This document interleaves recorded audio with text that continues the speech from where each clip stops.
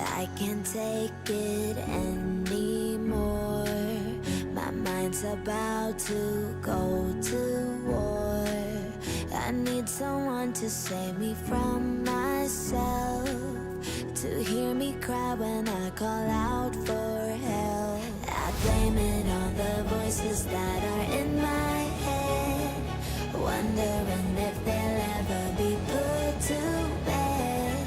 Feels like I am close to reaching my wit's end, holding out but I'm about to blow it up like a volcano.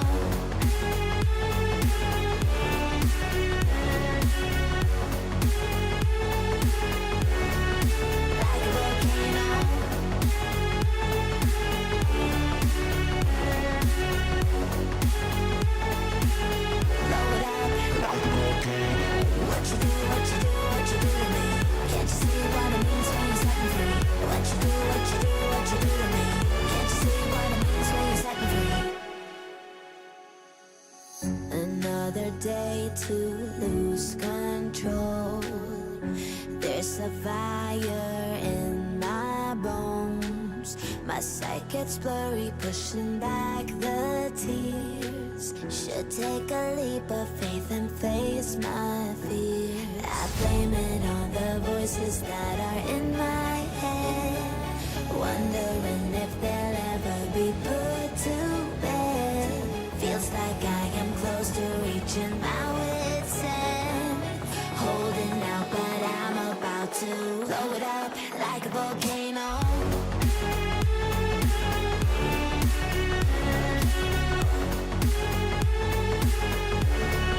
Like a volcano.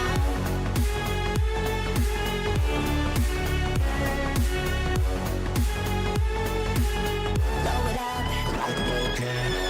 What you do, what you do, what you do to me? Can't you see what it means when you set me free? What you do, what you do, what you do to me? Can't you see what it means when you set me free?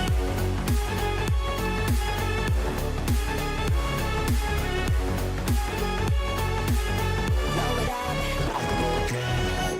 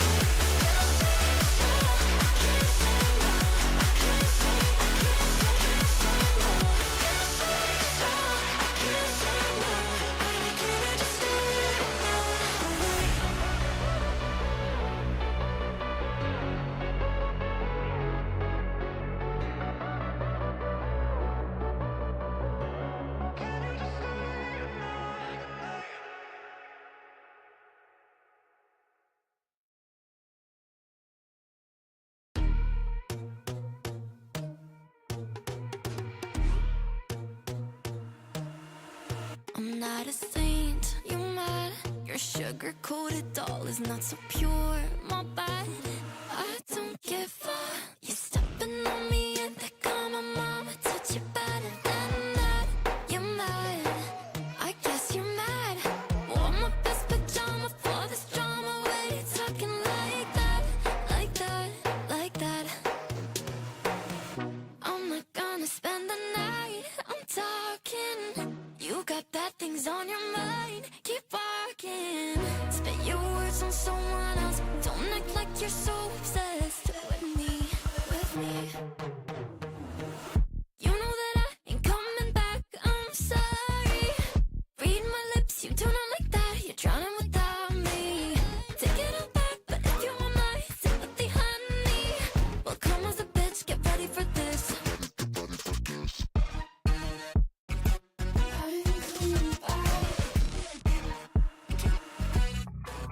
I tries my best, confess. You hate me wearing the pants. If you weren't so damn obsessed with making me a perfect lie. Makeup is out, naturals in, letting my skin glow out. You're taking shit if you don't like this. You still live in your man's world. I'm not gonna spend the night, I'm talking. You got bad things on your mind, keep walking. Spit your words on someone else, don't act like you're so obsessed with me, with me. You know that I ain't coming back, I'm sorry. Read my lips, you do not like that, you're drowning without me. Take it all back, but if you want my sympathy, honey, well come as a bitch, get ready for this. You know that I ain't coming back, I'm sorry. Read my lips, you do not like that, you're drowning without me. Take it all back, but if you want my sympathy, honey, well come as a bitch, get ready for this.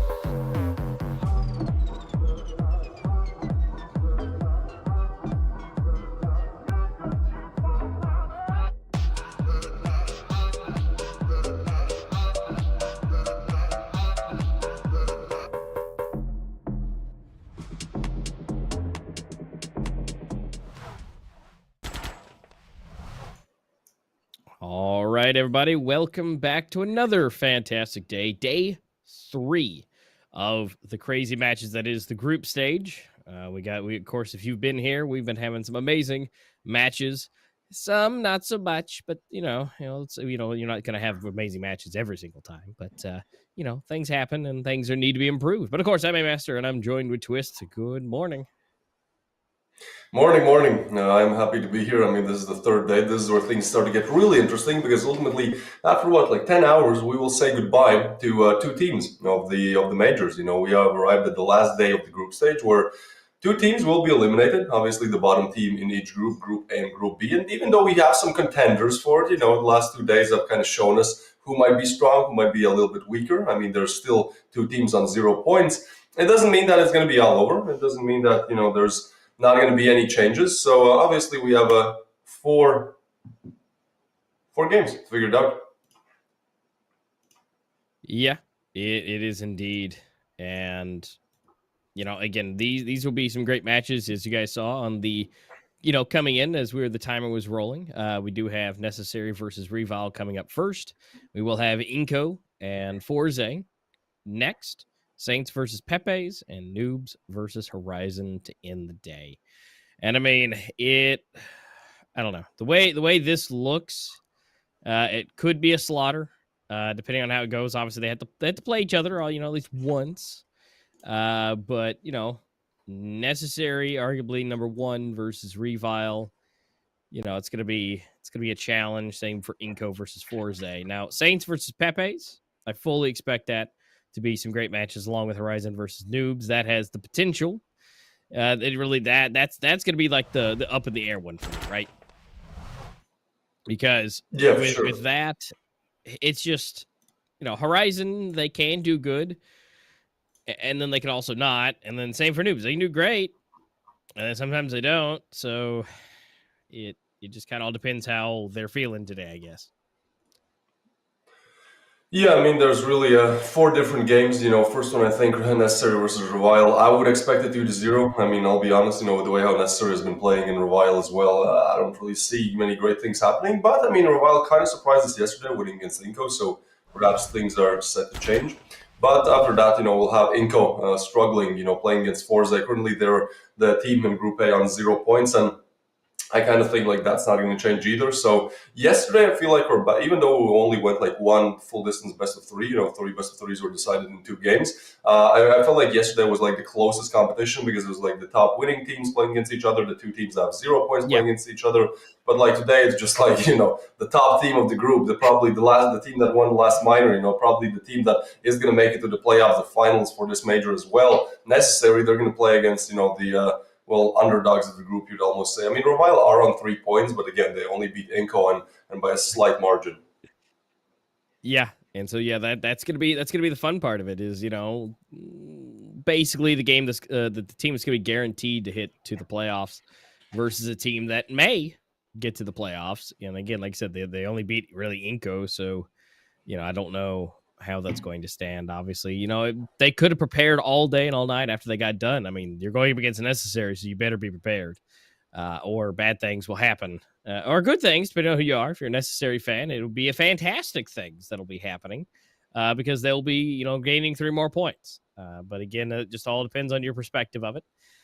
I mean, at some point you have like the best games, and that's what we seem to be having yesterday, the most competitive matchups. And then we got thrown into the blender, and they have to play each other at least once. And today seems to be one of the more not so fun ones for certain teams. It'll be great for some, but not so for the rest. Again, because INCO has 0. Pepe's surprisingly has 0. Now, Pepe's, I feel like they should be activating more than they really are, but it's really weird. With how Pepe's has been doing. I mean, they did really good last time we saw them in the minor, and I don't know. I just feel like something's missing or something's off kilter. But Noobs, they've got 3. They were able to get 1 win. So, as we go later on today as our last match with Horizon, maybe they'll be able to turn that into 6. They'll be number 2 in the group.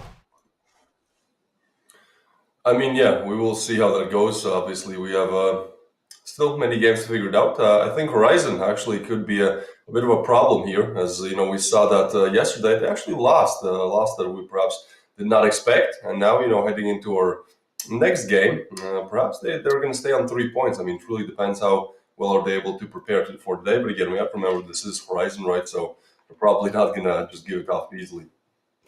Oh no, but we can at least say one thing. Horizon, if you're listening, stop doing Rust. Thanks. That just, with a heart on the end of that. Like, we love you, but like, stop that. It has not worked out. So hopefully they take that into consideration, and they can, maybe choose anything else. Because, historically speaking, Rust and Horizon, I feel like it's a love-hate relationship. Like, they want to love Rust. And they want to do really good on it. And then it just doesn't reciprocate it back to them. It just doesn't happen. So, cross your fingers. It could be good for Noobs. Like I said, they could be rocking up into 2nd place. Or, Horizon could and has been in the past a slow burn. So they slowly build up over time, kind of like Saints have in the past. So, again, their possibilities are there, but we're really just kind of seeing where they lie. But of course, first, as we mentioned, it's going to be Refile versus Necessary. And here's our guys: Flaffy, Shorzy, Sajuro, Hate Me, and Skill. You know, they doing great. You know, nothing's really changed as far as their stats go. You know, they do decent most of the time. They're able to have a good time and at least take some wins. They at least got one against FORZE. You know, so it wasn't like a complete shutout, but then they completely shut out INCO. And so maybe that gives a good possibility for maybe INCO later where, you know, Revile that, yes, they lost against them, but maybe they have a good chance of that. And of course, we can see them huddling here and talking and planning and, like, you know, saying, hey, guys, it's going to be rough. It's going to be a good game. Let's not let this get to us. If bad things happen, let's just keep going. Yeah, I mean, we can definitely see that they have, the mental there in terms of trying to win it. But I mean, they have really had an all right performance, I'd say. I feel like falling short maybe a couple of times. The only thing that maybe is going their direction is the fact they have skill, right? And I feel like skill has been really capable at helping his team, in the hardest of moments. Again, he's maybe not the player who, just outperforms everyone in the frag department, but when it comes to just individually, just kind of coming up with strats and then making sure that the team performs, I mean, that's kind of where you have skill. Also, on the other side of things, we have Necessary. And, as much as we can talk about for a while, yeah, maybe having a chance at this, I feel like Necessary have just been so strong all throughout the group stage. And obviously, here we can see their lineup. Yeah. I mean, their lineup strong. If you look at the ratings comparatively, it's not too far off, just, deserves a little bit higher. And SLV, same, just a little bit higher. But again, when it's a little bit higher, that's relative because they've been outperforming way more significantly. Now, granted, in their past, they have lost the Saints. And that's the only ones they've lost against. Now, when they lost gloriously, not getting a single round. But then they took down Horizon, and I mean, they took down INCO without any problems whatsoever. So, I mean, it's looking solid, but again, all teams have the kryptonite, and Revile might have something up their sleeve to be able to do so. And again, it's just we got to see how it is, and it's just you can't really tell. Yeah, I mean, ultimately, only time will tell. Obviously, I would assume that Necessary can take this one, but then again, the map pool will come up, and if anything, I feel like the map pool could actually change some things. We've seen that Revile are actually quite good on Rust, and so heading into the map veto depends. Perhaps if Rust is in the picture, things go their way. Maybe perhaps they can take 3 games, and then at that point, it's possible that they can make magic happen on the third map, but before that, obviously, they have to win their map pick. So I'm actually very interested in map veto because I think this is going to be the thing that decides if we're going to have a very one-sided affair or perhaps we have 3 games in us. Yeah, it's going to come down to all of that. Really, really coming down to do they select the map that they need, and it's going to be a choice. Do you make sure that you choose your best, or do you get rid of your opponent's best and have a better chance? At this point, it probably should be down to what your favorite ones are, and so as we get to see the maps and what they select and everything across the board, it's going to be good, and ultimately. We're not going to see Dune, it looks like. So they're just going to go ahead and throw that completely out the window. And Province, they don't want to do that. No chances. See, look, there Rust. you go. There you go, Okay. Twist. Yeah, you called it. Yeah, they do good on it. Now we're going to see Necessary come into Sakura. And bada bing, bada boom. We get Breeze. Okay. That's. I feel like this could be a solid run.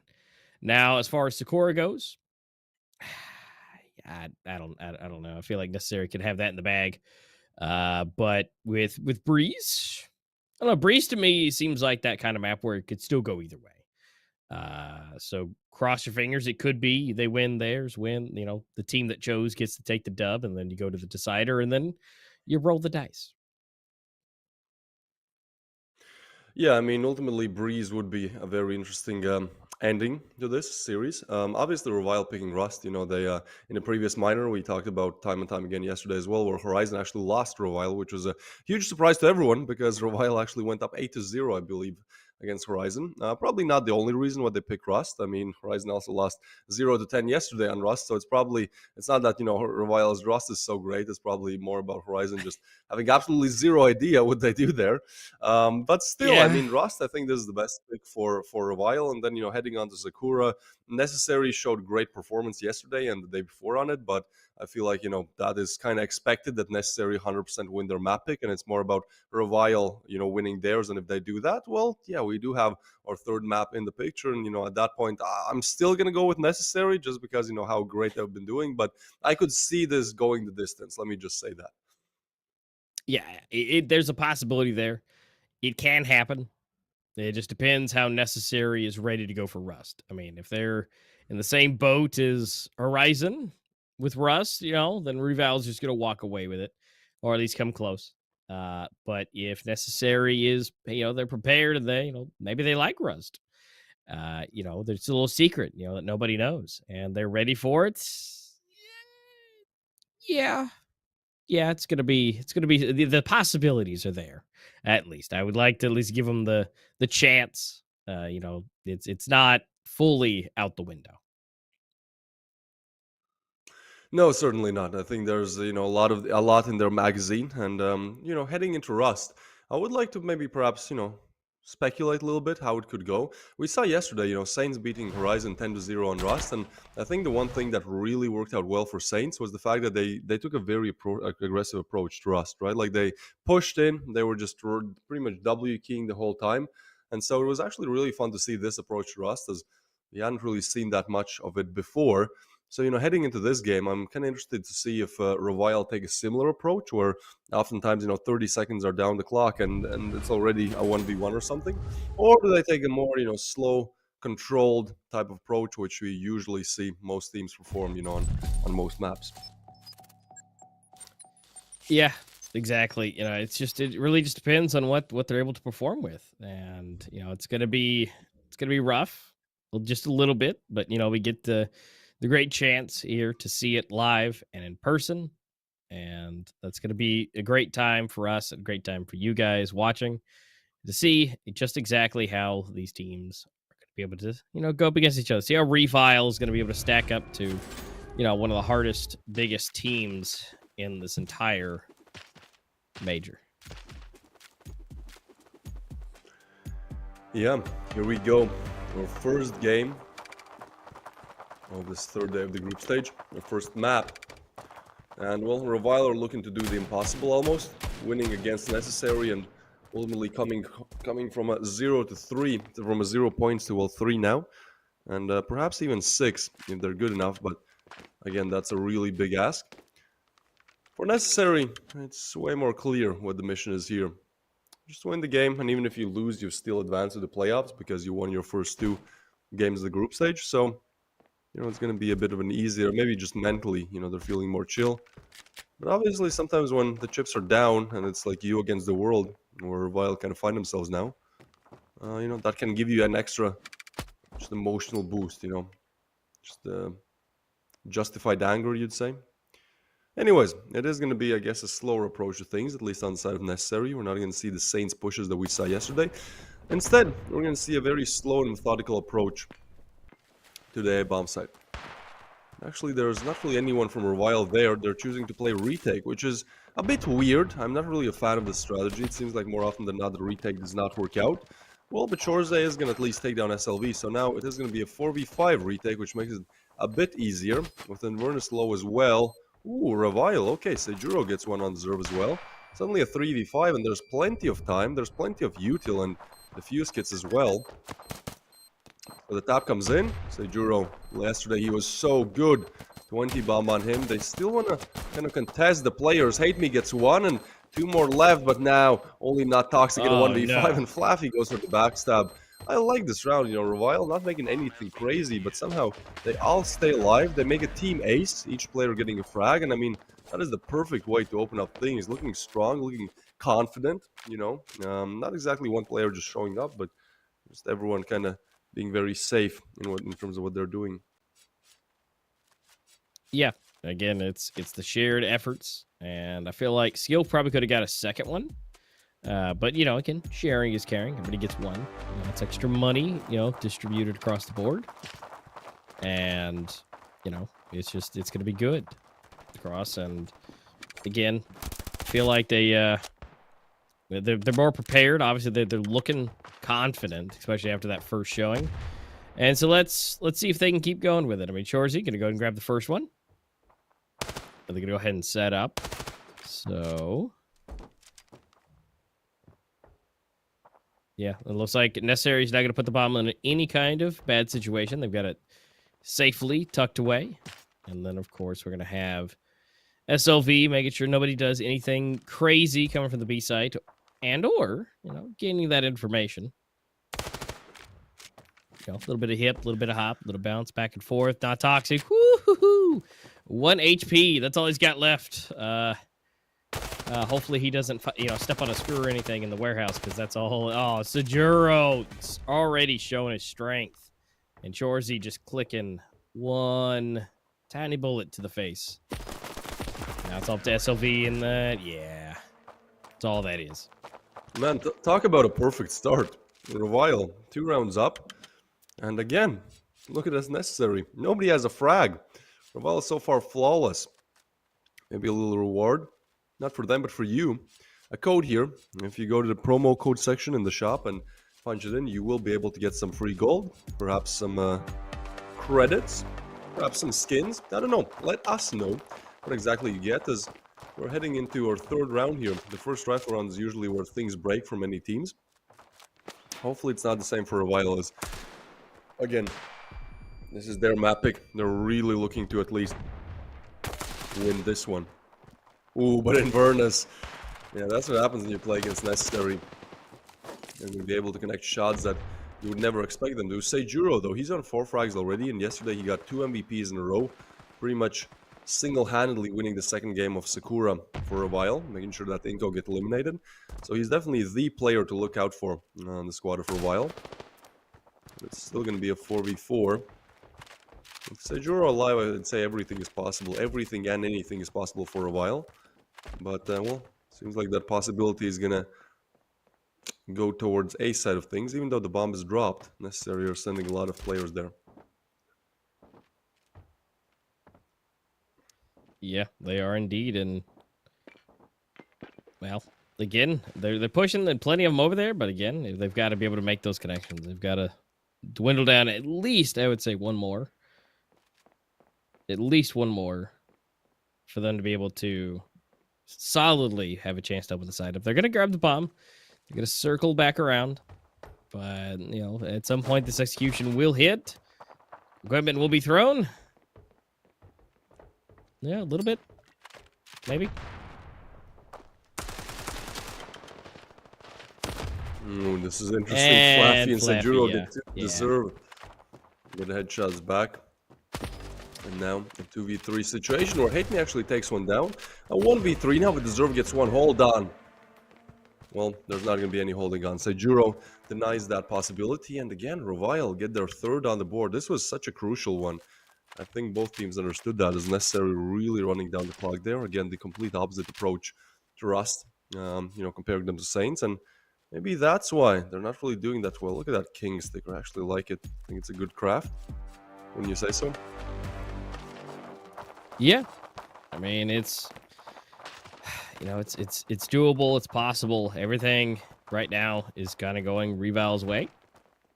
And I mean, who would have thought, honestly, I wouldn't, that we would have started off with a 3-0. I mean, obviously the first 2, if they're able to get it, but to secure the 3rd one seems to be slightly unprecedented as it is for any team, let alone Revile against Necessary. And again, maybe just certain teams, maybe Rust is starting to become that map that no one necessarily plays, to where Dune is being picked up a bit more. And, Sandstone is, kind of ye old faithful there. And so now Rust, maybe that one that, it's just not expected now. Yeah, I mean, in this round, necessary, don't really have much to do.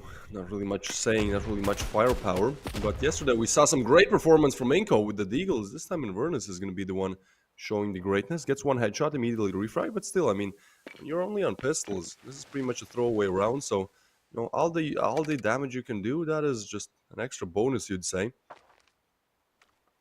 It's not toxic, he's going to retreat back. Well, yeah, necessary playing this one really slowly. Makes sense, kind of, but at the same time, I feel like if this playstyle is not working, maybe just try pushing in. Well, I guess they'll have a few more rounds to figure out exactly if that is something they want to continue with. Hold on, he's not getting checked. Wordy now peeks, spots the player and actually not toxic, gets a headshot wallbang there on Shorzy. So 3v4, Sajuro gets one and Hate Me with another. Okay, this is how it should have went. And yeah, that's going to be it. Fluffy to eliminate last one. So yeah, I mean, necessarily eliminate 2 players on side or Revile. That is some economical damage, but not really anything more than that. As we'll have Revile. So far flawless. Seems like a repeat of the start of the minor, right?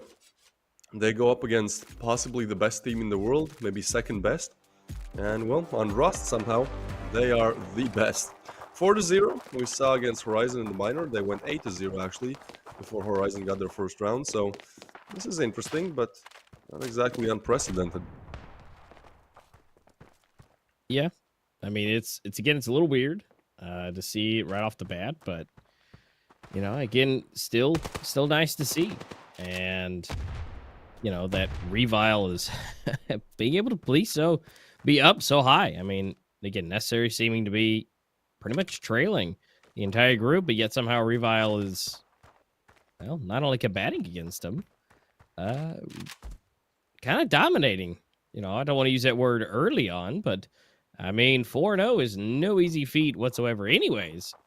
But it seems like necessary is just, you know, lagging behind a little bit or something crazy, but they might be able to get this one starting it off as we get to slide a little bit closer to the bomb being planted. It's going to be going over to B, and no one is there except for one lone survivor.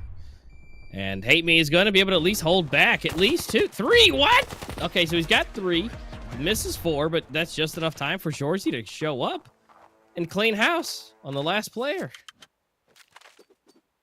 Okay, maybe that's why. I mean, that's exactly why Hate Me should be over there. Getting a crack at their second rifle round, and I mean, what a fashion to shut it out. So 5 on the board for them. I mean, this is, if you said 5-0 in the first game, yeah, I would agree with you. It would have been like for necessary, right? Like, what is happening here?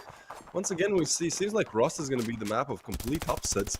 Because yesterday Saints take down Horizon 10-0, and well, today Revile are halfway there to do the same. We're heading into yet another half buy. Can't even call it a half buy. It's like a quarter buy for necessary. Well, Sajuro is going to eliminate Inverness already, and he's on 9 frags, man. Sajuro has been really the one strong carry that Revile need. And you know, when skill is there calling the strats, when just everything is starting to work out in their favor, things are starting to look up. I mean, if Revile actually win this best of 3, they're going to be on the same points as necessary. I know, I'm really getting ahead of myself, but just some food for thought. It's actually Wordy is going to eliminate Sajuro. That's a weird one. Oh, the rifle picked up as well. That's not too good. A side given over. Not like this. Surely not like this, Revile, right? You won 5 great rounds, and then the one that makes you crumble is going to be against Deagles? I don't think so. Well, we shall see, as there's 30 seconds for us to get that answer. The bomb has been planted, and all defensemen of Revile actually lining up in that CT area. Util coming in, but should be an easy one for them. Wordy and not toxic low. I'm running a little bit low here. Ooh, fully flashed, but still able to connect the shot is Flaffy. But hold on, time is really starting to run low. They need to get on the bomb. That is a pretty big problem for them. Flash comes in as well. Oh, 2 flashes. They need to get on the bomb, and well, they have done exactly that. Well, jeez. It seemed a little bit shaky for a while there. Yeah, but Shorzy just lines up 2, and the third one comes in through. Yeah, this looks to be almost a completely different team that we've been seeing. I mean, this is incredible to see them being able to go around doing these things. against, well, again, one of the best teams. I mean, this is just a bit surprising is all. I mean, this is a wonderful, wonderful showing. And, you know, honestly, you know, well deserved. But again, walking into this, obviously we were like, you know, yeah, you know, I could see 3, you know, possibility. It just depends how it goes. But, you know, we definitely have found, I think, Revile's best map, period. I mean, if they're able to do this against Necessary, I feel like they could do this against anybody. Maybe not Saints, because Saints is still pretty good on Rust, but either way, they could still give them a good run for their money, I feel like.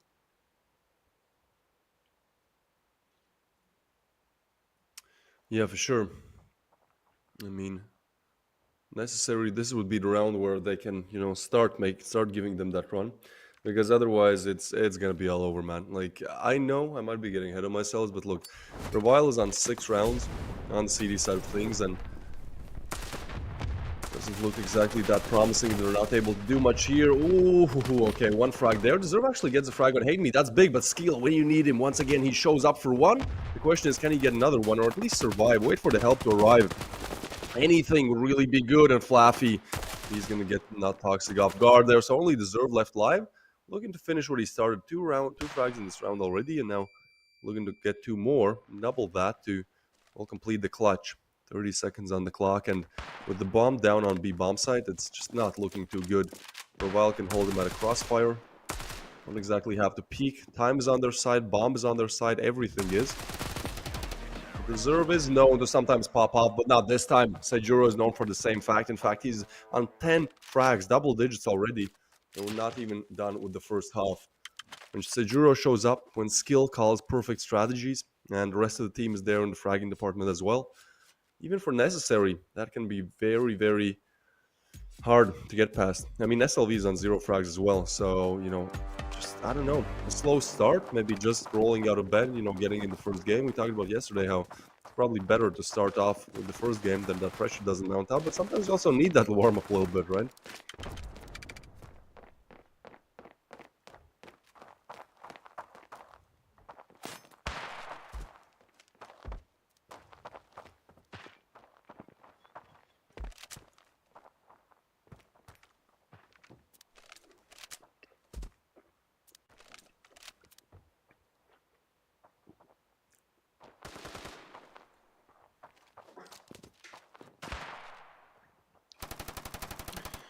All right, well, it's going to be the A bomb site once again. Revile is still undefeated. Oh, and that lineup. I like that. Wordy goes down from a nade. Not given a single chance in this one.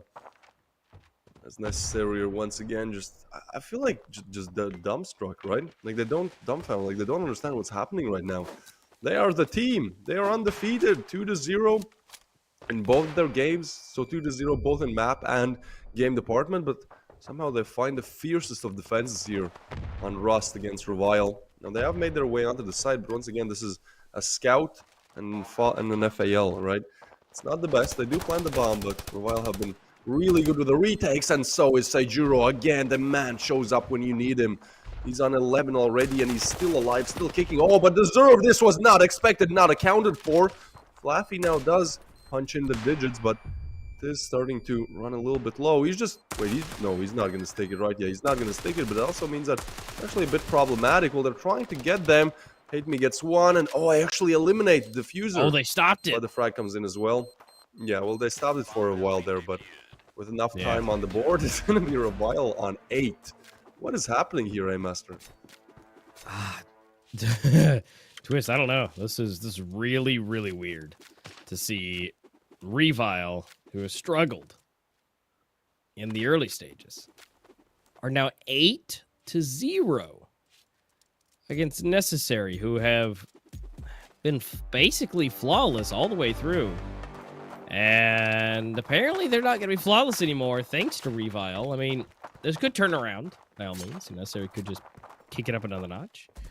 But, you know, we're only two rounds, 10 kills away for Revile taking this in just the best fashion ever. This is almost a 10-0.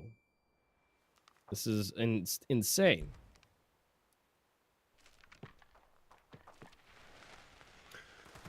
Okay, well, 4v5 now. It definitely is insane. Unless you're looking to, well, at least get that one pride round, right? Like, again, you don't want to go out in 0 to 10 fashion. 1 to 10 is like, well, we tried. We absolutely sucked at it, but, at least we tried. Um, 0 to 10 is just like, well, you guys didn't try. Like, you can't try and go 0 to 10. I don't think that's possible. But yeah, I mean, I agree with that notion that this is absolutely unprecedented, completely insane. Because the Zerv is actually looking to, well, change that a little bit. I don't think they're accounting for this just yet. Look how far he has made his way onto the bomb site. Oh, and yeah, he does get that one frag. Now he is known, but he's still going to keep pushing up. Goes for the pre-fire, but Flaffy is just too better on that angle. So 3v4 now. And, well, Flaffy is good for another. Wordy and SLV still alive. And actually, they do get a frag. Sejuro quick on refrag. So not only Wordy left in a 1v2. And, well, has to retrieve the bomb. 30 seconds on the clock. Again, it's just like, yeah, that's one of the better chances necessary have in this game. Many of rounds they've just shut out with 4 or 5 players of Royale remaining alive, but it's like, well, that's still a 1v2. That's still just Molly galore there, getting deployed one after the other. Not much you can do in that situation. So trying to reposition, perhaps find some different angles. But still, 14 on the clock, and I feel like even if he retreats the bomb, well, they know that it's there, so as soon as he plants, well, that's gonna happen. And Nate comes in, hate me to take Wordy down, and Revile completing a perfect half on the CD side, 9 on the board. What is happening here? I mean, yeah, we talk about this being their map pick and them having to win it, but geez, guys, like, at least give Necessary a chance. Like, this is starting to look very, very bad. As well, Necessary are one round away from being eliminated in the craziest of fashions. This is, again, unprecedented. The team that wins the first 2 best of 3s, 2-0, and now suddenly, well, finding nothing, not even a single round against Revile. Yeah, it's really weird, and we're down to a pistol. This could come down to 5 pistol kills. This could just be over. I mean, they're not exactly letting the time run all the way down either. So, it's again crazy. There we go. Inverness at least cop it off. He's getting 1, which is gonna be great. Get a good first start. They still got to figure out the position where they want to go. Get in there to get the bomb planted. Or, again, they don't have to. They could just get all the kills, but, again, best case scenario. I feel like if they want to slide over to B, probably be a great option. Of course, that's just because we can see everything. But, you gotta guess that A is going to be fully stacked. But, to each his own. We'll see how they do. They can get any damage dealt. Which that's not looking like it. Inverness super low though, so it still could be equalized quite easily. But we're now under a minute. They are going to. Oh no, that missed. Oh, that's terrible. I think this could be the first round where Necessary actually get the opening frag. It's weird. Yeah. Wardy, he comes in with a double. Inverness with a knife. Oh no, not like this. Not Toxic gets another, and suddenly it is gonna be Necessary. At least winning a round, putting 1 on the board. Obviously, you still have to build 9 more, but yeah, I mean, things might change a little bit. Getting that knife kill, maybe getting a little bit of momentum in. We'll see. We'll see. I'm not saying that they're completely out of this. I'm just saying, Revile, they need to close 1 round. That's even though, as tilted as you could be, 1 round is like you just call let's rush A 9 times in a row, and one of those times is gonna work. It's like, when you're operating on 0 mistake basis for Necessary, and you have to get 9 rounds, like Revile are gonna find a way to convert 1, I do believe, but probably not this one, as they're only gonna be on Glocks. This is gonna be a pretty beforehand decided round. Yeah, probably not. Wait, how did Sejuro? They didn't even. It's like they didn't even expect him to fly through there. But Shorzy is going to be the only one getting a kill. It looks like this time. There's still 2 players left. It's a possibility. Bomb has been planted. But the bomb's been at least planted, so that's at least positive. It's not the best, but yeah. And then they're all going to go down, so that's okay. Or it's just set it, reset. But hey, bomb plant is still always good. They're not going to win. At least get them extra money. So let's try it again. At least it's not going to be, 0 to 10 or 1 to 10. At least it's at minimum it's 2 now, and it could change as we go through. I feel like if they decide to do one solid 5-man push to B, they can open this up and just walk out. Yeah, I mean, again, this comes to our first rifle round, and even if necessary, we're able to convert this one. There's going to be plenty of those more to come. Well, for a while, as good as they look, they still have to get over that one final round, and oftentimes, getting the first round and getting the last round for some reason seems like the most daunting task. I don't know what it is, just mentally, so when you're like 0-5, 6-0-6, 0-7 down, it's like, well, it's impossible to get one, and suddenly, as necessary, get one, they get two, and I wouldn't be too surprised if they get the third one in a row as well. But then ultimately the question becomes, well, how many can they get? For a while, the answer is simple. They only need one, and they're looking to go towards the B-bomb side of things to perhaps, test their luck. Ooh, I actually like this play. Reviler is so good with these fakes. Skill, I really like this calling where, we can see that he's actually on A, and he'll probably be looking to make some noise on A. Perhaps keep the 3 players that are holding A there. And then, once the noise is made, Reviler are probably going to try to execute B. So we've seen the strategy, I'd say, mostly utilized by Revile. They do this in every game where they send 1 or 2 lurkers to the opposite bomb site to kind of just make noise, draw some attention to them, make sure that the players don't rotate. And now look, yeah, they have 3 on A, rotations coming in, but so Revile pushing in, and Flaffy finds the first. This could be all over as Seijuro kills Wordy as well. The bomb site has fallen, the bomb has been planted, and now it's a 3v5 where Necessary are going to struggle so much to find any way back into this. And Skill, he's spotted. But I mean, not much to get the frag, but still a 3v4. They have the util. The only thing I'll say is that Seijuro and FORZE are actually extremely low, but still, that does not matter for Seijuro. He's having a dame of his life as Haydenme gets another. That's going to be a Revile, causing an upset that we did not believe was going to come true. Not 10-0, but 10-2 is still very dominant performance on your map pick. What a way to open up things for Revile. They've been down, almost out for many minors and majors. A team that a couple of times we look at and think, yeah, this should probably make it to the playoffs, to the finals. Well, they've had a bit of an underwhelming performance heading into this major as well. Bad game on the first day. Well, on the second day, actually, when INCO, and now heading against the group leaders, some would even say the best team in Standoff 2 currently, they just demolished them on their map pick. So now heading into Necessary's map pick, it's going to be a harder task, but I think that Revile has shown everyone that this is going to be a game where they actually could win. Yeah, I mean, Necessary's looking pretty defeated here. I mean, they're not sitting up straight. They're not smiling. They're a lot of little fidgety things going on, and it's just like, they'll reset, they'll get it back, but it's just one of those. Over time, they gotta just kind of let it go. Shake it off, get back into it, because again, next map is going to be theirs, and they have a better chance at that, and it's gonna be okay. It's gonna be okay necessarily. Yeah, I know it feels a little weird getting for better or for worse, getting stomped on.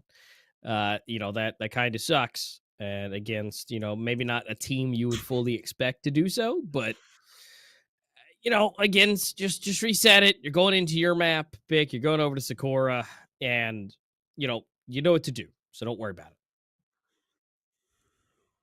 Yeah, I mean, again, Sakura is coming up, but I feel like Necessary, they might be, they're not really a team that we've seen, tilt too much, but at the same time, I feel like when you're playing against a team that you almost expect to beat 2-0, and then, you play on their map pick first, and you lose almost 0-10, barely dragging 2 rounds across the board, and then, still losing 2-10. I feel like their mental could probably not be on the upper side of things. They're probably not that confident as they were, definitely not as confident as they were entering this best of 3. So, even though Sakura is good for Necessary and we've seen them perform on it, I feel like this could still be definitely, I'd say, a closer game than 2-10. I'd say that Revile are probably going to try to gain more than 2 rounds. Now, talking about Revile's Sakura, I think this is actually where things start to get interesting. We've seen them play Sakura before in this group stage, and they weren't too bad on it. Like they yesterday, they beat INCO on it. Granted, it was a close game. They Yeah. were kind of, I believe, they beat them out 10-7, but they were kind of struggling to close it out at the end.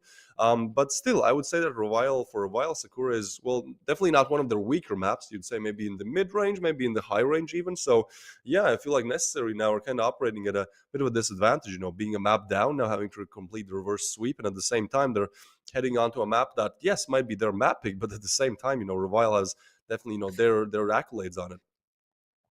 Yeah, and we cannot forget about those absolutely nasty wall bangs that were coming through yesterday. Sejuro was Oh, yeah. beaming heads off. I mean, that guy knows exactly where to fire for every single door. I swear to you on the B site. So, yeah, I mean, not saying it's going to be riding on the back of Sejuro or anything, but that is something that, has to be noted that happened against INCO, and it very well could happen to this time around. So yeah, I agree. It's not one of their worst. It's I don't even think it's mid tier. It's definitely just past mid on the high, going on the way up. So I mean, if Revile takedown necessary, this is going to be real interesting. Yeah, I mean, let's call a spade, right? Like I think it is going to be off the backs of Seijuro. I think it is probably going to be that way. We saw him yesterday, and it's not like a bad thing. It's like great that they have this player now, right? Because like yesterday, he gets 2 MVPs in a row, both games, defeating Inko. Today, he shows up big time as well, as we'll see in the highlights now. He definitely does plenty of hard carrying for a while. Yeah, the rest shows up as well. I mean, we do see Hate Me showing up. We do see, I believe, Shorze showing up as well. Flappy is still maybe having a bit of a quieter game, but I mean, at the same time, it's like, you don't exactly need everyone doesn't need to be a star player. You need 2 or 3 of those, and the Wolves are definitely one of them. Look at this, we've done 8 frags in 4 rounds already, and kind of continued on with that performance. So heading into our 4th game now, where Sejuro would probably play amazing. We'll see if he does, because I think in this 3rd one, in this Rust game, he was probably going to get the MVP. I mean, he definitely had the highest amount of frags, especially getting a crucial double there to shut it out. But yeah, I mean, the highlights are not going to be that long and not going to be that pleasant if you're a necessary fan, as it was mostly Revile all across the board. Flaffy getting his kills as well, but ultimately this is the round where it all ends. Seijuro gets up to 15, and he is going to be the MVP once again. So this guy's on 3 MVPs in a row. Absolutely insane performance by him. Hate Me is almost always trailing. We talked about before how Seijuro maybe might be the bit of a quiet fragger, and that Hate Me is the guy that maybe doesn't get that 1 kill every single round. He goes silent for maybe 2 or 3, but when he shows up with like a triple or a quad. So Hate Me more of a content creator, more of a clip player. Seijuro just a true gamer, just getting a kill every round, being maybe a bit silent, but ultimately winning it out. The only player with negative rating on the team being Skill, but again, his calling is very hard to replicate, right? Like winning 10-2 against Necessary, as good as you are individually, you also need some great strategical help, and Skill is definitely there to assist that. But when you have the strats, you also need those fraggers. Seijuro, 3.16 rating, crowned the MVP of this first game, as we will be heading into our second game of this best of 3. We'll see if Seijuro is able to continue on with this MVP streak, because now he's literally on, like in the last 3 games that Revile has played, he has gotten 3 MVPs. That is insane individual performance. And as you said, one of those MVPs was yesterday on Sakura. He really did know all the spots and all the crevices and all the cubbies on Sakura. So yeah, for Necessary, this is probably going to be a hard fight. And this is not even map number 3. This is them fighting for their map pick. Yeah, and I'm pretty sure, if I'm not mistaken, he had over 20 kills when it came to, that matchup on Sakura. So it, again, just dropping MVPs like is his day job, and just being able to take it all the way. And I mean, come on, this dude had over 3.0 on his rating and his KD. I mean, that's basically saying every round he's taking 3 of their faces off every single time, just about. And for every death, there's 3 kills. And so he's putting in the work, and they're getting ready. Skills hyping him up. He's the hype man he is. and I'm excited to see what they're able to do. Again, they are not any slouches when it comes to Sakura. And the fact that, Necessary's maybe not feeling it all the way. We can see some of the players are not in the room yet. And they're just, they're trying to get some fresh air, trying to get a little bit of motion, a little bit of movement before they get into the game. It's again, that that 10-2 really hurts. Again, they take it down bigger opponents. Yeah.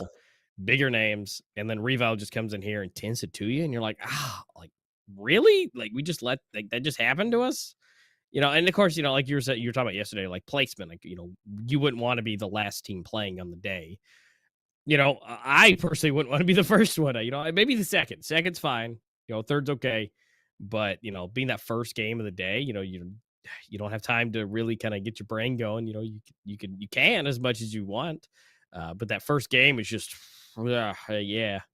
And it clearly didn't go the way they wanted it to. Yeah, I mean, again, could be just a slow start.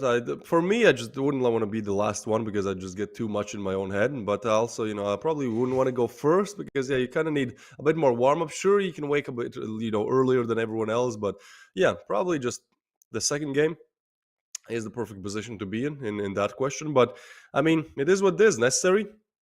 They have been dealt the first game, and I mean Revile as well. So it's who's better in that first game. It seems like Revile, they have been prepared for everything, at least in the first game. But now things are going to get very serious as we head into Sakura, because again, we have to remember that even though Necessary are the group leaders, and we thought, oh, they're so good, the minor champions are returning to now win the major. Well, they have only won 2 games. They're on 6 points, and in fact, Revile won yesterday as well. So even though they started off, not on the best performance, well, they've gotten 3 points, and if they win this game, then they're on the same level as Necessary in terms of points. So that is just, some food for thought. We thought Group B is going to be the group of death, but now it seems like, there are some interesting things happening in Group A as well. Obviously, for INCO, might not be as interesting as they'll have their next game against FORZE. That's a situation where, that's going to be a hard one to convert. FORZE are currently on 3 points, and INCO need, no matter what happens, they just need that victory to even, be considered for a slot in the finals. As again, there's 4 teams in the group, only 3 making it, and the third team actually having to play lower brackets. So, a bit harder task, a bit more games you have to win to make it to the grand finals. So, obviously, everyone is really looking to qualify as the first or the second, as that ultimately gives you the least amount of issues.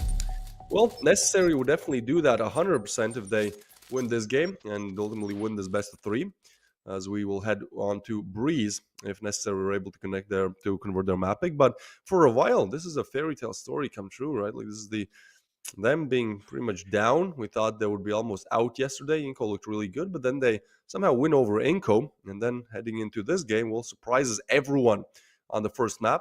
But obviously that was their map, and if there was one map that Revile are good at, that is definitely Rust. But now it's not Rust anymore. It's Sakura. Different place. Yesterday Revile did beat out INCO on Sakura, but it was somewhat close. So let's see how Necessary are able to approach their mapping. Well, we're going to find out one way or the other. So, as we see, pistols. That's how we do it. That's how we roll. And now they're going to see if they can make it happen. Necessary. They're going to start on the T side, see what they can do, see if they can get into this bomb site. Obviously, again, we've talked about B being one of those great sites to get into. If you can break in, again, it is hard, but if you can break into it, then it's great. It's hard to retake, but again, it's hard to take it first. So if they can get in here, get the bomb planted, but knowing that Sajuro is somewhere lurking. Oh, look at the aggression. Flaffy and Hate Me are going to double team, get 2 each, but let's see if anything crazy.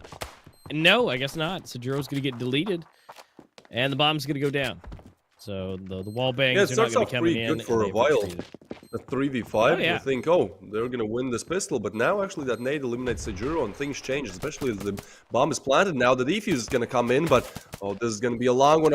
Inverness gets one. Shores a quick on refrag, but still 2 more players to be found. And again, they're tapping the bomb. They're spinning around. Wordy gets one, but the defuse is still coming in, and it's going to be a Revile with the Ninja Defuse to convert the first round.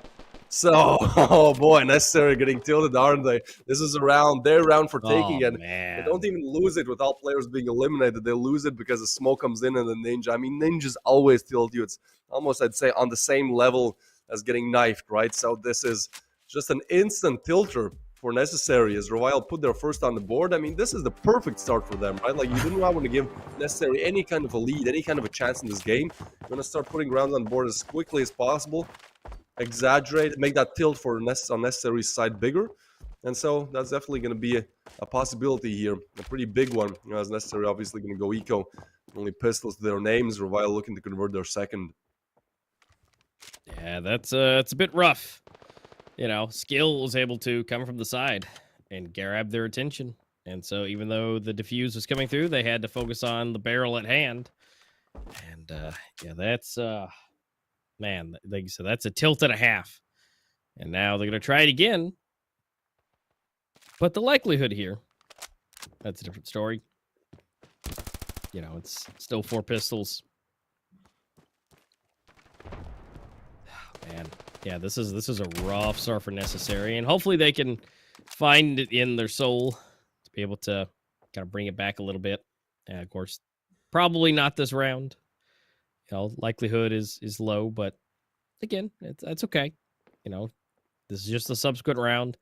Hopefully they can at least get the bomb planted. You know, that would be best case scenario. Just get it planted, and you know, even if you lose, well, you still got some extra cash.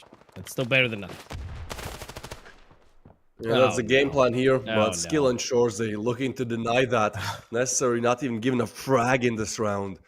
Oh boy, bomb dropped as well. Oh, there is a frag. Starting to really go for bad doors. Yeah, a frag is there. I mean, deals some damage, but unfortunately on the other side, and now it's only Deserve left alive. It's only Shorze and Flaffy even tagged up. Necessary given absolutely no chances in this round. And okay, well, yeah, Deserve caught with his pawns down. Knife in hand, a Skill takes him down. It's gonna be Revile on 2. But now, as always, you know, we can celebrate the team winning the pistol. We can expect them to win the consecutive as well. But how many times have we seen the same Master, where the team that wins the pistol in the consecutive is just something happens, a switch perhaps gets turned on or turned off rather, and well, that killer instinct is gone. Because when it comes to rifle v rifle, oftentimes teams fall at the first instance of it. So Revile now looking to convert a very, very important round. Get this one, and well, you're off on a very good start to convert the whole map. But lose it, and you know you're kind of back to equal playing grounds here. Yep, and that'll be fine. You know, it's definitely going to be a good time. But again, if they clearly weren't able to make that happen, at least for Necessary last game, we weren't able to make any of them connect. So now, you know, it's a reset, different map, different settings, different everything now. Let's see if that's doable here. Can they get this round? No one's died yet. Ooh, look, still a I minute like 15. that hold. Look, it's perfect. You see that? Like, Deserve is holding the perfect angle where the jump comes in. I think that was, you know, obviously Skill can jump many places, but I mean, that's cool. That's cool. He Deserve didn't go for the tap. You know, reaction time was just not there. Very hard to hit a jump shot like that, but still, I mean, that looked nice at least. Anyways, a bomb site this time. Necessary having one shot at this rifle round, just rushing in, but that nade is going to deal some nice damage. Molly and all util coming in. Revile, they are prepared. It's going to deny a lot of this push, and as it does that, the rotations come in. Revile have 4 players stacked on the bomb side, but suddenly, Toxic's able to get one skill, the refrag, but still Deserve stays strong. Gets down skill, and for the first time in this game, Necessary actually have the lead, as SLV is actually making his advancements here as well. Not prepared for him, so it seems like the rifle will be going the way of Necessary. They are showing us why they picked this map. They're good in the strat department, at least for the rifle rounds. It's only Flaffy now is left alive. He's going to make his retreat. I mean, he has some cash to his name, but at the same time, you know, next round is probably going to be a pretty tough buy round if Revile decide to do that. So probably he's looking for some exit frags. I mean, actually, Necessary's economy is not the best, so he's able to take some rifles out of the hands. I mean, that's 3,000-4,000 to pop. But for now, seems like nobody will be going his direction, so he evacuates the site, giving Necessary their first gun round. Yeah, this is going to be great. And the fact that Flaffy's still alive, that's good. you know, he's going to be able to at least keep that, bring it into the next round. And so, you know, happy for him. I mean, Necessary getting one way ahead of schedule, at least compared to last round. So that's exciting. And so now as we move forward, maybe, just maybe, we could be seeing that turnaround. But we are seeing the Force coming in. They are all the way up. And so this is going to be a full buy coming in from Revile. So will that be expected? You know, typically you'd see an INCO coming in, but they're not. But they're still going to have plenty to work with.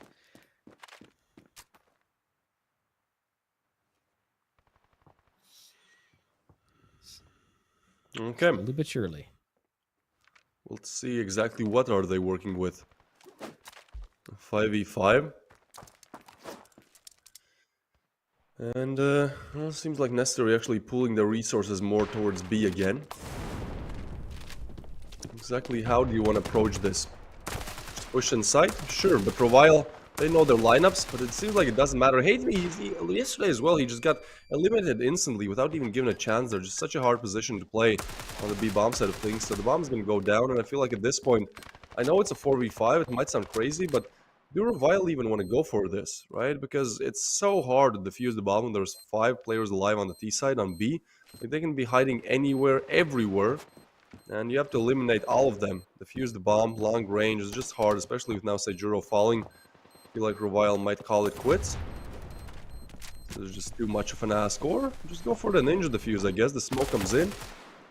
Soon the tap will as well, I guess, but in the meanwhile, Inverness with skill, Inverness with another one, and they all fall without even being given a chance. So, yeah, I mean, I get it. You know, Revile are feeling pretty fly. They're feeling pretty cool. You know, winning out 10-2 on Rust, now heading into score. It's like 4-5 on B bomb side. Sure, we're gonna try it, but at the same time, it might lead to, it might be some overconfidence, and you never want to have that in the game because, well, in a situation where they could have saved 4 rifles and pretty much have a rifle round coming into this one, well, they'll lose all of them, so it's going to be, well, instead of 4 rifles, 5 pistols. So Necessary, quickly making a rebound here, a comeback you'd say, and, well, now looking to put themselves in the lead with a pretty easy task at hand. Oh, well, you know, not too bad. At least one kill. So I think grab at least one more to be okay. But again, the A side's completely open now. And, well, one by one, they keep getting deleted. Laughing making his way around. Might be able to see Wordy here. It does, but yeah, the headshot's just too strong. Now it's all to Seijuro. Half health. He might. Okay, he is able to take down Not Toxic. Nice. So, you know, solid. 2 out of 3. Except for until you notice that SLV has 10 grand in his pocket. And he's, you know, an investment bro now. He's got tons of cash. And then we got Deserve trailing with 8,800. I mean, they're going to be able to buy for a while now. Yeah, looking bullish in the Necessary market of things. Their economy very good and going up and up and up. Well, around for Revile to perhaps change that, as they have also bought up. They're on very limited cash, so they almost have to convert this round. If they don't, then Necessary almost put on 5. Place where you do not want to see them if you're a Revile fan or player. So, well, it's going to be the B bomb side again. Necessary really like that. They make that one execute on A, but now hitting B again and again and again. And for a good reason. Revile have been struggling to put an end to it. When they play proactively, it kind of doesn't work. Hate Me always dies first without getting any kind of damage in. And so they're trying to take more of the reactive approach. Playing off of sound cues. Well, players have actually made their way onto the site. So, Inverness, he's going to eliminate Hate Me again. Just so unlucky for him. I feel like he's getting maybe a little bit tilted. And yeah, this is a complete different Necessary that we're seeing here. Actually, the bomb is not exactly really hitting him up, down. so they're going to fall back a little bit. Yeah, that's rough.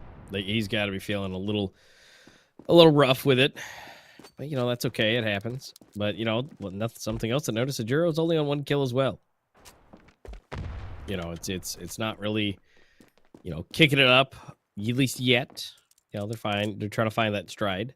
Even though they still have 2 rounds. You know, those pistol and consecutive. They hadn't found any rifle rounds.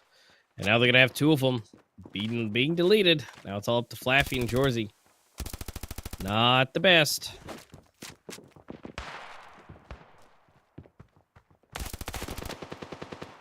Ooh, Shorzy takes Close. the peek, gets some damage in, but yeah, close but no cigar. It's a 2v4, and okay.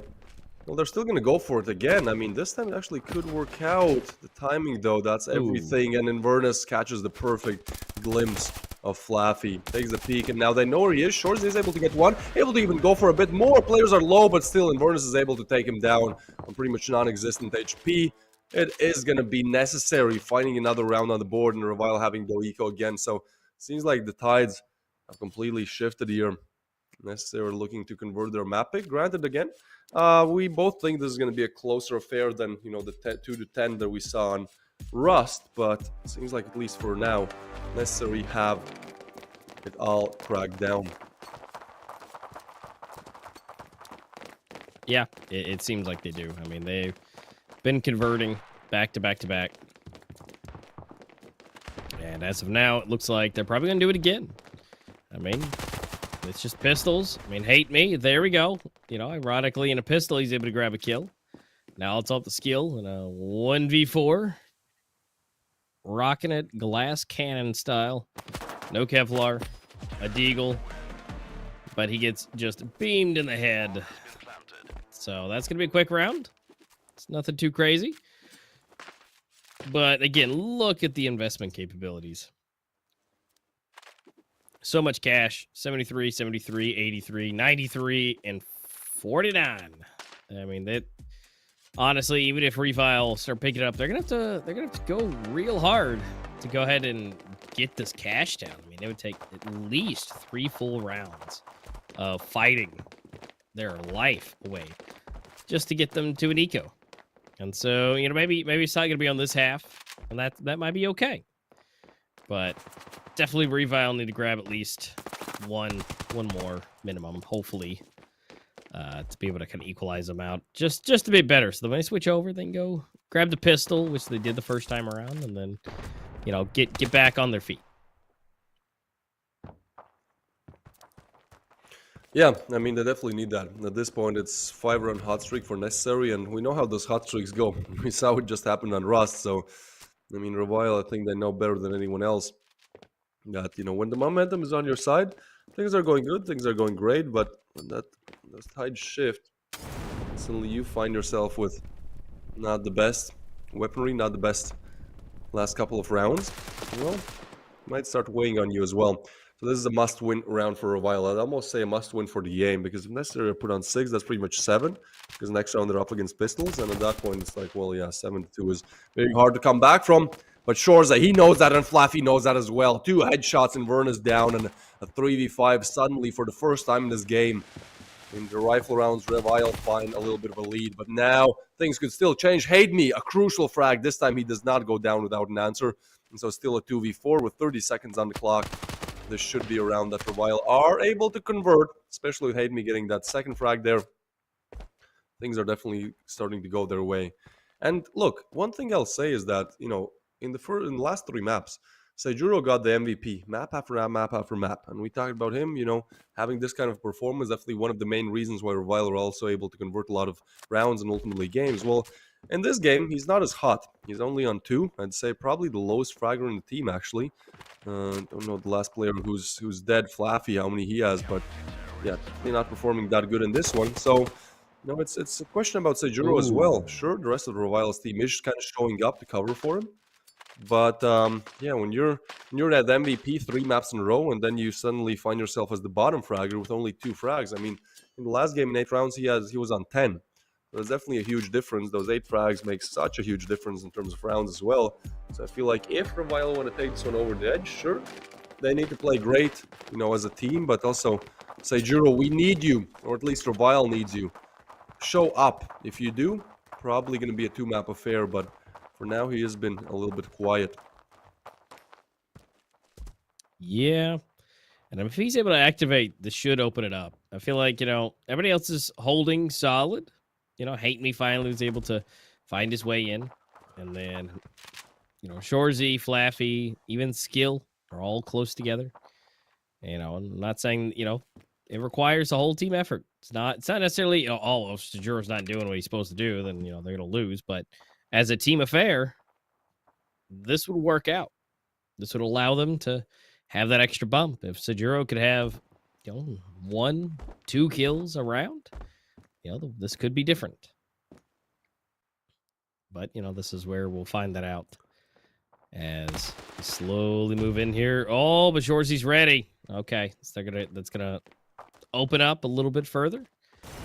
Now they're gonna just determine, is that where they would still want to go? They've got at least one person noted, maybe 2 now that the Molly's there. They don't know exactly where he's at, but that's gonna be skill. That's a 1-for-1 trade. Bomb's gonna go down, potentially. All right, now it's gonna be beeping away. And cash has been secured, and not like that it's needed, but it is, and the bomb's planted, so the timer's set. 4v3, and maybe this is Sejuro's chance to grab something for this first half. So we're going in the second half. It's a whole new game, but maybe not. And Vernus takes him down, but then you can see Hate Me and Flaffy get 1 each, and then Hate Me comes in, and so solidly worked. Sejuro, maybe luck next time. Again, you just got to shake it off. You can't be the MVP every single game. Yeah, so Revile, they get themselves up to 4, and even though they start off 2-0, yeah, they go on a kind of 5-round unanswered loss streak, but, well, the thing is that they're able to at least pull 2 back, pull two rifle rounds, in fact, and the thing that they seem to be struggling with a little bit. Now actually heading into the side switch, this could be Revile's game. Obviously the pistol round is of huge importance. It'll decide a lot, but at the same time, like Revile, they've been really good on that T side of things, right? Like skill, being a great in-game leader. They're great at faking things. I think the team that does it the best, actually, sending some players towards A, for example, making rotations of CTs come in and then just relentlessly pushing B, exploiting players that have rotated. So I feel like on T side of things, they might have even a bigger advantage than on CT. And so whether they convert the pistol round or not, that's going to decide something, but I still think it's going to be a very close fight for those rifle rounds. Yeah, I agree with you. They fake. They have good fakes. They do a wonderful job at it. And again, they really do commit to it. And if they can call those rotations, obviously they're going to leave 1. And so having 2, maybe 3 even to hit the site, you're almost guaranteed to have it every time. So, I think they do have a great place for it. And now it's time to execute those. Hate Me might. No, it doesn't look like anything crazy is going to come from. But it looks like they may be doing that. They're getting everything thrown. You can see the rotations coming in. But where's the bomb going? Shorzy, what is that? A double frag to open up things. That second frag is out of this world. As Skill takes down the Zerv, a 2v5 now, and it seems like Revile have found a crack. They've found themselves a game. Looking to equalize the scoreboard here, and what a way to open up the pistol round. When Sejuro is not showing up, Shorzy is. Sure, he might go down from Inverness, but still, that 2-piece opener was the thing that won them this round, as now Flaffy's looking to finish business off there. It's going to be Revile equalizing the scoreboard once again, 5-5, and yeah, it's great to see that again. When Sejuro is on literally 2 frags, just having a very underwhelming performance, the rest of the team is all on 7. They understand, yeah, we might have that 1 carry, but sometimes that carry is not going to, not going to be able to carry, and then, well, the rest of the team shows up big. Shorzy, what a way to open up things. 7 on the board in terms of individual frags for him, and well, 5-5 on the team board. As Revile now have a very easy round to convert. All bought up, all moving together in unison, and unless they're even stacking B while Revile are going A, things could not be any more perfect for them. That you got it right though. The whole team stepping up, 7 each. Ironically, necessary all have 5 each, except for Inverness with 12, but that spread is a little bit more dramatic. And again, one person can't necessarily win everything, because again, if they get taken out, well, what are you going to do? So, Sejuro, we see you. We understand. Things happen. And your team is there for you. And honestly, I love it. He may not be the best game he's ever had, but his team is right there with him. And with that teamwork, they've been able to, tie it up. I mean, honestly, just fantastic.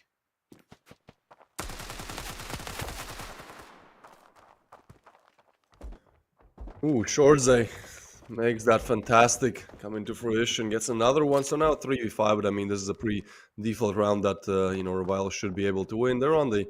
Well, actually, they're not on the bomb side just yet. Rotations are coming in, but I mean, again, this is USPs against fully armored rifles. Is there really any saying that necessary can have in this one? I'm probably saying no. But let's see it. Yeah, FORZE just continues on with this. I mean, he's gotten 3 frags in this round. Skill gets another one, and Seijuro finish things off. So even the guy that's struggling a little bit maybe gets a breath of fresh air there. As Revile are actually up on 6. This is just incredible, Master. We did not expect a scoreline like this on the first map at all, and on Necessary's map pick. I mean, Revile are taking the lead once again. What you can take, though, is some free gold. Again, go to the promo code section in the shop and type this one in. It will grant you some gold, perhaps some skins. Let us know, but for now, we're going to head into our 12th round of play where the first rifle round comes into play. And again, this is as close as this is such an important round because Necessary, well, if they win it, they might be able to take the lead once again. But if Revile win it there, they could be up on 8 here, Master. Exactly. I mean, this is such a pivotal round where, oh, wow. FORZE's really been, his aim's been really on point. And he's really escalated himself up to 11. But yeah, you're right. I mean, if they could win this, they're going to be on 8 because then it's going to be ecoed again for Necessary. And again, at the end of the day, that's going to be the worst case scenario for Necessary. And then, sure, they'll be close enough to be able to take it back if they can. But then again, you only got to wait for 2 more takes for Revile, and so that's just going to be a little bit rough. Deserve's going to be able to spray and at least take down Seijuro. He is an absolute bullet magnet, but he's going to get refragged. And got to watch. He's going to eat that nade.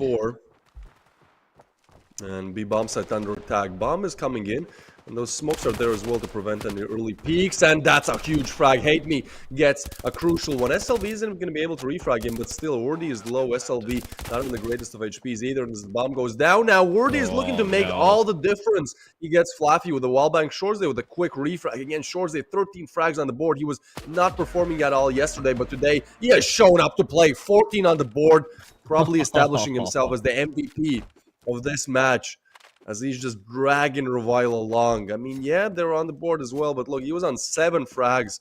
I think at the side switch, right? Like after the pistol of the side switch, he was on 7 frags. Now he's gotten up to 14. Pretty much single-handedly just, taking all the frags, making all the difference. As Revile are now on 7, this is why we talked about that last round being such an important one. Because Necessary are now on pistols. Well, actually not pistols, 2 Deagles and a Scout. A Deagle, a 5.7 and a Scout.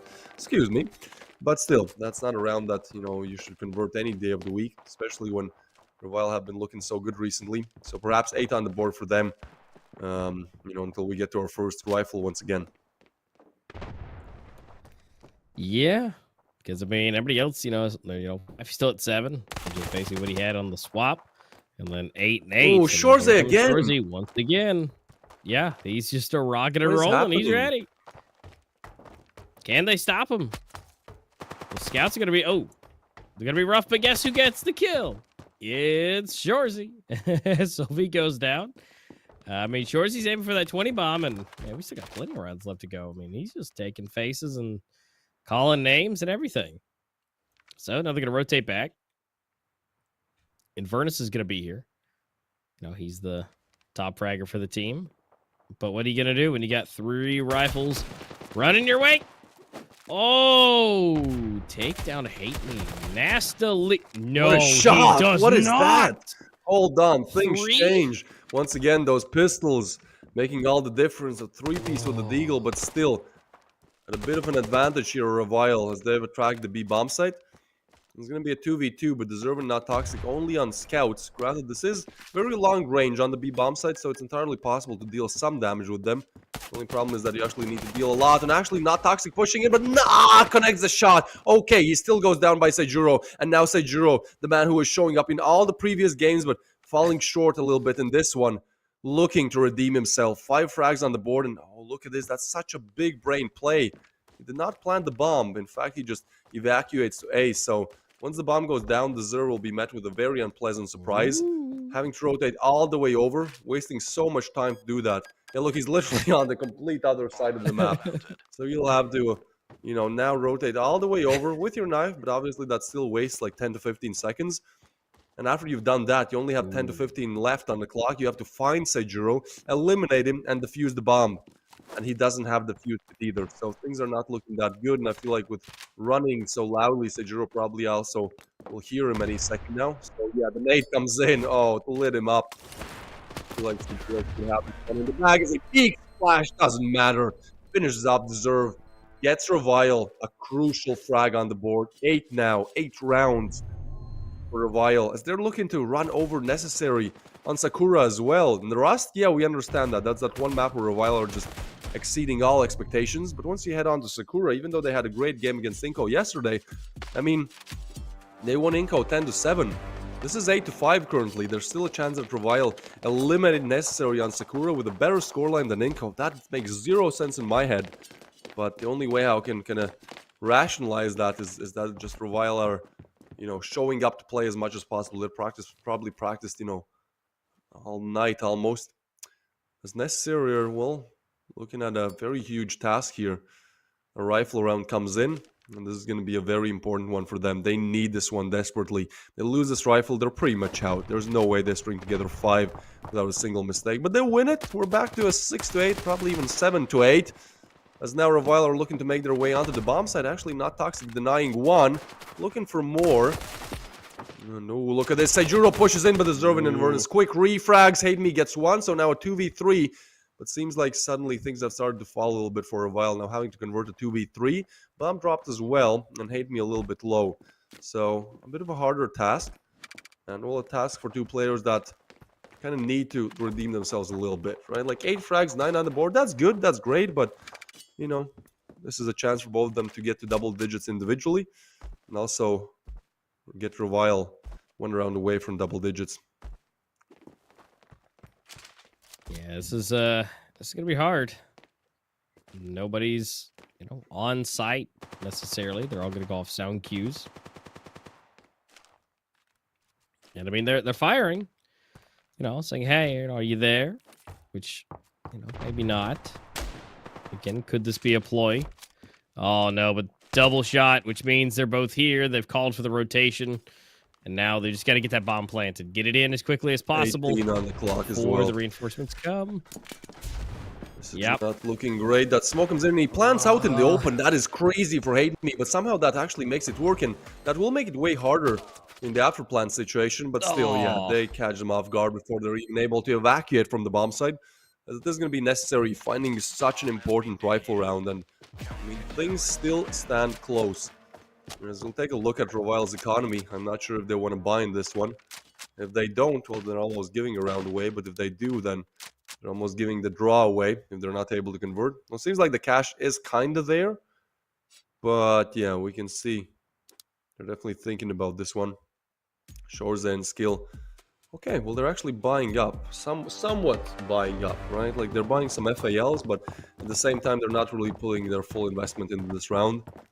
They do understand that in that next one, having rifles is of a bigger importance. But obviously, we've seen some crazy pistol plays before. You know, it's entirely possible that Revile are able to at least put some dents in this one. But as I say that, already an SLV get a double, and it seems like this round could be over in mere seconds. Well, rushing towards a bomb set, actually. But yeah, that nade is going to eliminate the bomb dream. And, well, now a 2v5 with the bomb down. Players knowing where the opposition is. It is going to be pretty much all over. FORZE is going to get 1, and I mean, again, he has been the star player of this game. 17 on the board, but now having taken himself up to 21 to make it happen. And denied by Not Toxic. Yep, denied indeed. Well, it's going to be a little bit of an uphill battle. They you know, did a half-see buy, you know, and try to see what they could do, but, you know, equalizing the money to kind of even across the board now. Now it's going to be the real time, real favor, real round. Everybody's bought up. They got everything they want. Maybe not so much for skill. He doesn't have full Kevlar, but that's okay. You know, he can make still some crazy action work. And they're going to go for a full B swing. So, again, where that's going to land them, we'll see. You know, at least it's 5 versus 3 minimum. They can set this up quite nicely. You know, it'd be nice. Sajuro, you know, trying to jiggle-wiggle himself, get into that position. Again, just waiting for that. What I assume to be a specific time. You know, they're lining it up. They're getting ready. But once they pull the trigger, they'll execute it. Oh, and actually the perfect time to do just that. Inverness rotating away a little bit, but now they're going to push in. B side almost taken, but still they haven't accounted for these 2 players there, and that might be a problem as Inverness takes down Flaffy. Yeah, now they know, but that also means they've lost a player in perfect timing found for the Zerv as he goes in for a double there. Suddenly a 2v4. The bomb is going to go down, but again, not the perfect situation. Seijuro catching one off guard, though. This is great. Look how far he has gotten up there. Actually, with the bomb down and time starting to run down a little bit, they still have to deal with Seijuro. Skill takes a peek and gets one. That smoke works out perfectly in his favor. Need to take him down, but now again, Seijuro looking to redeem himself. Last time he was good for the clutch. This time, a bit of a harder ask. 1v2. As he goes for the spam, they're actually not getting on the bomb. And he gets one. Hold on. He reload. He knows that nobody has tapped the bomb. So, in fact, I think they want to challenge him. Oh, no, not like that, Seijuro. That's unfortunate. No. There's enough time to defuse as well on Inverness. And so that is going to be as close as it goes. A little bit unfortunate for a while. It's necessary to equalize all things here on the scoreboard. Putting themselves up on equal 8 on both sides. And now, actually, Revile having themselves a bit of a problem here. Okay, they are going to buy up, right? Yeah, skill is on $100, so 100% they should be buying up, I think. Yeah. Okay, well, this is pretty much for everything then. Because if Revile are not able to convert this round, they're going to be looking to... We'll have what? Forced SMGs and perhaps even pistols with util in the next round. So that's going to be incredibly hard to convert. So this round is the real deal. And actually for Revile, maybe a bit uncharacteristic, they're not exactly going for these splits that you normally see. They're not really going for those fakes. Instead, they're just pushing in, but not Toxic. He's going to deny both of them. Together with Inverness, they stay strong as Shorzy and Hate Me falls. Now a 3v5, a 1v5 skill. I'd say a bit of an underwhelming call, right? When the stakes are so high, you simply go for a push. Necessarily going to be ready for that most days of the week. I would have loved to see more of Revile, you know, having that approach where they split bomb sites. They kind of go towards one of them. And, you know, try to pull some fakes out. Instead, it's going to be L5 falling in quick succession. And you can see on Necessary's side, they're one away from converting their map pick. Doesn't look like that small of possibility now. As well, let's see this buy. Yeah, FALs, not really any Kevlar, like a very hard round for Revile to convert. And even if they do, Necessary are not going to have their economy broken. Yeah, it's not going to be broken whatsoever. It's pretty much going to be all the way to the end for Necessary. Even if they lose this round, make it 9-9, you know, they got plenty to buy up. Especially Inverness down there, 8,000 on his pocket. Right now, they've just got to try and get the angle, get the jump on him. You know, maybe do a bum rush to A. But, you know, at this point, you know, it's fully open. Obviously, we can see that, but they need to not take these 1v1s. Make sure it's going to be at least more than that.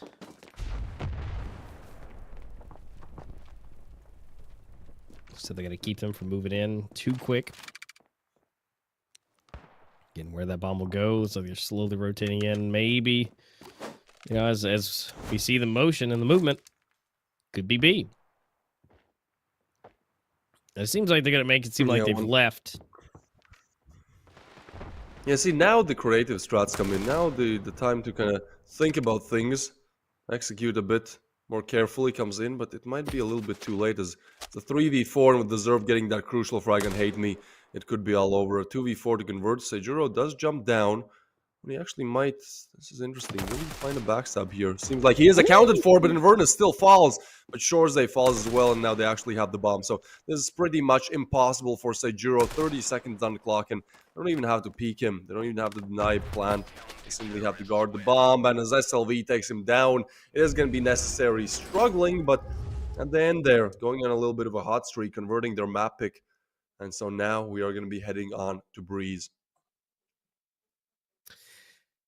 Yeah, and you know, even though they just won, they're not celebrating. they're happy, but they're not celebrating. You know, they barely made that happen. That's the thing, is they barely made it. And you know, they're feeling good, but again, it's not over yet. They still got Breeze to contend with. And you know, they don't seem too upset on the side of Revile. I mean, they're not happy, but the fact that they got it all the way pretty much to the end, I would say that's still a good commendable moment. And they've been able to secure, you know, their own map picks here. So solidly done.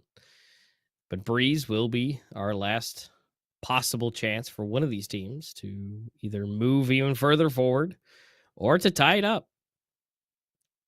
As far as scores goes, you know, Refile, you know, they're working their way. They're doing what they do. And again, surprisingly, you know, they've made it happen. I mean, that's a lot closer than I was fully expecting it to be in Sakura. I mean, I knew it was going to be a better game, but I mean, basically a flip of a coin of who can see who first. That's impressive. Yeah, I mean, look, from the 8 games that we saw in the first 2 days of the group stage, only 3, or I believe, yeah, oh no, actually, hold on. 4, no, 3. I am correct. 3 went the distance. So 3 games of the 8 best of 3s went the whole 9 yards, you know, went to the third map. And so Revile have completed that. I mean, that is definitely harder to do, especially when you're definitely seen as the underdog. I mean, again, we call this one a 2-0, most likely, an easy one for necessary to convert, and well, it actually makes it way closer.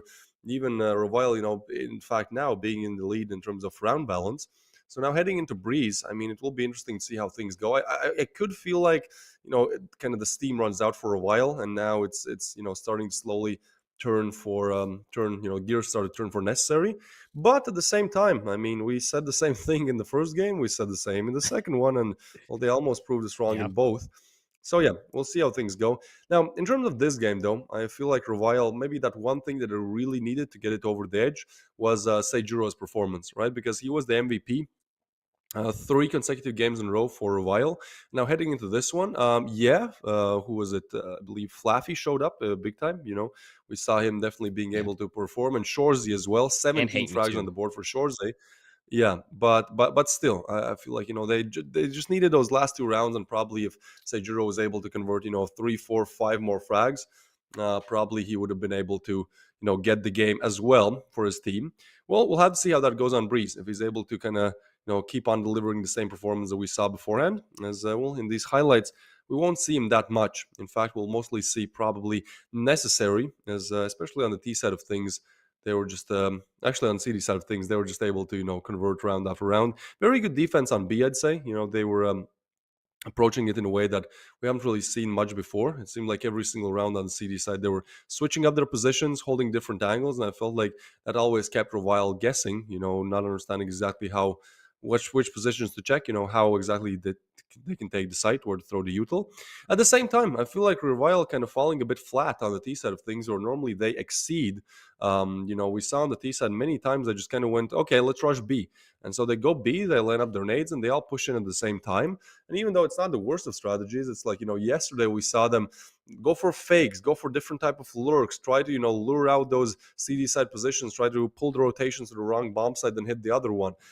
So today, not really seeing much of that. Maybe only in that last round, where obviously it's a little bit too late and the utility and the riflery is not there. So yeah, maybe falling a little bit too short in that department. Hopefully they're able to understand their mistake. I'd call it a mistake, and, you know, change that heading into Breeze. As here, the highlights come. Yeah, they did try their hardest. You know, just something fell short here, and you know, maybe that's just, you know, Seijuro. You know, again, you can't be the MVP every time, but you know, reset, redo. Now, hopefully, maybe we can have more cohesiveness going into the next map. But yeah, I fully see necessary the way they were doing, at least on the CT side of things. They actually had a lot more distance, especially on the B side. They were a lot further back, and a lot of that utility didn't really, come into effect. Really, I mean, they were just behind the walls, and even if they were behind the wall and something got bounced and rebounded on the other side, they were far enough away, and so they really utilized distance to their advantage, and the wall bangs a lot more effective. And of course, Inverness, when you decide to do that, you get 3 Ps with the Deagle, what are you going to do about it? But all that being said, things happened, and ultimately, we almost had a 2-0.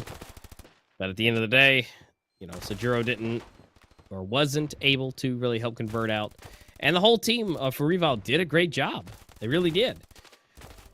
But really, I think right there at the end, Deserve and Not Toxic really started to activate and ultimately helping create the outcome that we see. Now, as far as the rankings go, everybody looks solid on Necessary. Nothing too crazy. Aside from Inverness, he did get 21 kills, which was just astronomically higher than anyone else with that 1.61 rating. But as far as Reval goes, it was pretty solid. Shorzy was higher with 17, but it trailed pretty closely. And Sajuro did end up getting middle of the road there, right next to Hate Me. So I feel like that's a solid showing regardless. And just ultimately, it came down to a 10-8. And that's very commendable. That's very solid. But that's Inverness, 21 kills, being MVP. And unfortunately, got stolen away. Yeah, I mean, every time somebody is able to get 21 bomb, that is an insane performance, something you do not see often. And so, with him taking the MVP, we'll see if he's able to perform the same as we'll head on to Breeze. This was a great showing for Necessary. I mean, they were crumbling a little bit. I mean, a big bit, actually, on Rust. Heading into Sakura, we thought that it could actually be over in 2 games. I mean, hell, even I thought that. When I saw Revile advancing, they were up 8-5. And then, once again, they can lose 5 rounds in a row. They do that twice, actually, on Sakura. They were up, I believe, 2-0. Then they lose 5 in a row. It's 2-5. They make a huge comeback. And then, the same thing happens again, 5 rounds in a row for Necessary. So a huge game of chunks there. Both teams kind of getting 5 in a row, 6, 7 in a row. I believe, 6 in a row. It was on the other side for a while. But, I mean, with, such kind of changing tides, we don't really know what to see and what to expect heading into Breeze. One thing I'll say is that I think Necessary actually have a very good Breeze. We saw yesterday and the day before as well. I believe they played Breeze and they were very solid on it. They had very good just on the B side of things, and also they knew how to crack open that B bomb side, which is ultimately where things really happen a lot. A lot of times on Breeze, it's that B bomb side. On the T side of things, it's the easier one to push. It's the site where there's like 2-3 different positions that can be held, and those are like boxes. You can't really hide that well, on the other side of them. And then you can get naded, you can get mollied, you can just flash out the position. Oftentimes, just 2 smokes and a couple of flashes, all it takes to take the B bomb site.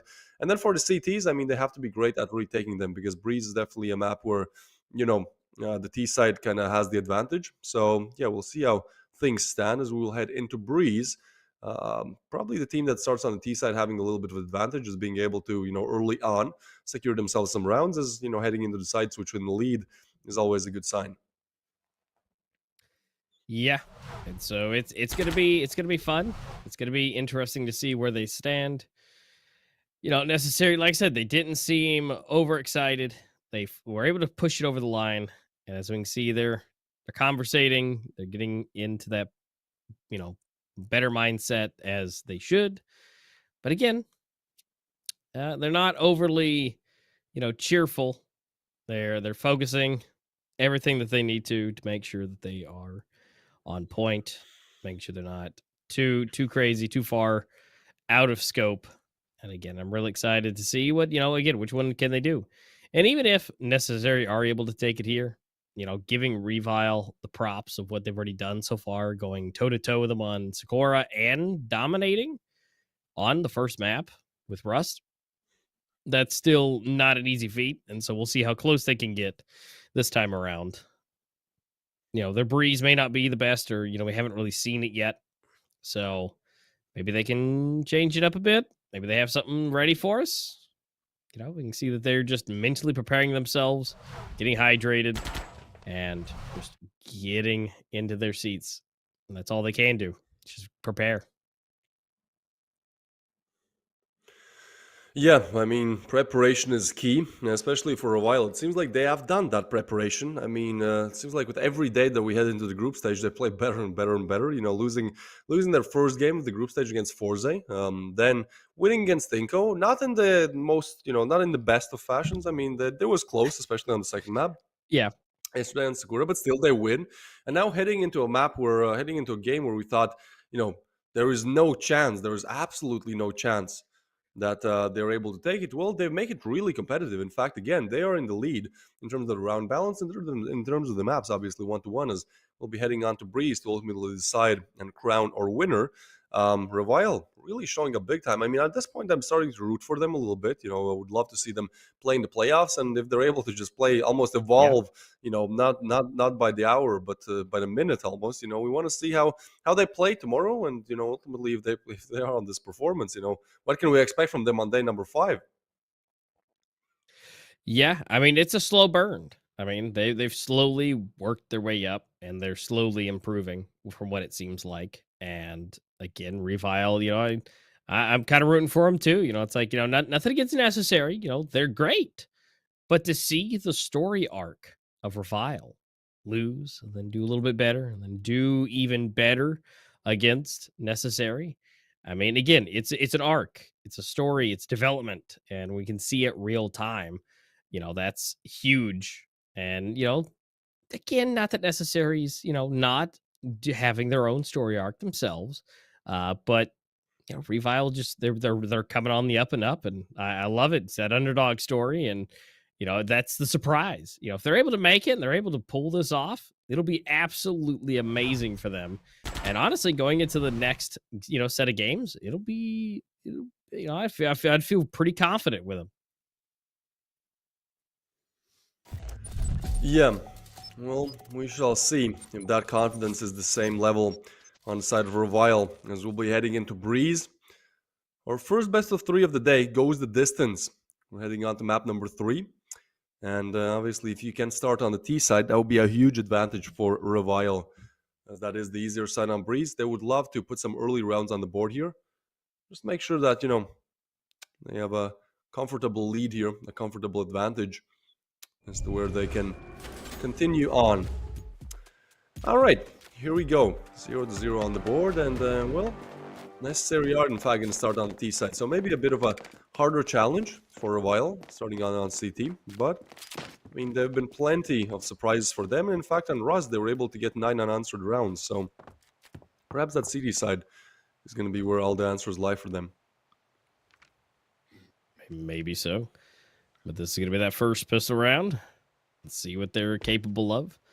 Nobody wants to make those mistakes. And A seems to be where Necessary wants to go. Not Toxic taking on Flaffy right off the bat. And so opening up a little bit more. We're ready to see Sujiro. He's going to rotate in. Well, they definitely hate him now. Not Toxic. Yeah. Not Toxic falls. It's going to be a 4v4 on the board. Some extra damage dealt, but ultimately they have to retreat back. Have to probably go B. And actually on the B bomb side of things, there's only one player that being short. He's not even on the bomb side technically. He's scouting towards mid. Now one rotation comes in. But Necessary, have they done the big brain play here? They're doubling back. As more and more rotations are being drawn towards B. Yeah, they fake it kind of. In fact, they go A. But I feel like at this point it could be a equal stack on each bomb side. As Hayden actually gets another. That definitely exposes Necessary's position. Now they're going to rush A, and I don't even think they have enough time to arrive on the bomb side before help on Revile's side arrives. So this is going to be a tough ask for them.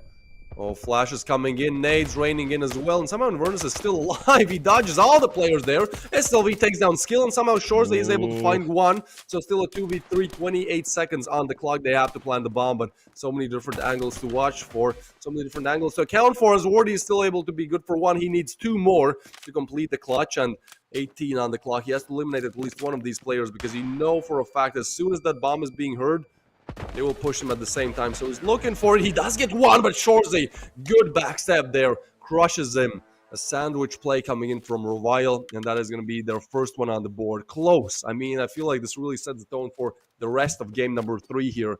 Close as it could ever be, down to a 1v1 in the first round of things.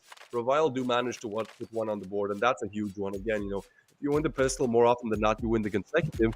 And so, you know, that means that if you win both pistols, you win 4 rounds, you need 10 to convert the map, meaning that, like, 40% of the rounds that you need to win the map is actually, you know, basically off of pistols, which is crazy to me. So that just means that, yeah, those pistol rounds are very crucial, very important, and while Revile are able to take what's theirs.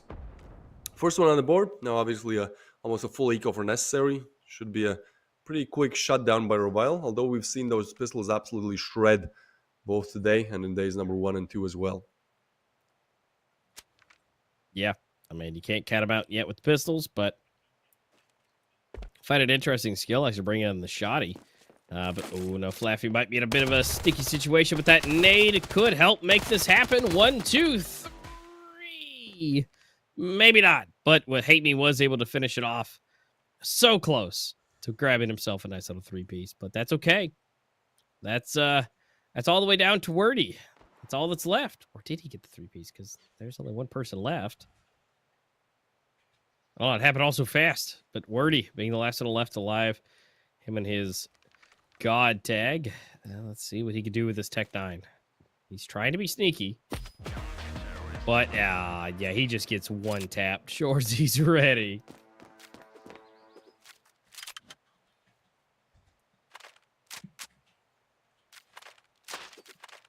Well, Right. the first Well, guess rifle what? round. Look at that twist.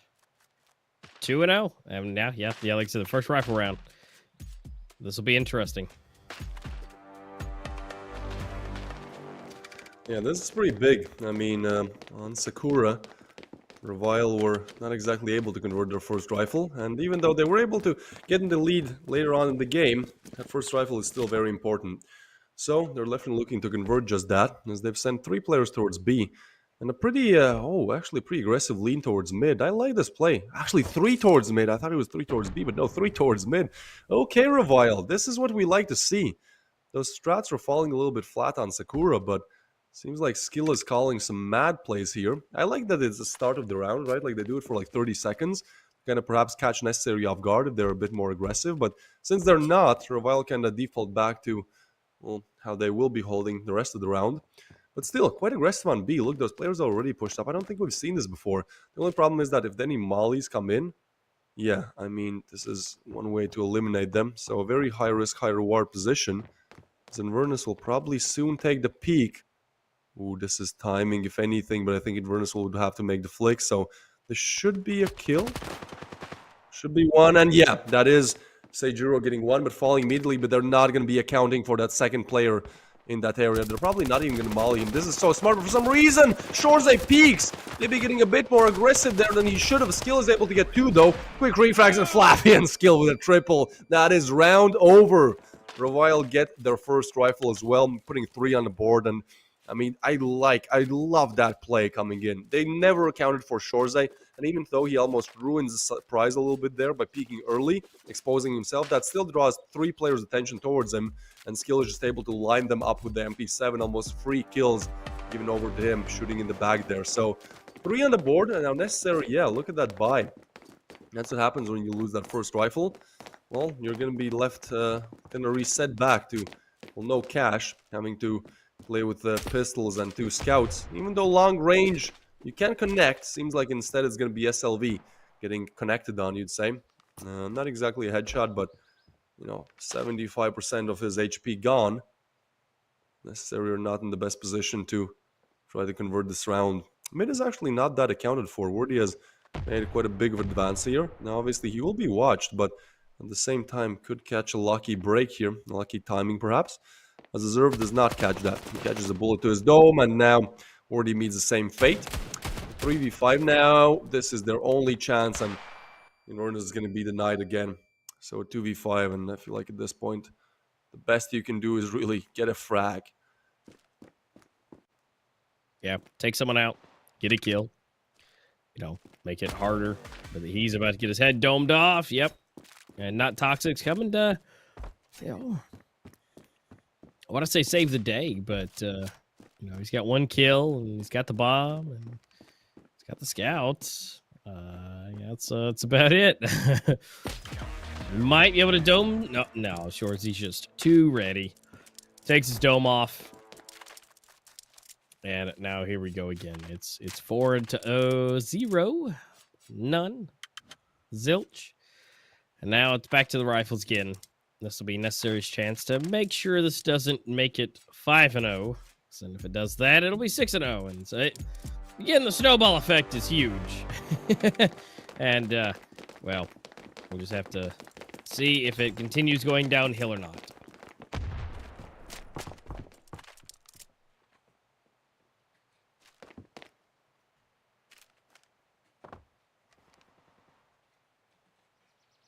All right, well, could go either way here. 5v5 on the board, but a 4v0 on the board for a while.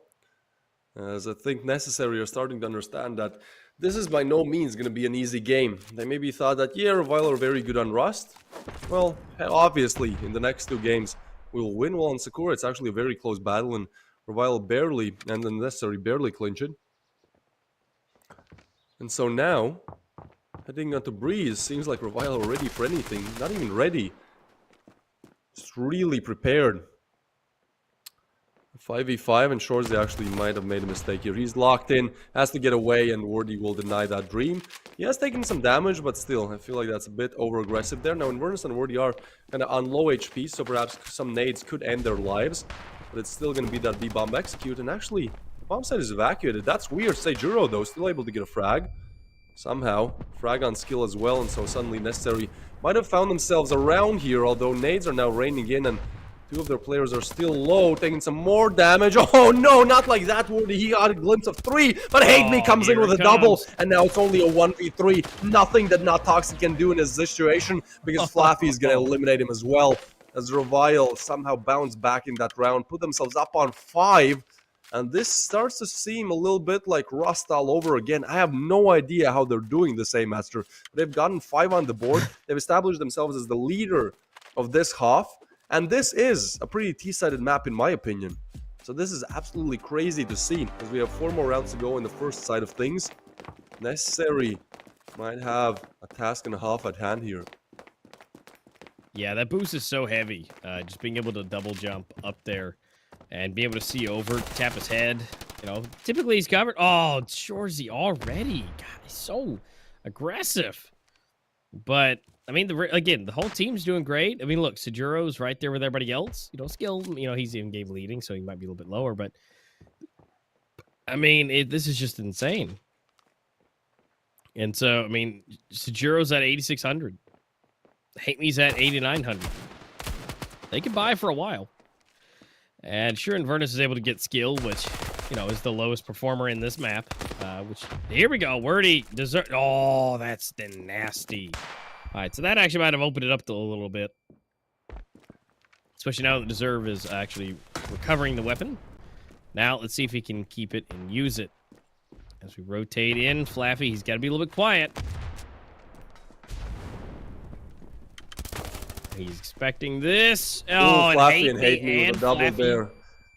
Oh. Actually, this could be one of those. This could be one of the closer rounds for Necessary. I know it's a 1v2, but I mean, again, most times they get eliminated with many players of Revile remaining alive. So 1v2 for Deserve, and he's definitely known as a clutch player. But that Molly's gonna almost burn him to crisp. 1 HP. How does he stay alive? This is impossible, but he still gets Hate Me. Hold on. There's no way that Deserve is able to do all of this. A 1v2, 30 on this clock, and yeah, he's kind of running around here. Timing is everything. Ooh, Deserve takes the peek. Is not able to connect just yet.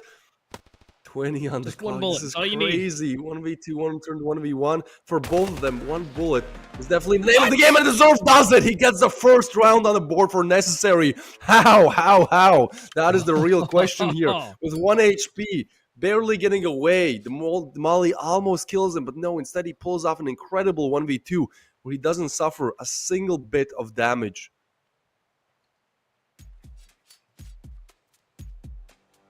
That is incredible. 1 HP, somehow connecting it. I mean, keeping it fresh, keeping them, you know, moving around. That is massive.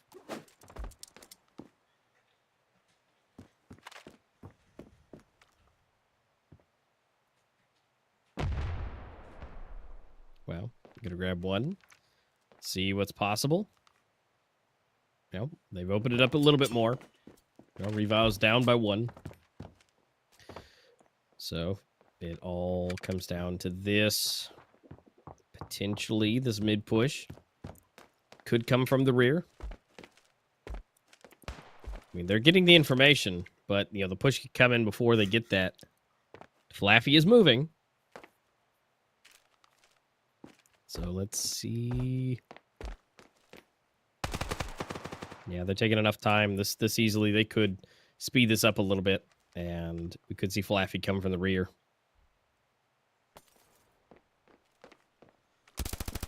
Yeah, I feel like Revile, they might be starting to fall a little bit. That last round is a tilter, but FORZE still able to stay strong. Gets one Wordy quick on refrag. Wordy with a double, actually, and somehow things have completely been switched around. It's now only a 2v4. Flaffy is coming in with the backstab, and I don't think they'll be expecting that soon, because now we definitely do. Deserve has lost his life. So the clutcher is no longer in the picture, but still a 2v3. And Flaffy not going to check that angle, is he? Oh, actually, shots coming in. Now he knows, but yeah, they're just toying him with him at this point. There's no way that he can do much. Wait, he's still going to go for... I mean, it makes sense. They have 3,000 to his name, but like, okay, yeah. Okay. Wordy is just going to quickly take care of that one. As necessary, actually pull back 2 rounds. So Revile or not, even though they were doing great, I mean, 5 on the board, seems like this is going to be another one of those games of streaks where each team kind of gets their shot at things, you know, control the pace, the tempo for a little bit, and then they kind of give the leadership role onto the other team. So we saw that on Sakura. We saw, I believe, Revile up on 2, the necessary getting like 5 rounds, and Revile getting like 6, the necessary getting another 5. So I mean, in this one, things are of similar fate. 5 on the side of Revile, but seems like necessary have found their footing. This is a pretty hard round to convert though, because Revile won 5 in a row. Even though they're not able to go for a full buy, they still have pretty decent riflery. No util though, and only 1 defuse kit. So they would love to deny even a bomb plan here. Yeah, it's gonna be hard. You know, Hate Me basically has to stay alive. In which case, he's not in a bad spot, but you know, he has to stay alive to be the one to help out.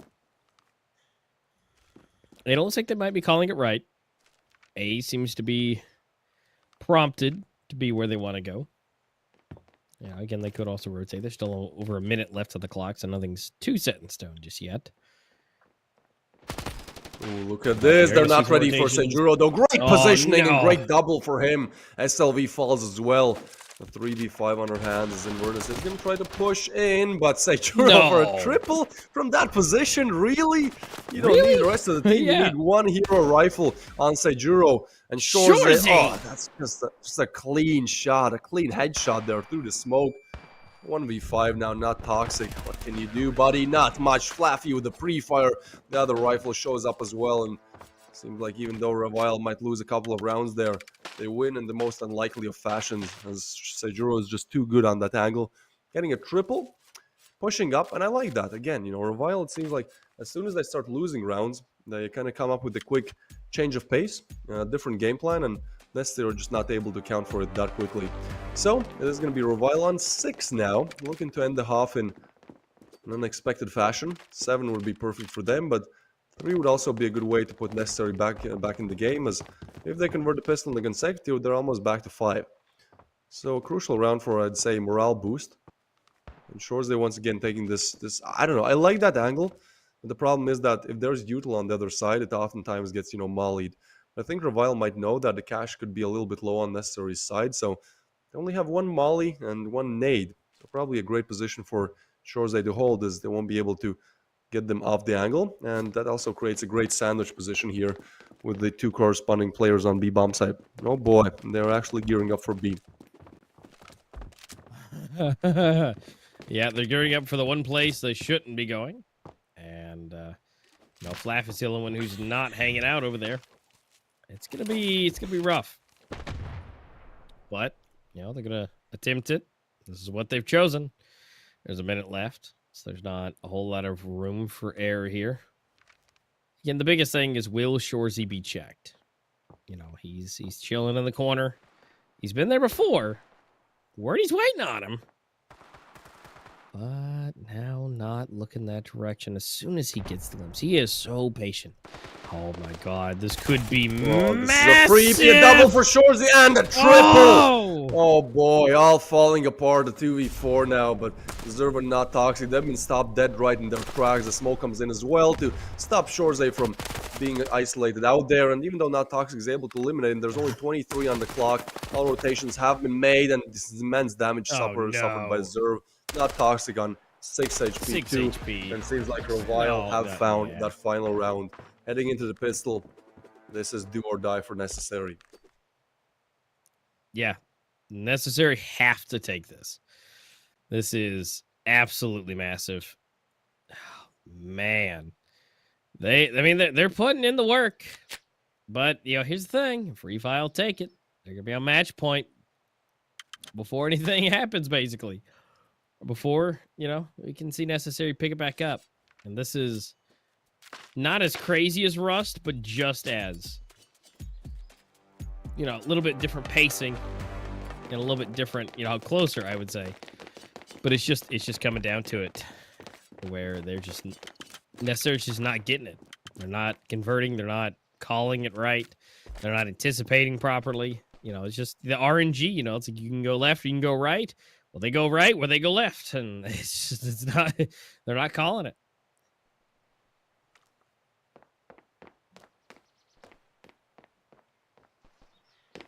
Okay, well, time for Revile to finish this off. This would be one of the crazier upsets, probably the craziest upset we've seen so far in the group stage, and one of the crazier upsets we've seen in the last year, I'd say. As Necessary, last champions of the last minor. Also the champions of the group stage, so far undefeated.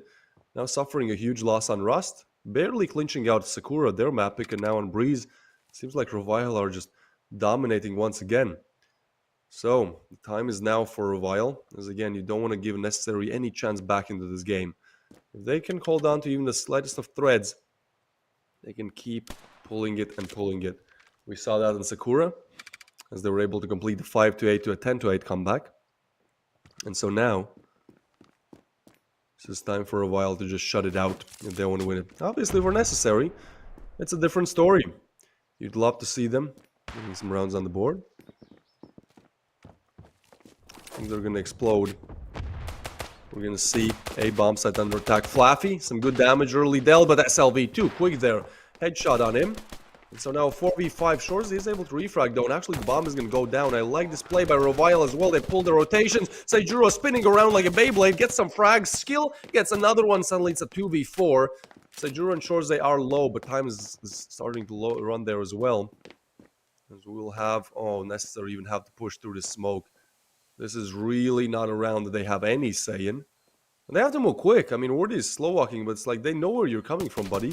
And even if they don't, you still have to eliminate them. Seems like this round is done and dusted. Even though Wordy gets one, they're just not going to be able to defuse in time. There are 2 defuse kits, but again, this is what happens when you're running low on time. You have to make some decisions that you'd otherwise not. And well, those decisions are ultimately going to cost you the round. So Revile are actually on 8. Skill and Hayden may explode from the bomb, but I don't think that matters too much. And yeah, we can see, you know, Seijuro, he was the MVP of the 3 games in a row. Falling a bit short in the last one, but now when he shows up, and Shorzy shows up the same way that he did on Sakura, you have 2 crazy players on your side. Hate Me and Flaffy are almost there as well. And then Skill, he might be on 5 frags, but I mean, the in-game leader is definitely the one, the brains behind this operation, and we'll say it time and time again. They didn't have the leadership of Skill, both in the mental and the strat department. They probably wouldn't be where they are right now. And well, where are they? 2 away from closing out a huge upset. And in a great position to close out this round as well. And in fact, if they do, it could be all over. Because in a 2-8 situation, yeah, you're not going to have your usual eco on the side of Necessary. In fact, you're going to see them buying up. So they're putting almost everything in this round. Very high risk. and not even high reward. You know, converting this round is a minimum, but it's going to be harder to do when you pretty much have only MP7s on your side. B bomb site under attack.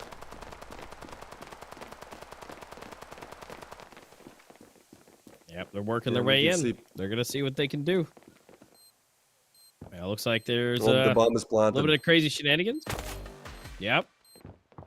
Oh no. Somehow.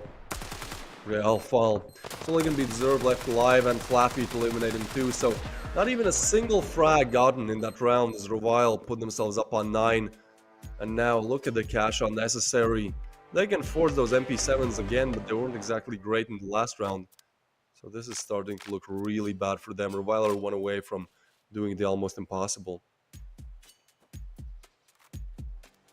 Yeah, they're 1 round away. They have everything they could possibly want.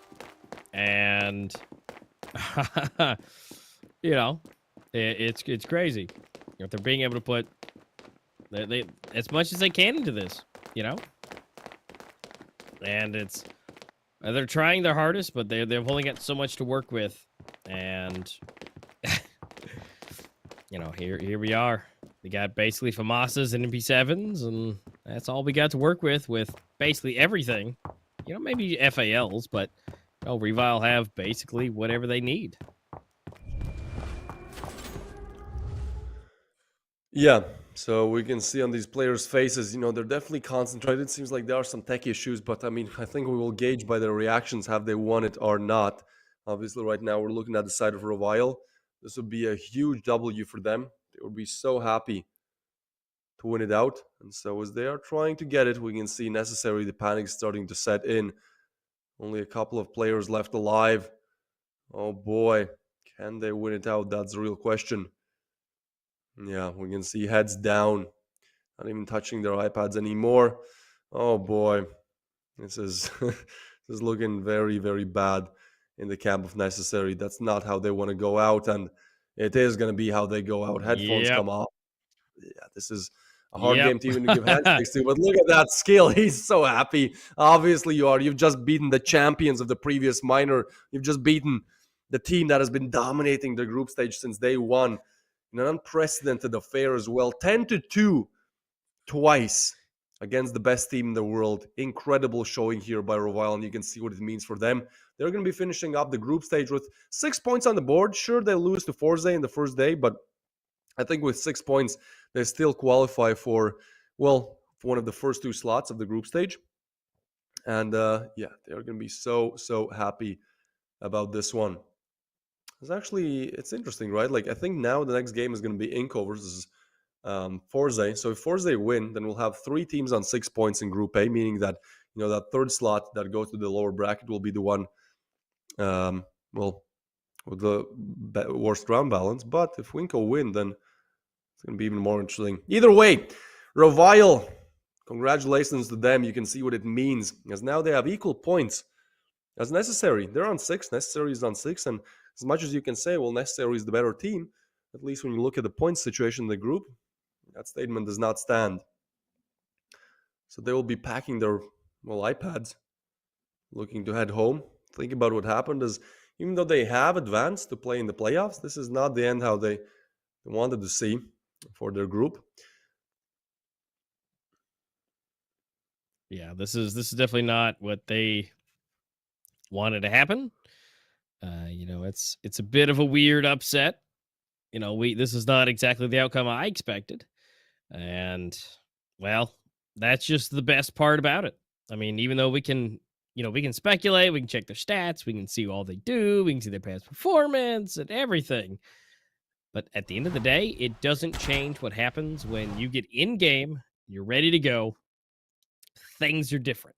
You know, things can be run differently. You get the chance to do the plays you want to do, and ultimately it'll either work or it won't. And in this case, for Revile, man, they just 10-2 twice.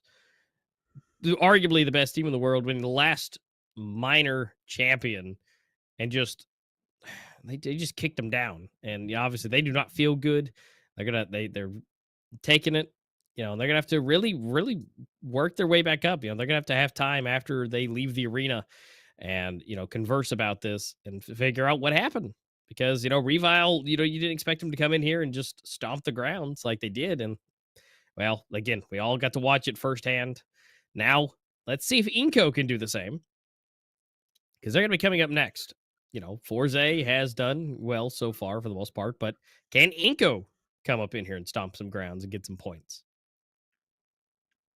Yeah, that is going to be an interesting matchup coming up, but obviously, still, we have to look at the highlights of this game, look at the MVPs of this game, and I want to talk a little bit more about this game as well. I feel like, again, this is such a huge upset that we didn't see and didn't see coming. And I mean, I can't do much, but just feel really happy for a while here, right? Like they are a Oh, team yeah. that was often struggling. We've seen them pretty much in all minors and majors that we casted. It's what now, like I believe 2 minors and 2 majors, right? And in all of those previous tournaments, it seemed like they were just so close always, but many times not even making it out the group stage. And so it's great to see that they are back with vengeance. They are here to once again establish themselves as one of the better teams of Standoff 2, as Rovile GG as a team, as an organization, has been standing for so long, pretty much since the inception of Standoff 2. So yeah, I mean, under the leadership of Skill, it seems like they have pulled some strings and they have been able to bounce back, at least secure their spot in the playoffs 100%. And now, we're going to be looking to see if they're able to continue with this kind of growth mindset in the playoffs. Because again, they start off the group stage with a loss yesterday, a bit unconvincingly, but winning over INCO, and today just an absolute madness unfolds as they play against the best team in the world currently, the previous minor winner, Necessary. So, with all of that being out of the way, the highlights will be coming up any second, I do believe, and we will see if things change. If we see any more upsets, as you said, our next game is going to be INCO versus FORZE. Now, this one is kind of a do or die for INCO, and not so much a do or die for FORZE, right? FORZE are currently on 3 points. If they lose to INCO, I think they will still have the better round balance as to where they would qualify. But I mean, if Yeah, I would think so. if FORZE win, it's just going to be a different story. Well, we get to see these lovely montage of highlights, and we get to see what, we get to see, well, basically it's a Revile montage with just a few things happening when necessary. They got some good ones, but, again, that certain spots were just uncontested. A lot of great boosts coming in from Revile, and, again, they didn't use them too much to where they were expected, but at the same time, just enough to where when they did use them, it was a bit unexpected. And just doing great. Now, this was a huge moment for Deserve. He was on 1 HP. And he was able to, clutch it up. I mean, get both kills. I mean, that was huge with 1 HP.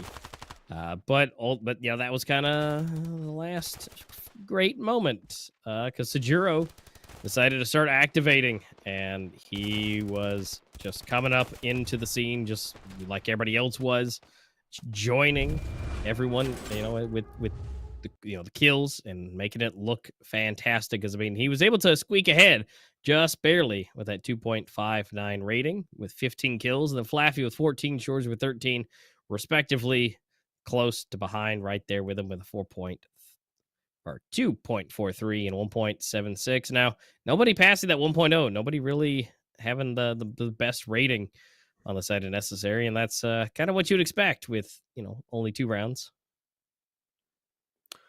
Yeah, I mean, I think Wordy is happy that he's even at the 0.91 now. Well, on the other side of things, we have Saijuro once again out of the last 5 games that Revile have played. He was the MVP Yep. 4 times, 2.59 on the board for him here, and Dude's this a is monster. a great showing for sure.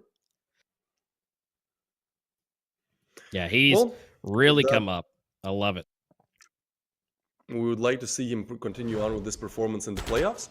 But for the first best of 3 of today, we will say GG's, and well, that's pretty much it, as we'll be moving on to our next game of Group A. That is going to be, obviously, FORZE versus INCO, but before that, we have to take a short little break, so see you guys right after that.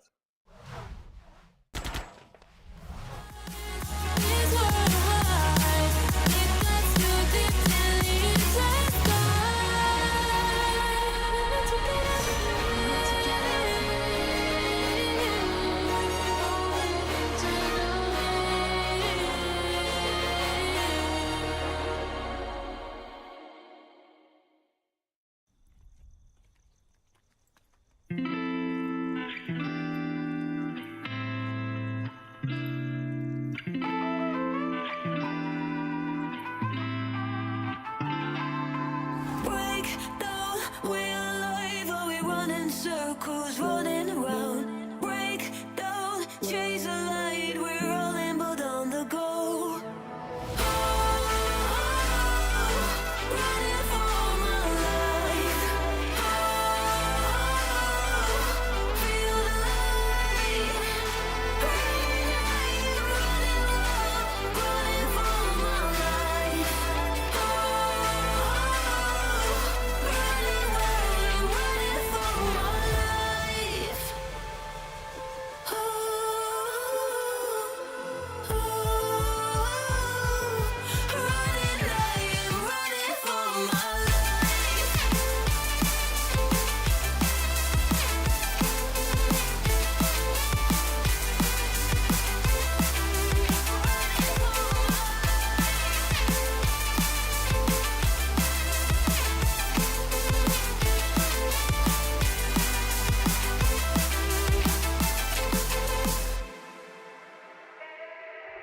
Head high, we're alone. Are we taking all in front of us? Head high, how could we know it was all along on the side? We should read between the lines and we're on the right way to go. Head high, we're not alone. Oh, we are not out of luck. Running for my life. Feel the light. Running for my life. Running for my life. Running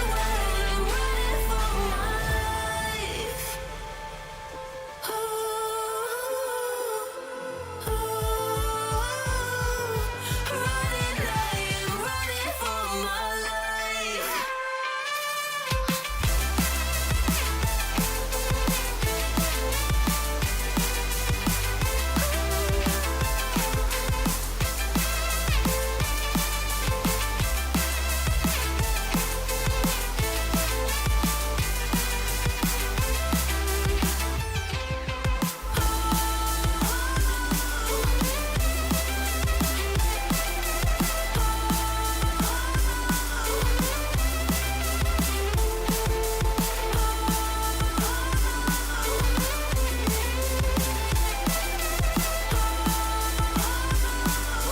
Running wild, I'm running for my life.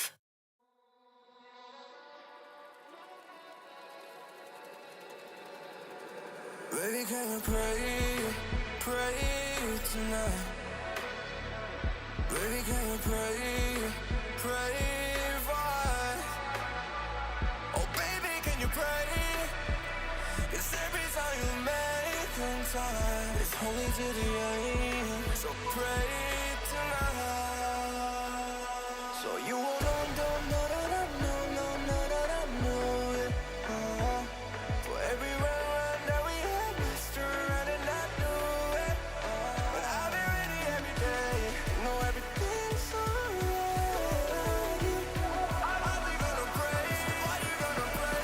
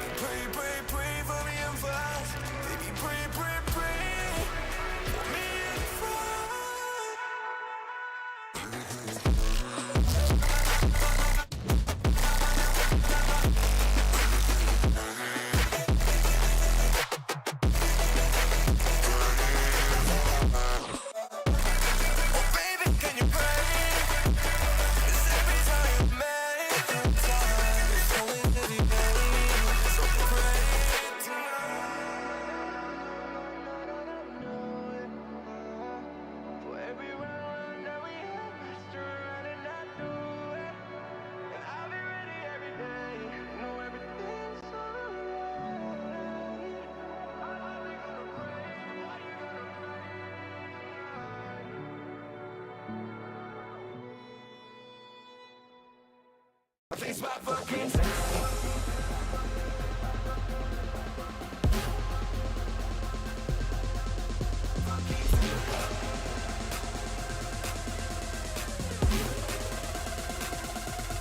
It's my fucking time.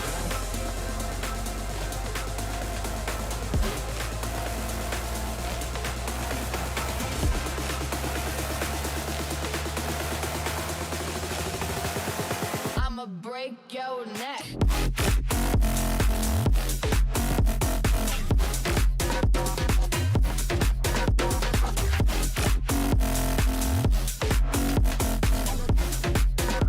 What's mine? It's my fucking time.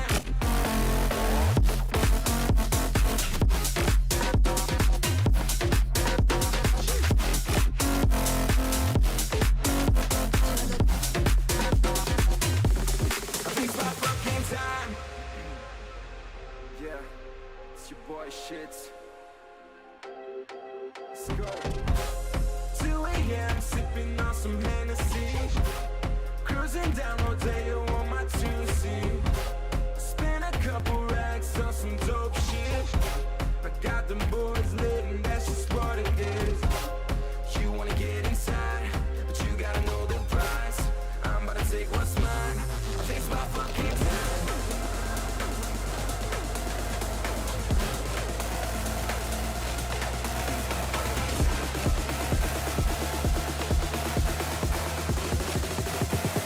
I'ma break your neck. What's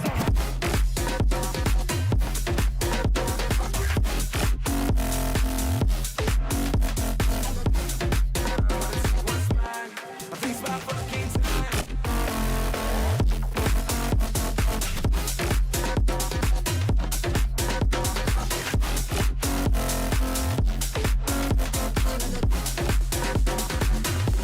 I think it's my fucking time.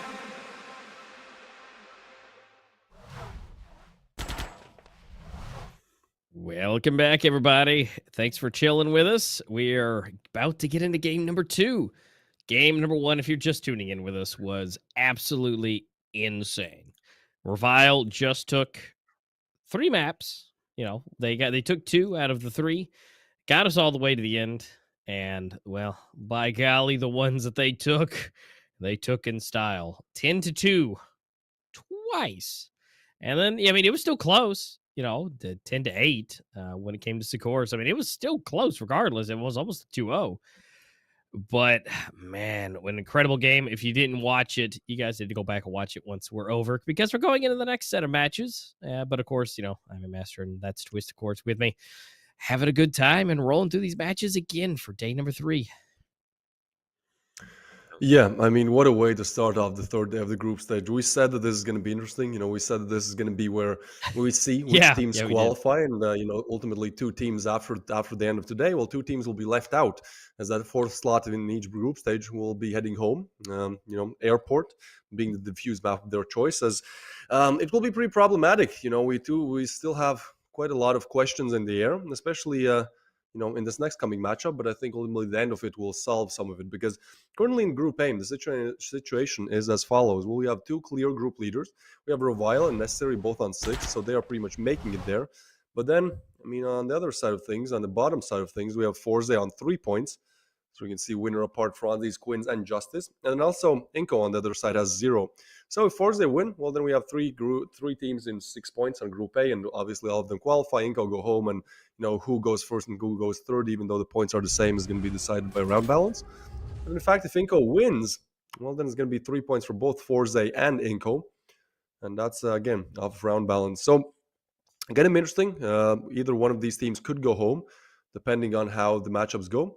And for FORZE, the recent matchups have been all right. I mean, we were talking about FORZE, who used to be known as Bold Force in the previous minor, now getting picked up. Known as FORZE now, but I mean, I feel like with this pickup, their performance has been actually dwindling a little bit.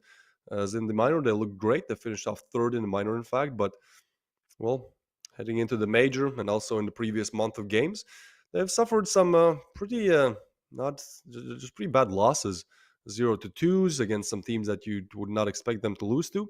And so the start of the major has not been the greatest either, as they're currently on 3 points. Winning INCO would ultimately put them, I would say, back into the driving seat, getting ready for the playoffs.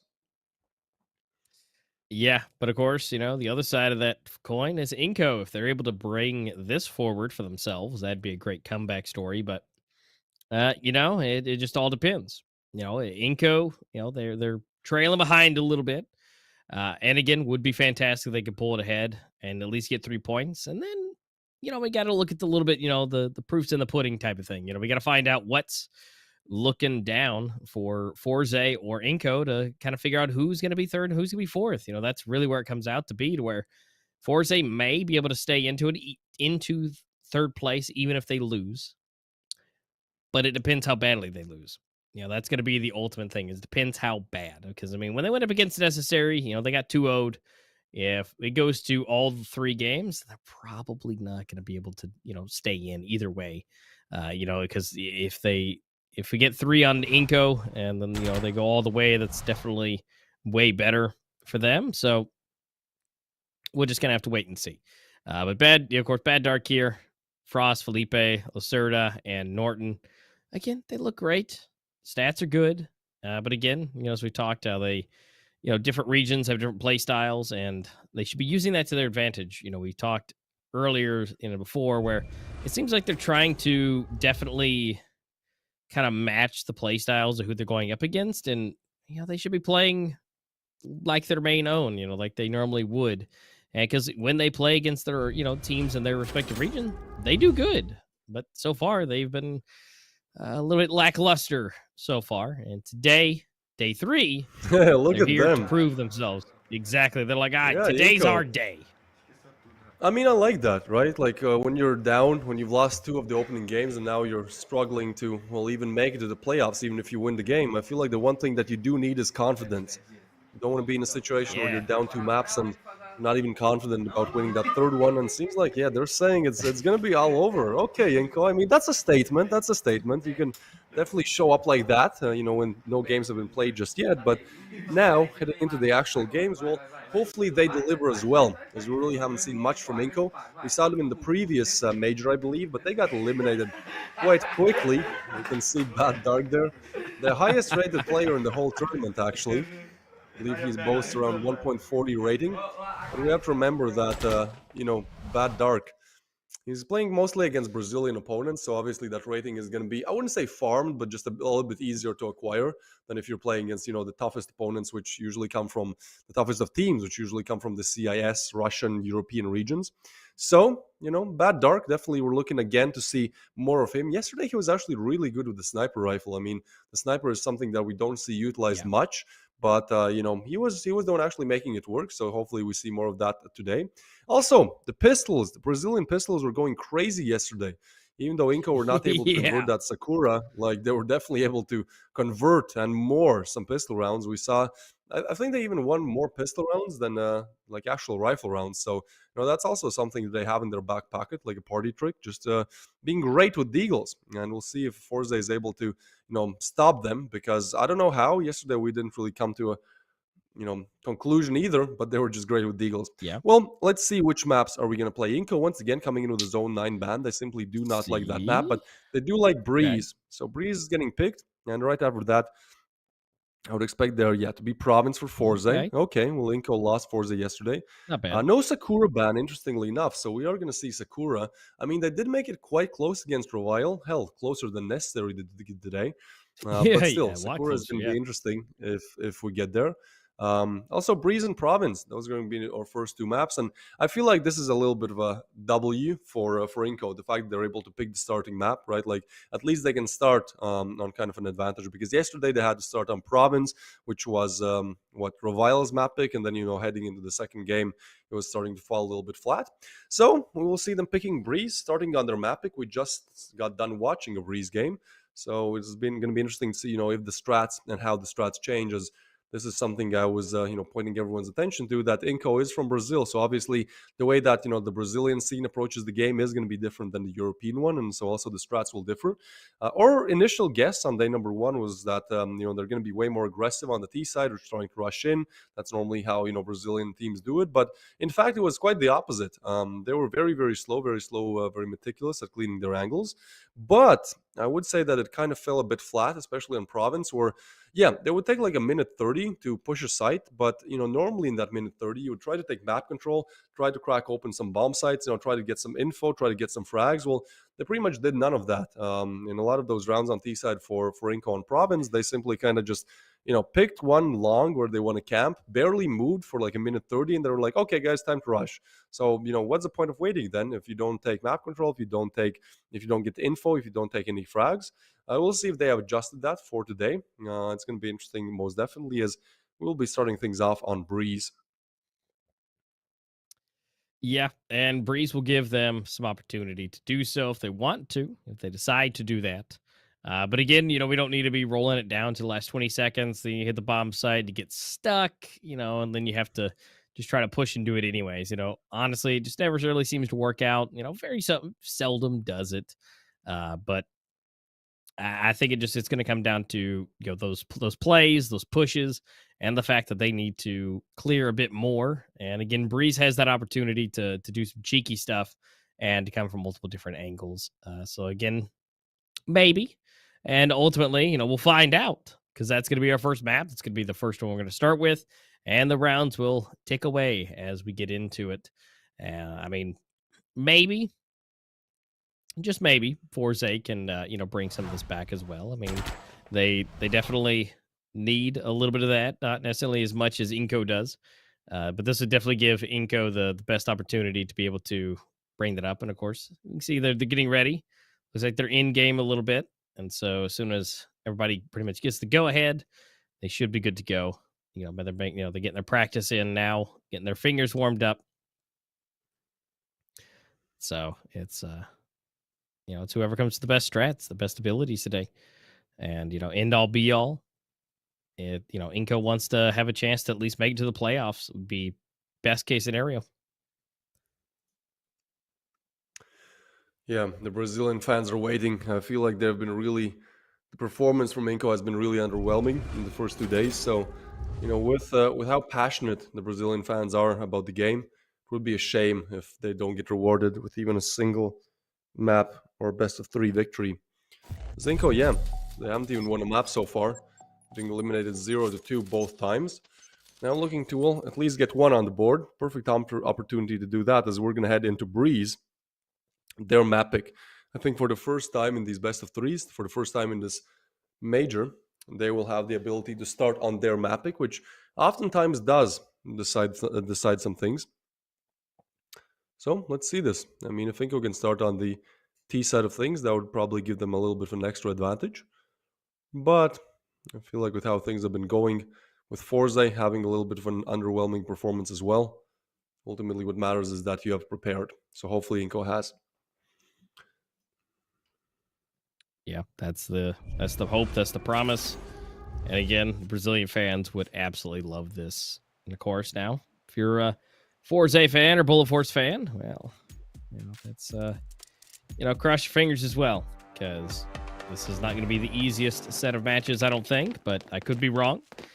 One of these teams could be horrendously prepared, and one of them could be horrendously unprepared. We don't know yet.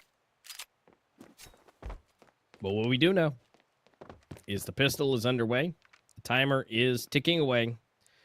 And we will know within less than 2 minutes who's going to get this first round and set the stage for these first couple of rounds. And good start from FORZE. Bad Dark actually able to refrag here. And B seems to be where they want to go. Bomb is getting into a better position. But all of the equipment are flying. Winner gets another kill. Nades of just a blasting. Might make some conversions, at least for one for Lacerda. Bomb is now down. It's 2-3. Yeah, with a minute left on the clock, there's definitely plenty of time to retrieve the bomb.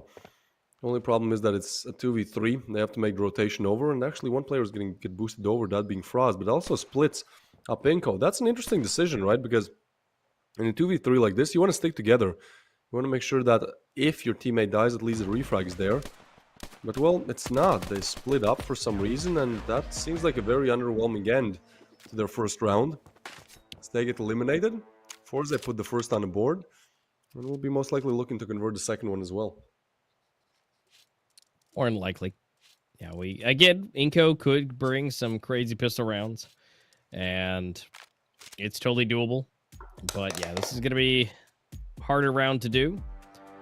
But at the end of the day, you know, it's how it normally goes. We're going to see the subsequent round afterwards typically go. So FORZE will probably be up on 2. Now, the next round, of course, will be where the shenanigans begin.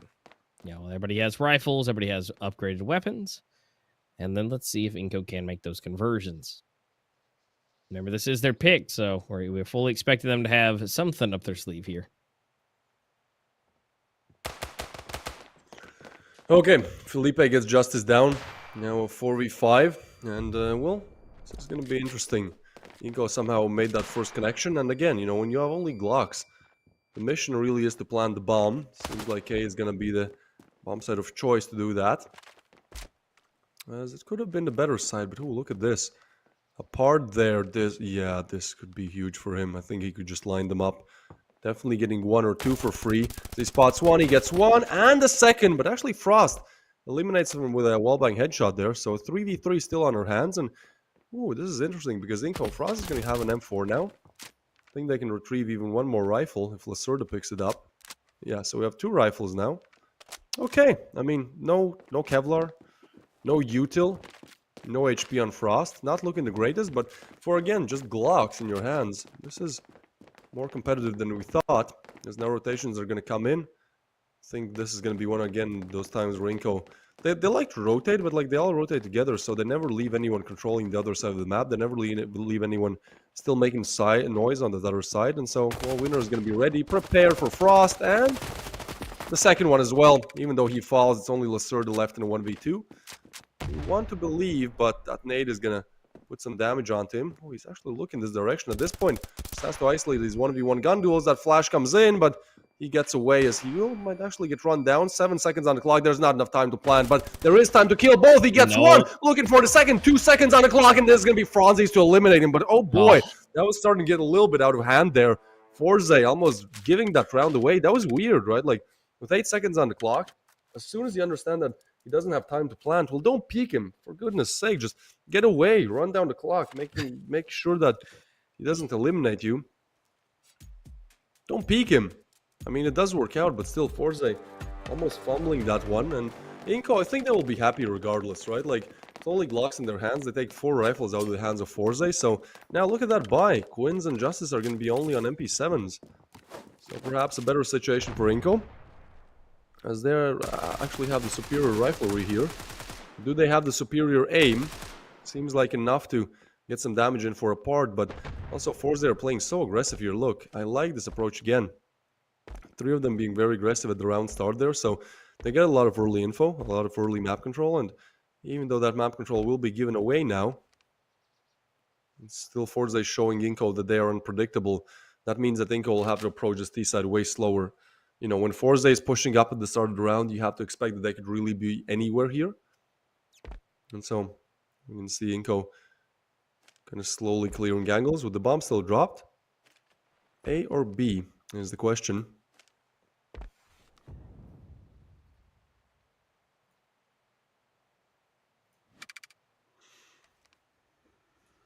See what they're able to do. I mean, they've got the weaponry now.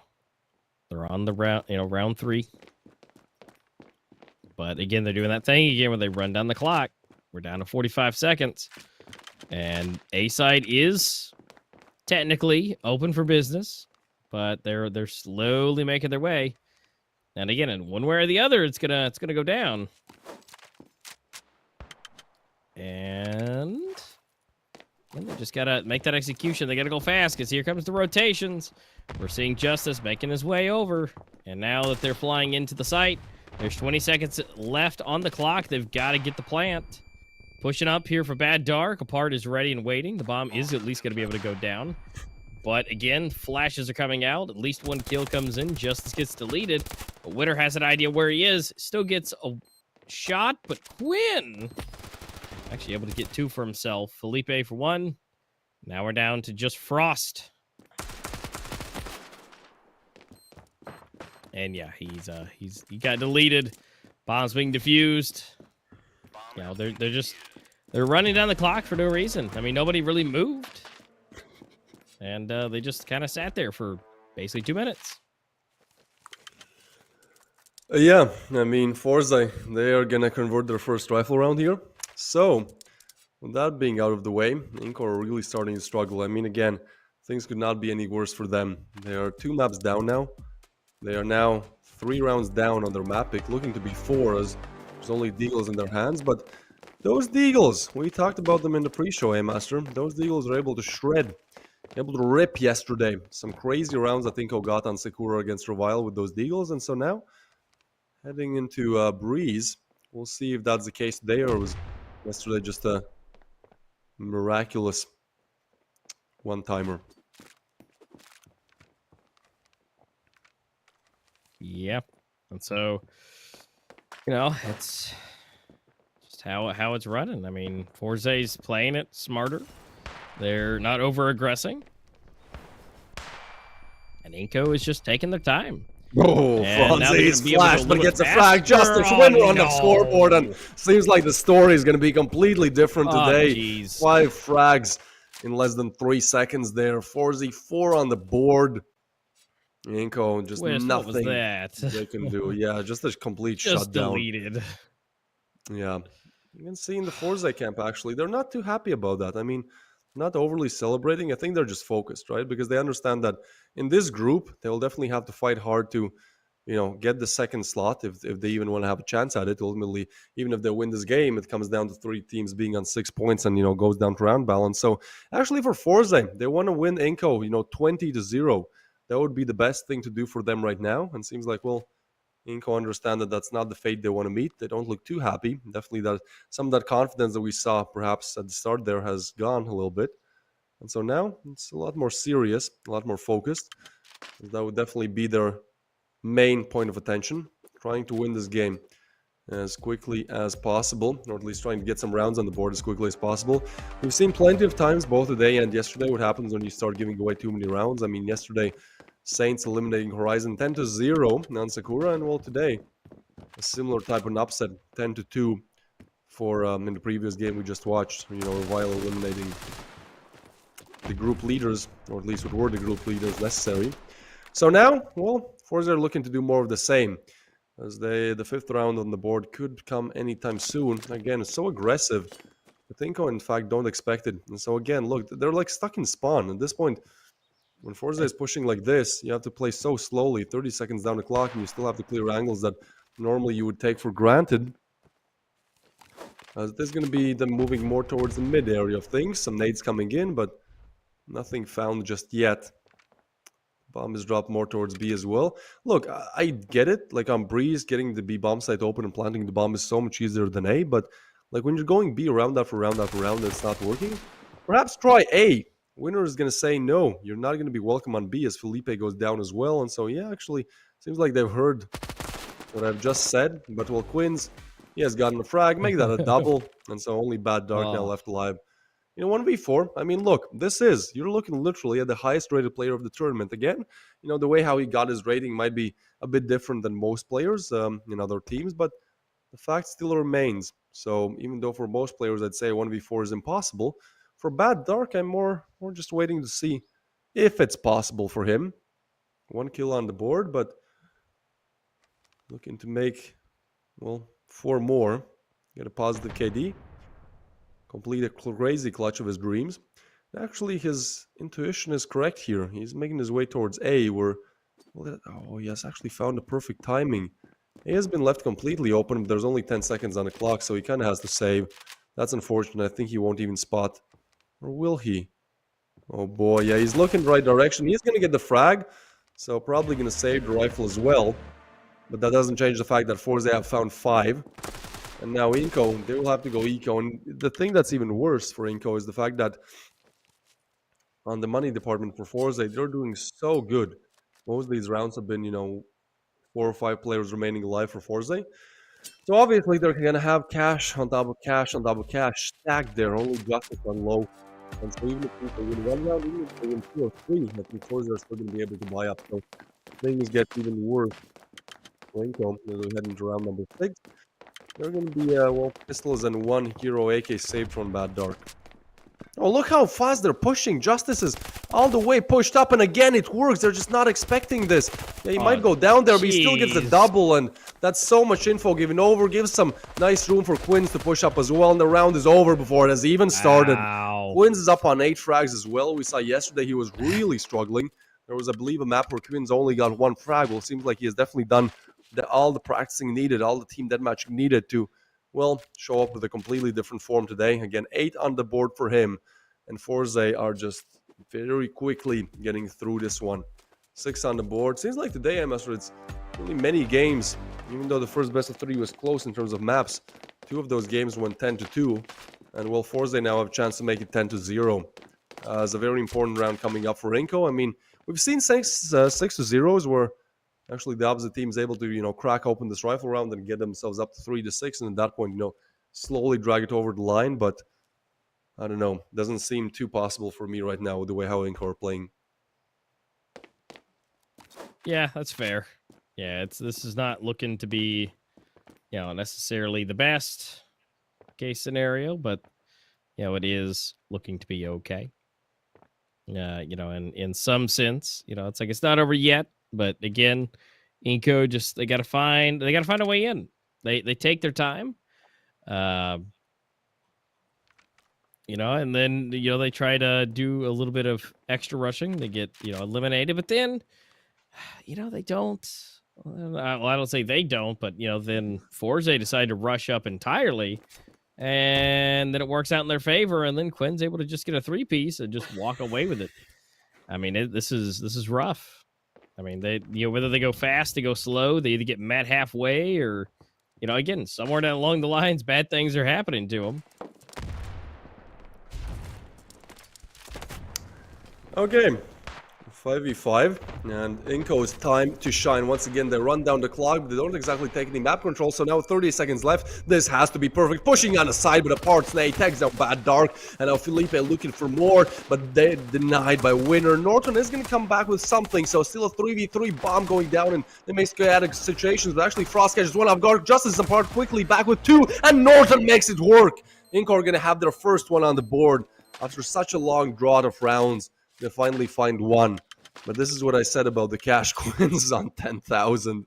The stocks are definitely up in his pockets. And so FORZE, they're going to be able to buy in these last 2 rounds. Even if they lose this one, they are going to be able to buy in the next one. So INCO, well, if they want to have any fighting chance in this game, definitely have to convert one of these last 2 rounds. But it's going to be increasingly hard as, FORZE rifles across the board. Yeah, that's the biggest thing is, they're FORZE is going to be able to buy for a while. And as of now, it's just, they got to count the blessings where they can. I mean, they got 1. Now it's time for some more conversions. Now it's time to take everything as they can. That's just, again, is it going to be possible where it's going to land? That's, to be determined. It's pretty much going to be full power all the way down. And, they're able to convert 1, but again, it all depends on if they can continue to convert them is just that ultimate question. And so it's, I'm crossing my fingers for them. I always like to see the comeback. But again, it's going to be rough. Definitely will be.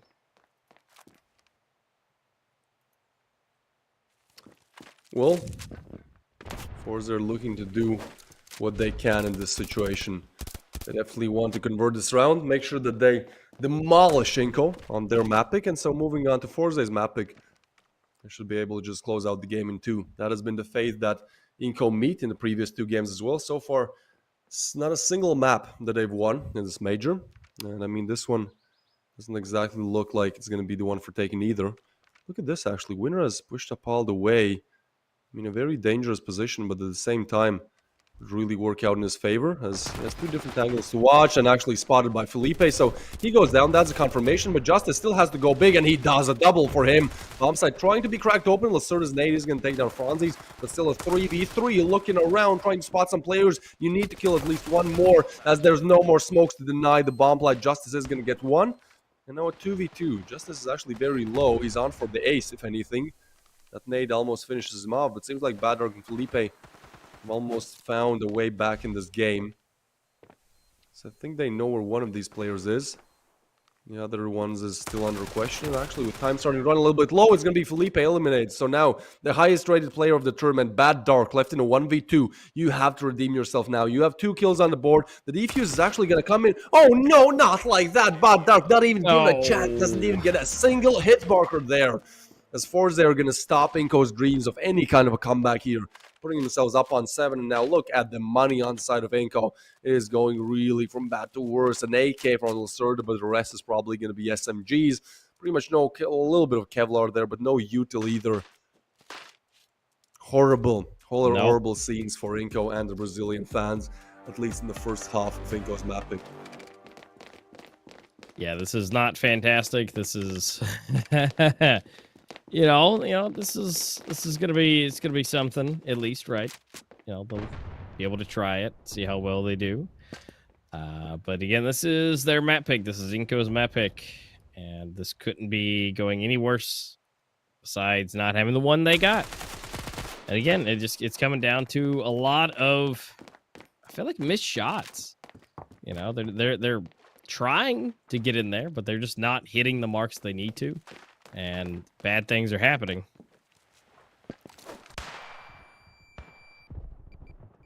They're going to try. Here we go. Rolling it up. They're able to at least get 2. Bomb side is opening up at least. But, oh, they're going to expect Quins. But, 1, but not 2. Felipe for another one. And so now this might be enough. There's absolutely no way. Franz? What? Yeah, he just comes in clutch there. 9 kills on the board for him, and seems like FORZE, they're just having a... They're playing this like it's casual defuse, you know? They're having a team deathmatch over here. Just eliminating all 3-4. What a clip coming in from Franzi's. This is going to be FORZE on 8 now, when, well, the pistol round comes up. At this point, INCO have probably one more chance to even hold on to this game. That would be converting this pistol, and after that, getting some more rounds on the board. Perhaps. We shall see. As we enter round number 10 of play. FORZE so close to convert this map. Obviously, after that, we would go on to Sakura on what was it, Province, where INCO got, well, destroyed by Revile yesterday. So not looking the greatest. But this pistol round, there'll be a difference. 2 nades come in, and actually, oh, that is, look at that. Apart Winner and Franzi's are all on pretty much non-existent HP. That's a great play coming in for INCO. I mean, I love that. The only question is, can they it's great. now convert those frags? Yeah, that's the ultimate goal is can they convert that? And technically, as of right now, it looks like they should be able to. But only time will tell. At least that'll give, INCO a chance to grab something other than 1. It's yeah, it's just crush fingers. They're scooting up, checking everything. This is really interesting. The bomb is dropped all the way towards A, but like Justice is almost looking to open up the B bomb site. Is that going to work out? That's the question. There's going to be some flashes coming in. And well, FORZE actually rotating all the way over. I like that play. I feel like INCO might have caught onto it as they're already sending one rotation towards A, but at least that's attempting to pull on a fake. And Quins actually on some HP here, trying to clear the site. This is really off of Justice and Quins, right? Like they have to be the ones getting the frags. As for a part Winner Franzi's, it's more about just getting as much damage in as possible. One step away from getting eliminated. Ooh, and that's a big frag for Quinn. Cross is not aware. Quins finds the perfect timing, and even though Norton is able to find one, still has to find more. Gets the What? double there as well. I think he knows where Quins is. Okay, good, So good, now good. it's a question of time. Can they do it in enough time? 10 seconds on the clock, but the bomb is still yet to be planted. Now it's getting retrieved, and the plant is going to go down. As Justice actually, what is happening here? He gets a knife frag, and the bomb is planted, but he is going to get denied. I mean, a nice attempt, but simply not enough time. Not enough power to fight with there. As it is going to be INCO getting the defuse in, and well, at least for a little while, extending their welcome in this game. Well, it's gonna, they're gonna stay in here a little bit longer on the gloriousness that is Breeze. But this should be INCO's round. They should be able to get to 3. But FORZE being able to, and only having to get 2 more rounds versus, 7 to get ahead for INCO. Yeah, it's gonna be rough. I mean, that's not to say they can't do it. They just gotta flip that switch. They gotta be on point. They gotta be ready, and time to get going. And so they're gonna be heavy stack for B. It looks like that's where they're gonna be headed to go, trying to go towards. Ooh, okay. Oh, well, no. One way to open up the round. Justice, he's that hero rifle, but I mean, he kind of makes it work. Oh, not like this. This would be a horrible way to go out, as they are somehow going to make their way onto the bomb site. That's already a huge achievement when you all have Glocks. Actually, the bomb to go down. 2 on Quins, gets one through his smoke, retrieves the rifle as well. Oh boy, this is still doable. This should still be an INCO's round, as there's 2 Glocks on the other side, but now with the bomb ticking down, the question is, can they hold on? It seems like they can. Justice gets eliminated, but Winner quick on the refrag. A 1v3 on our hands, and Felipe, the only thing that he can really do in this situation is retreat back. How, INCO? That's the question. You were looking to win this round, at least, extend your stay in the game, but instead, it's going to be FORZE with a single hero rifle and 4 Glocks, making it work. I think Felipe, he doesn't even contest this. Oh, the timing. Oh, just everything falling apart for INCO. FORZE get that 9th on the board, and now look at the cash on the side of INCO. No more rifles. Norton is going to be on a single Deagle, defuse kit, and Kevlar. The rest of the team not really in a better position. As far as they are pretty much one very easy conversion away from, winning INCO's map pick and ultimately taking their second map. That being, of course, Province, where yesterday INCO was struggling as well. So far, zero maps won for INCO in this major. And as much as I want to root and cheer and, be with the Brazilian fans, seems like now is not the time. INCO is simply still not good enough to, or at least their playstyle is different. They're not able to adjust quickly to the way how the Russians and the Europeans are playing the game. So they will have that one final chance to deny this attack on A. And they've actually stacked the correct site, and there's going to be those pistols again. Frost gets one, and Franzi is quick on refrag. Quins gets another, and seems like it could be all over, although still alive is Philip. He goes down as well. And so Assorted, the only one left alive. 1v3 turned to a 0 versus 3. FORZE, they take them first map by storm. 10-2 scoreboard, and that is going to be them pretty happy with this result. Yeah, they've got to be feeling pretty good about it. They're doing better. They're getting in there. Seems like the manager here is quite happy about that. And again, it's just, they're not overly excited just yet. Obviously, there's still 1, maybe 2 more left to go. And at the end of the day, well, only 1 can leave here happy, 1 will not. Like I said, if INCO are not able to do so, then that trip to the Mappa airport could be in their future. And so they've got to find a way. They got to find the courage. They got to find the strats, the abilities. And that's all that it comes down to. It's good to see, some stacked inventories though. I see a lot of red, a lot of arcane. Yeah, seems like the confidence has dwindled a little bit. And I mean, another thing that's actually makes things even worse for INCO. Look, okay, let's assume that they make the comeback, that they win here now on FORZE's map pick. The key word here is round balance, right? Because we are in a situation where Necessary are on the same level as Revile. They're both on 6. So INCO's really only dream here is to win the best of 3 and then have the better round balance than FORZE to, make it out of the groups. The only problem is that they just given away 8 rounds to FORZE, which is a lot. 8 rounds is really going to make that difference. And for FORZE, I mean, this is a dream come true because, in fact, if they win, they're going to be an equal amount of points as necessary and Revile, and definitely getting an 8-2 victory is, again, going to go great in terms of the round balance, in terms of the what they can do, what kind of standing they take if there's 3 teams on 6 points. So kind of the perfect start for FORZE, the most horrible start for INCO. And now, we will see the highlights, obviously, but I feel like for INCO, this could be a task too big to accomplish here, making the 2-map comeback and then making sure that the round balance is there as well. They have to pretty much flawlessly play now. Yeah, they've got to take it ahead. And they got to really just take it by the reins and run with it.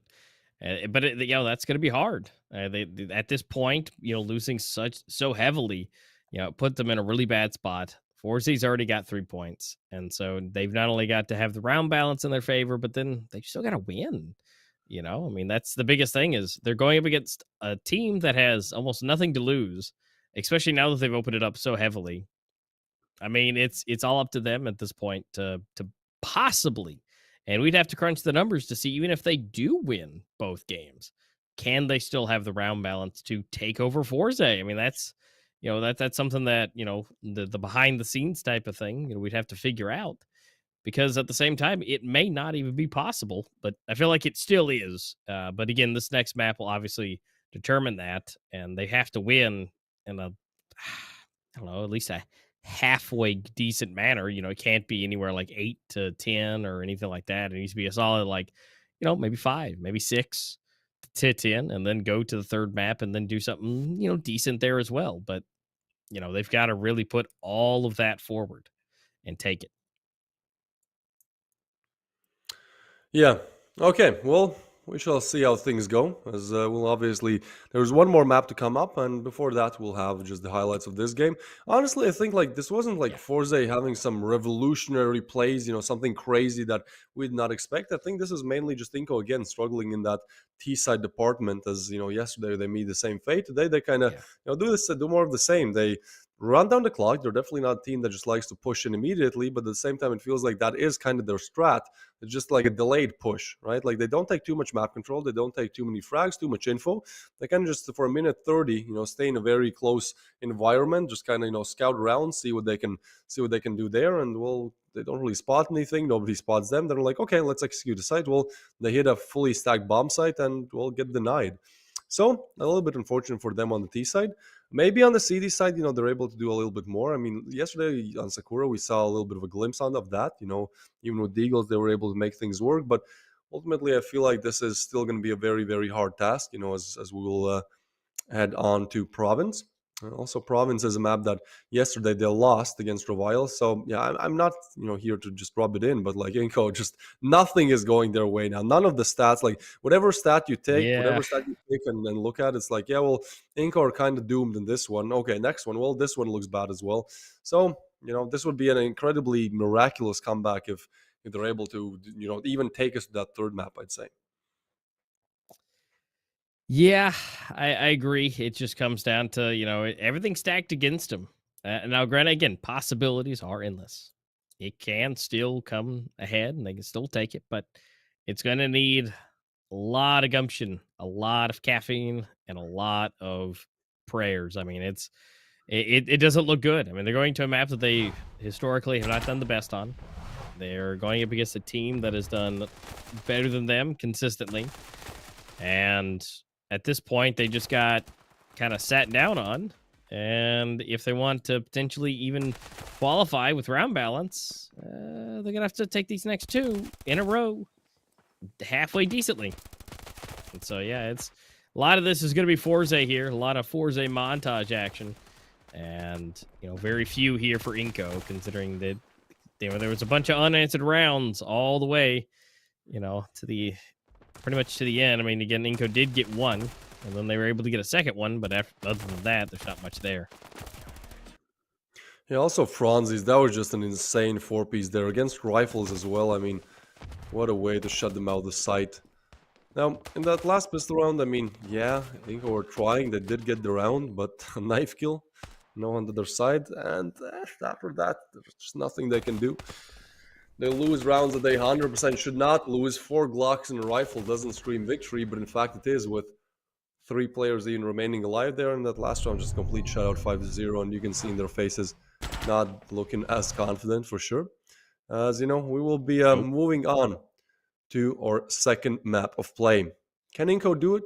For me, I don't want to put them down. I don't want to be like a FORZE fan. I'm just saying, all the stats point the direction of no. So, I think that's the kind of mindset that we will head into in our second game, and we'll see if, in fact, we can be proven wrong.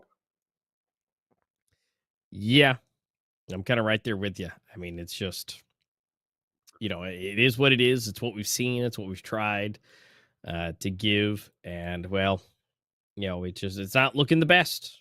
This is a LAN, and again, adapting to that. Maybe they're used to scrimming with some of these players, but they're used to scrimming with a little bit better ping or worse ping, depending on how you want to look at it and how that may work. But again, it's just one of those things where, where do we go from here? And I fully believe that INCO have it in them somewhere. And I don't know if that's in them or out of FORZE. They need to have a little bit worse of a game. Maybe, I don't know. Maybe a little bit on both sides. But maybe they're fresh with Province, right? They did play yesterday. Maybe they've kind of practiced a little bit, and they know what the mistakes they made. Maybe be able to change what happened yesterday. Maybe, I'm throwing a lot of maybes out there. I'm giving some options that the things it does exist. But will it happen? That's what's the likelihood of that? Well, obviously, we talked about this before. I would kind of go more towards no, as literally INCO have not converted a single map. Not talking about best of threes, but just like a single map, is not yet on the board. And now definitely heading into, having that on your mind, having that you're pretty much 100% eliminated from the major on your mind. It's like, I feel like in this game, it could be even that, they're not even trying that much, At the same time, sometimes all you need is zero pressure, because I feel like coming into this major, they have huge pressure. For all the Russian fans, they have like 7 different teams to choose from. Well, the Brazilians, they really only have one that's in the major, and I feel like heading into the major, knowing that pretty much all your country is rooting for you, all the people that play the game in your country, it's like, well, that's a hell of a lot of pressure, and sometimes that pressure does create diamonds, but sometimes it's just overwhelming and you can get in your own head. So perhaps in this game, when like all bets are off, it's pretty much a done deal almost for INCO. They're able to kind of just play without pressure, just play the game that they want to play, almost play around, have it as their sandbox, and well, we shall see. As again, Province should be coming up any second now. Well, will be interesting to see if INCO are able to show us one of the reasons why they've made it to the major. Because so far there has been really almost none. Unfortunate to say that, but we haven't seen, like, I don't know, on T side, just really lacking, I'd say, and definitely not up to par with some of these CIS teams. And then on CD side, the only thing I'll say, those Deagles yesterday, I mean, again, it could have been just like a one-time thing, but they were amazing with pistols yesterday. And today actually as well, showing glimpses of that in the pistol rounds, able to at least connect some shots. But I don't know, with that being kind of that one only party trick that you have and nothing else really on the same level as many other teams, it seems like you're falling quite a bit short. Yeah, you're not wrong. And, that party trick is great. And I don't know, maybe say you should just skip and just, skip an extra round and just keep going with pistols. I might throw them off guard. Maybe. It's just, a thing that they could try. At this point, I feel like it wouldn't be the worst thing for them to try. Just because, what do you get to lose? I mean, again, like I said, they haven't converted a single game whatsoever. And, they're looking to do that here and now as we roll into Province. It's on the way. Cross your fingers. Maybe INCO can make something happen here. This is another game, another chance. But, maybe kind of, sort of, maybe, cross your fingers. Well, it's up to them at this point. We're only here to let you see it.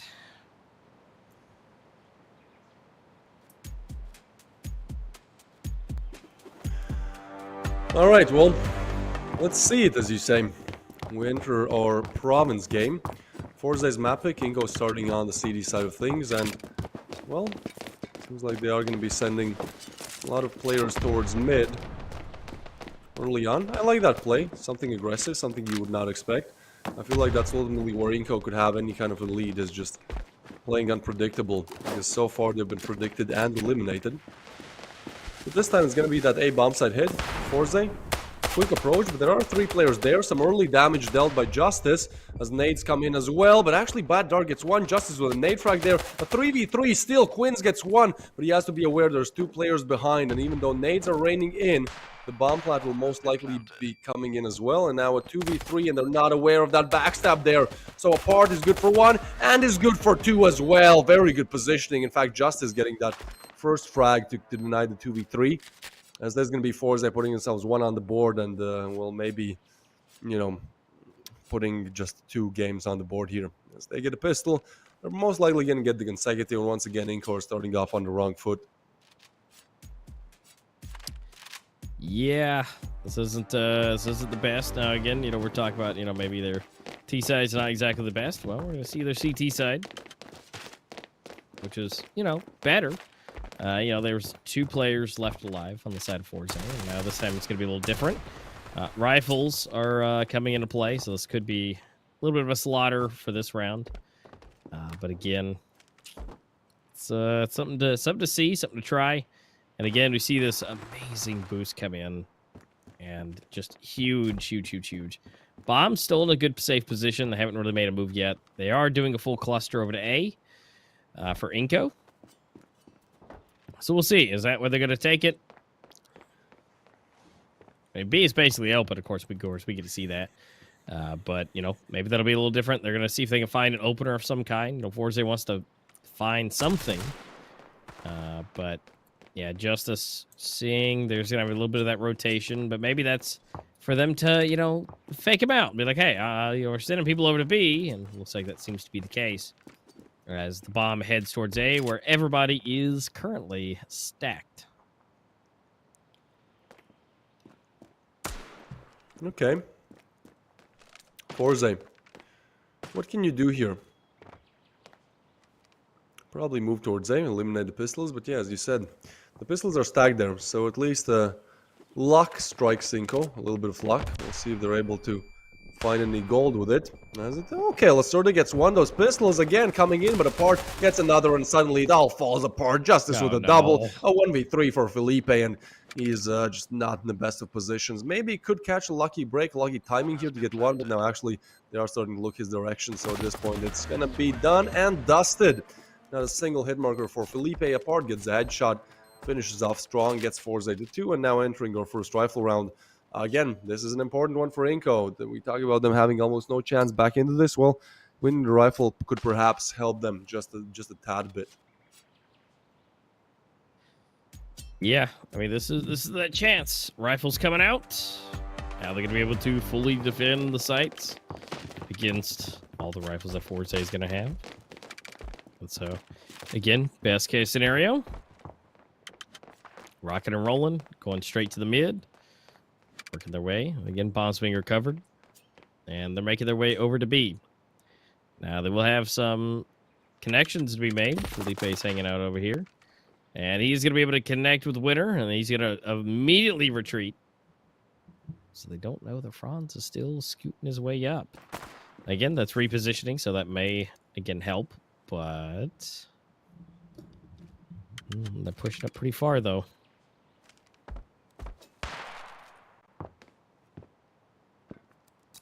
Well, definitely. Look how close they also are. This is going to be a pretty nasty surprise if it comes in correctly, but in fact it does. Felipe gets a double there. And so Apart falls. First rifle round seems to be starting to go FORZE's way as they get a double now. It's a 2v3. INCO still looking to convert it, but somehow FORZE have made it close.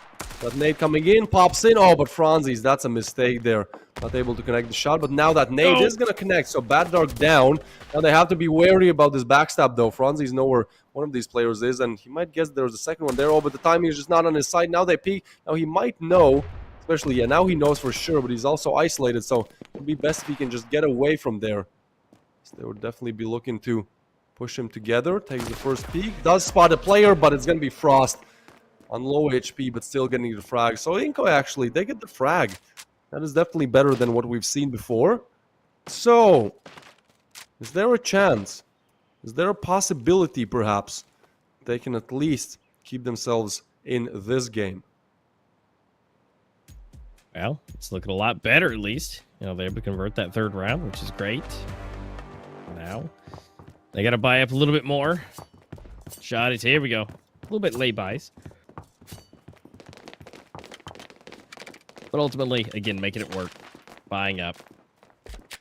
It looks like B is going to be where they want to go for the side of FORZE. They're quickly making their way up. Bomb is in hand. They're going for it. Molly's out. Lacerda's here. Headshot has been made. And the advancement has halted. Ooh, Quins though, quick refrag. I feel like INCO are a bit more aggressive than they should be on the CD side. On T side, they just wait. On CD, they try to play that aggressive Brazilian style, but sometimes, you know, you're just going to be peeking into T players' crosshairs, as FORZE are definitely no strangers to just holding angles. Still a 3v4, seems like it has worked some way, at least for now. But the thing is, again, this is pretty much a throwaway round for FORZE. They're, well, bringing little investment into this one. Even though Quins is still on a scoped rifle, the rest of the team is on a P250 and then an FAL. And actually, I like this play. Yeah, they go towards mid, they make some noise, and well, now they actually spot out Quins. So that should be all she wrote. I mean, the bomb is now down. Getting even, you know, stepped on. If you try to go retrieve the bomb, you're going to meet people with rifles, and when Winner is on 4 HP, he's not even going to be ready for this. Now he is, actually. 30 on the clock. And yeah, nice pre-fire comes in. Felipe with a headshot and a part as well, and that's going to be it for this round. As far as they approach a harder opposition than they probably expected. INCO are going to buy up, so we're going to do FORZE. This is a huge round, right? Like, both teams are in a situation where, well, they want to get the next one, but in fact, if INCO can win this one, they completely break FORZE's economy, allowing them to probably advance up to 4. But if FORZE win, they'll have a bit of a harder task at hand, as INCO's economy is looking good for now, at least good to be buying in the next round. So FORZE, well, they're meeting a very surprising attack here, a very surprising defense rather. Attack stopped, Bad Dart gets that first rifle frag.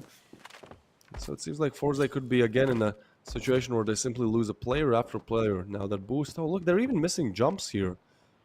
Some boosts missed, and oh look at this, Lacerda, he's so aggressive. I think this is really the thing making it work. Okay, Apart gets one, but oh boy, okay, they actually spot him. Ooh. That was a huge spot. That nade is gonna come in, but still, that is so much info. But they're off the boost now. That's the thing. He got him off the boost. And so, and also, you know, like, now they don't have to worry about that. Yeah, sure. So now he knows there's a lot of people in the back area. He's able to rotate out. He didn't take any damage. So, honestly, I'd call that a solid win for him.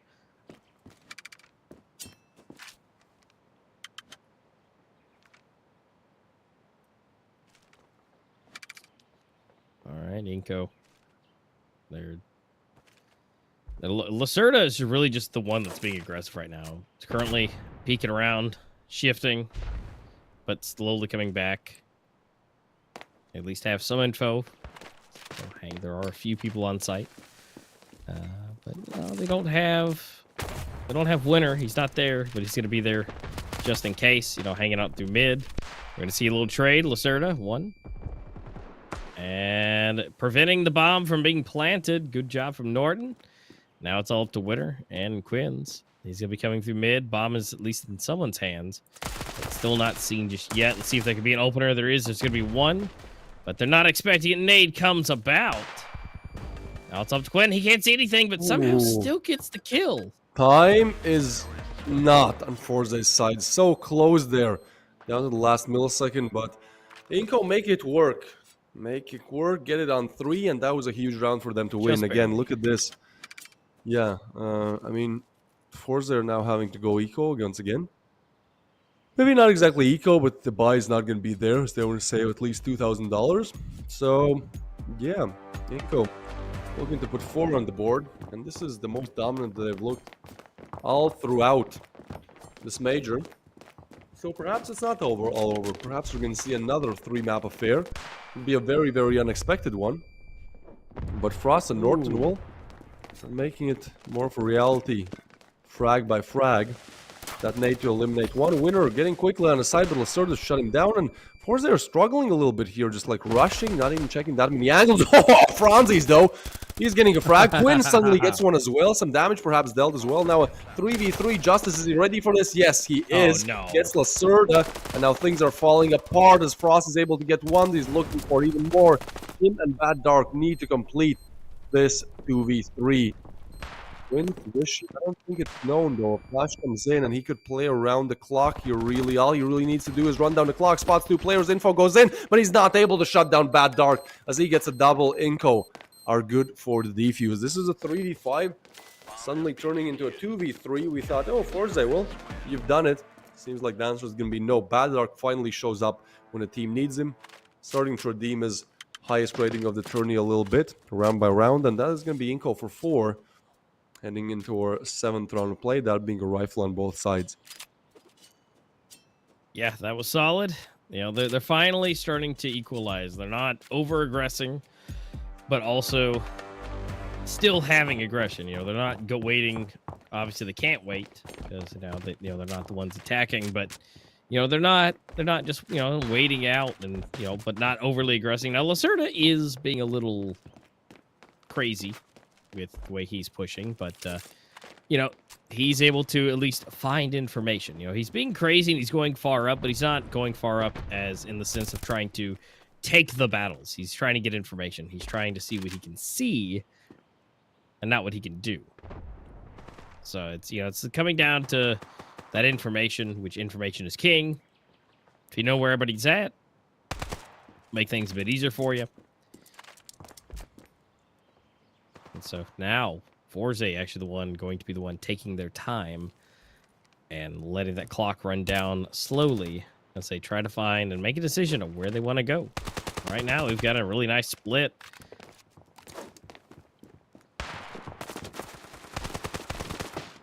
The winner actually is going to get Lacerda. That's a great opening. But can he work off of that? Well, not for now. Bomb being picked up, and INCO, I like this play, right? Like they're kind of just staying on the bomb site, not over-aggressing anywhere, and just making sure that this is going to be a easy one for them, or at least, not any many questions made. Actually, now, rotation is starting to come in. Bad Dark gearing up a bit more towards A, but that is the worst call to make. FORZE have 5 players towards B, and so every second passing is going to be a bigger and bigger issue. Now, actually, rotations are coming in. Molly deny things a little bit. They're going to meet many players on the B bomb side. This is a great start for INCO. The bomb still to go down apart, and Quinn's cleaning it up. Bad Dark only good for 1, for 2 actually. So now down to a 1v2. Felipe this time left in the clutch. Can he do it? Needs to reload first. Left out in the open, and that's going to be a part catching him off guard. Yeah, that's unfortunate. Reloading probably the worst possible spot. As far as they're still going to be able to put the 3rd one on the board. Yep, and so they're going to be able to bring it up just a little bit further. And now with the current money situation, it'll probably be equalized. Again, still keeping it close. I mean, that's about as good as you can ask for right now. And then INCO, they're not out of this just yet. Even though it looked a bit rough last game. They're definitely redeeming themselves here.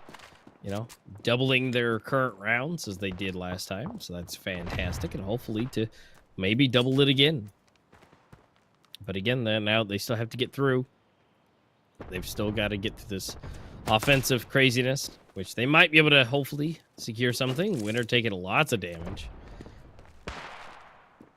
So again, maybe some recovery, some kind of check here. Ooh, Quinn taking a little bit of damage. Yeah, they gotta be careful here. Ooh, Bad Dark. Once again, that pistol comes into play. Quinns is going to try to clear them off the angle. I mean, he literally knows where he is, but still taking a lot of damage there. And actually, again, Frost making the work of the pistol. How are INCO doing this? They're so good with the pistols. We talked about this yesterday. We saw it yesterday on Sakura. And today we seem to see it once again on Province. Now a 3v4. Again, INCO technically should be the ones losing this round as they haven't even retrieved any of the weaponry killed. But at the same time, I mean, so far they're in the lead in terms of players and might not be ready for this double setup towards B. The bomb is going to go more towards A long though. Well, again, wherever they go, they meet two, and now it's going to be Winner getting Lacerda. Felipe is staying strong there, but, I mean, he's kind of just left there to die. And actually, rotation's now coming in, and it's going to be a part ready for it, taking down one, ready for the second as well. Norton goes down from a headshot, as it's only going to be one alive, that being Felipe, and yeah, his position might not be known, but hold on. Well, the bomb is actually making its way towards B, so Felipe has stayed in the same spot for literally a minute 30. Actually, if he takes the lucky peek there, yeah, and I'm not thinking denying the bomb, but not even getting Winner. Winner was low, but the flick was not there. And so, FORZE make a swift recovery, making it all equal on the scoreboard, 4-4. As the code will definitely be there for taking. Go to the promo code section in the shop, punch it in. You'll get yourself a nice gold, or perhaps something else. I don't know. Let us know. So we will be looking to see how exactly this game goes. 4-4 on the scoreboard right now. And technically FORZE looking to put the fifth one on the board. This is their map pick, nevertheless, and they would love to be the leaders of this half. Even though Province is, in my opinion, decided, still want to be pretty strong.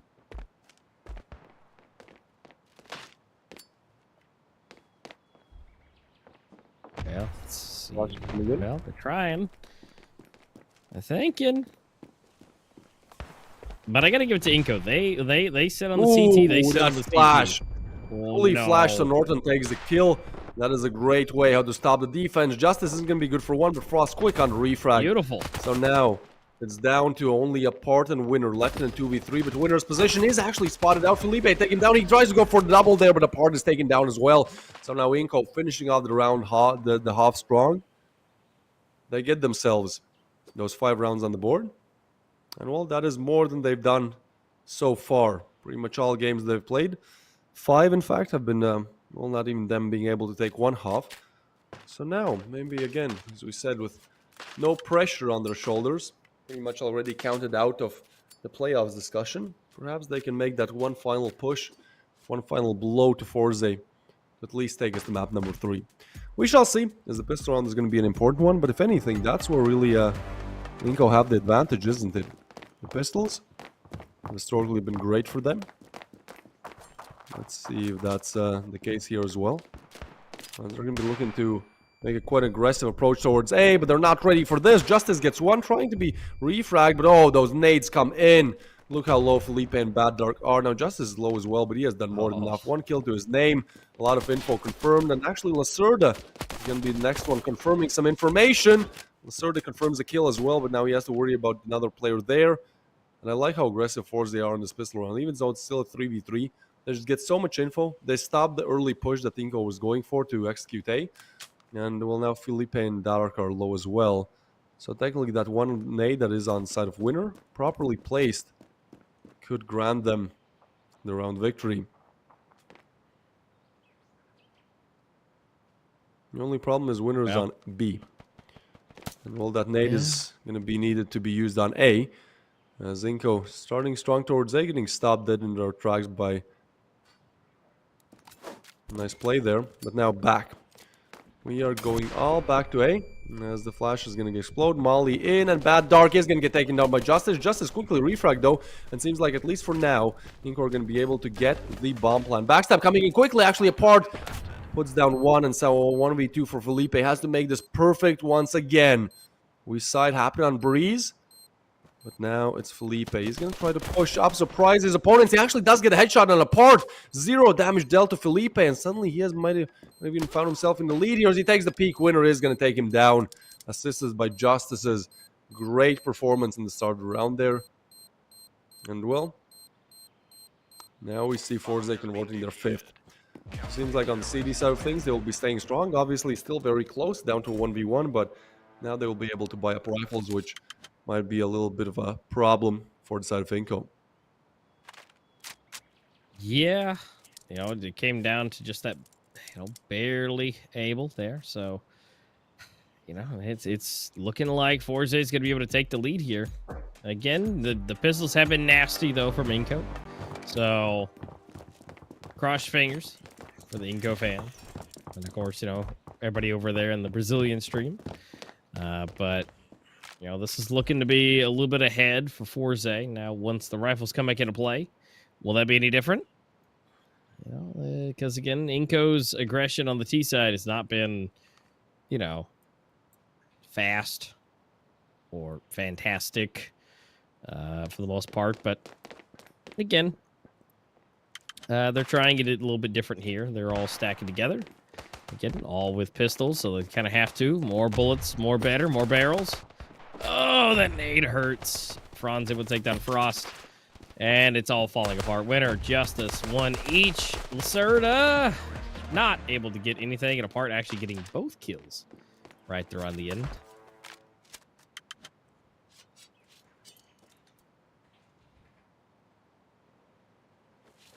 Okay, well, that's 6 on the board for FORZE. First real rifle run comes in, and actually INCO could have a little bit of advantage in this one. I mean, they're up against 3 MP7s. Obviously, FORZE don't want to spend their cash to buy upgraded rifles. It's better to just stick with what you had in the last round. That also means that, at least in the rifle department, things are starting to look a little bit better for the side of INCO. But FORZE, they have all the util in the world. They could really nade down INCO, flash them out, smoke them out, and actually push them. But Felipe is going to be ready for that. Winner goes down without a fight, and I mean, that rifle might be retrieved, but that's still FORZE. I'd say even over-aggressing there. I mean, I get it. You want to go for the aggressive plays, but I feel like that B-long push has been seen time and time again. So, somebody is going to be watching it. And when you're going to push a T player, more often than not, death is going to be your fate. As well now, a 4v5 with a slow one for INCO again. They really love to just, I don't want to say waste, but yeah, waste their time here. Well, I mean, I get it. They want to make sure that they're, catching them off guard wherever they are. There's not enough time for rotations, something like that, to where then they're just making them, get into their positions, those last final stretches, and then it's like, oh, there's not enough time. And then they have to work into a rotation, which is, a strategy, yes. But, a lot of the times, it's, again, if it works. And, it just doesn't seem to be working majority of the time, so I feel like, doing like they're doing somewhat now, getting it in there at least before the 30-second mark is great. And now there's a 3 to 4 person retake, and so hope FORZE's got to make their way in, and everybody's on the Bob site now. They've got to try to isolate these duels to make anything happen first.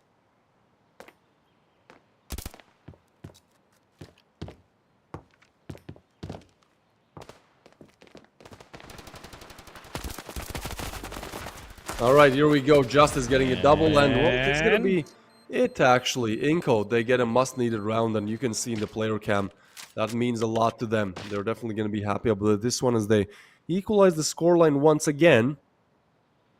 We will be seeing FORZE potentially looking to, well, try their best here.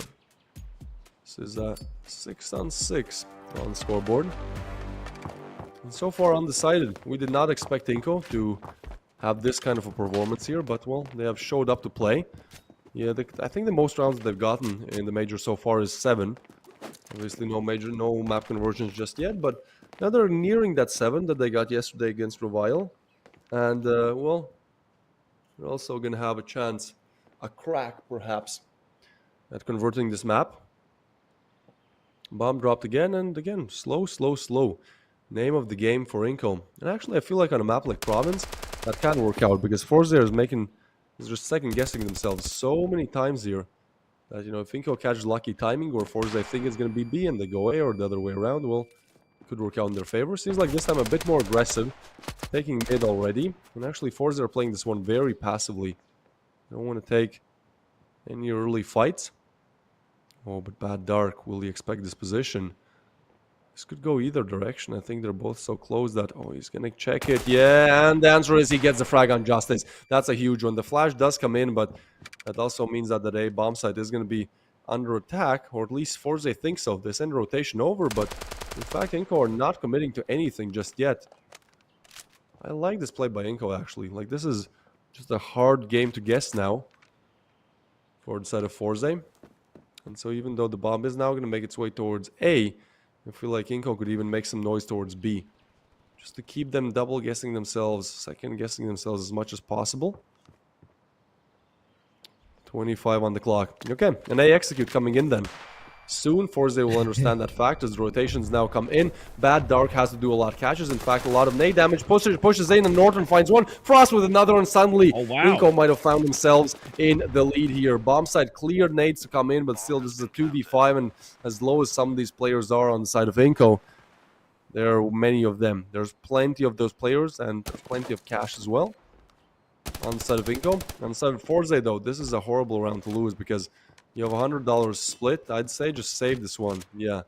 FORZE get the memo. At least you're going to be able to bring an MP7 and a rifle onto the next round. But if anything, this is a bit underwhelming coming in from FORZE. I mean, again, their map pick. And I kind of get it, right? Like, I kind of get it. This was yesterday a map that INCO will struggle to even put any boards on the board, any rounds on the board, excuse me. For today, seems like they've showed up to play. As you said, maybe done some extra practicing. I also think that their gameplay on the T side is really good now. They have making small adjustments to it, have kind of completely turned it around. You know, we saw them previously just kind of stay and for a minute 30 do nothing. Well, now they still wait for a minute 30, but this time they still go, well, this time they actually take map control. They take some early frags as well, some info, and well, that gives them all the advantage to convert around. Yeah, I mean, those small tweaks, those small changes seem to be working out quite nicely for them. You know, maybe, they're speeding up a little bit. Instead of doing like the last 20 seconds, they're doing like the last 40 seconds. You know, they basically doubled their time for their speed. And again, it just seems to be working out a little bit better in their favor. But, they're going to see they got halfsies for FORZE. They're trying to spray everything down, see what they can do. They're onto the bomb site. Bomb is going down. They're in the smoke, but again, now it's time for a 5v5 retake, or technically now it's down to 3. 2 already gone down, and let's see if any kind of conversions. Quinn's actually able to quick refrag for 2, but quickly gets taken down, or that's Winner that gets taken down. Quinn still has a chance here, but definitely not. Taking down a lot of damage to Lacerda. 1v2, Franz might have a chance, but no, Lacerda with 3 HP to take his face off. And that's INCO with another round. Actually up by 2. This is unbelievable. I don't think we thought that this was going to be possible, but yeah, INCO have now gotten the most rounds they've gotten on all 6 maps that we've seen so far. And now they're looking to finally get around a map conversion. This would put them on, well, having to decide their fate in the 3rd map of play. We'll see if that's possible, as there's going to be a 6-8 on the scoreboard. Now FORZE, this is a must-win round for them. Justice is on, well, nothing, and Deagle only, but the rest of the team have to make those rifles work. Otherwise, we're going to see INCO on 9 and almost no buy coming in from FORZE the next round. So, a crucial round to win for FORZE. Not so much for INCO, as even if they lose this one, they're still going to be able to buy. So FORZE are really working at a disadvantage here. Yeah, they are. And yeah, well, they're going to have to... FORZE is going to try their hardest. I mean, Justice with only a Deagle. Now, granted, Homeboy's second the highest. I mean, he's got 12 kills. I mean, he's still going to be able to use it plenty. But, it's at the same time, it's not the best buy, but it is a good buy. But then again, as the timer dwindles down, INCO will eventually execute. At this point, they got to make a call because the bomb will either have to go to A at this point, or they might have enough time to rotate out and go over to B. But every second going down they're going to have to make that call. Force definitely have to. And Winner, he shows up when you need him, gets a frag there. Another one in as well. So now 3v4, 30 on the clock. And once again, they've run down the clock, but they've chosen the perfect bomb site to execute. Making FORZE, I think it's B instead going A. It's only going to be a part there, but it gets caught off guard by Bad Dark. And now the bomb site is completely open for business. INCO making things work. We did not think this was going to be possible in a 3v5, but in a 3v3 with the bomb planted, well, that's a completely different scenario. So now, FORZE have 20 seconds to clear out the bomb site and defuse the bomb. That's a lot to ask from them.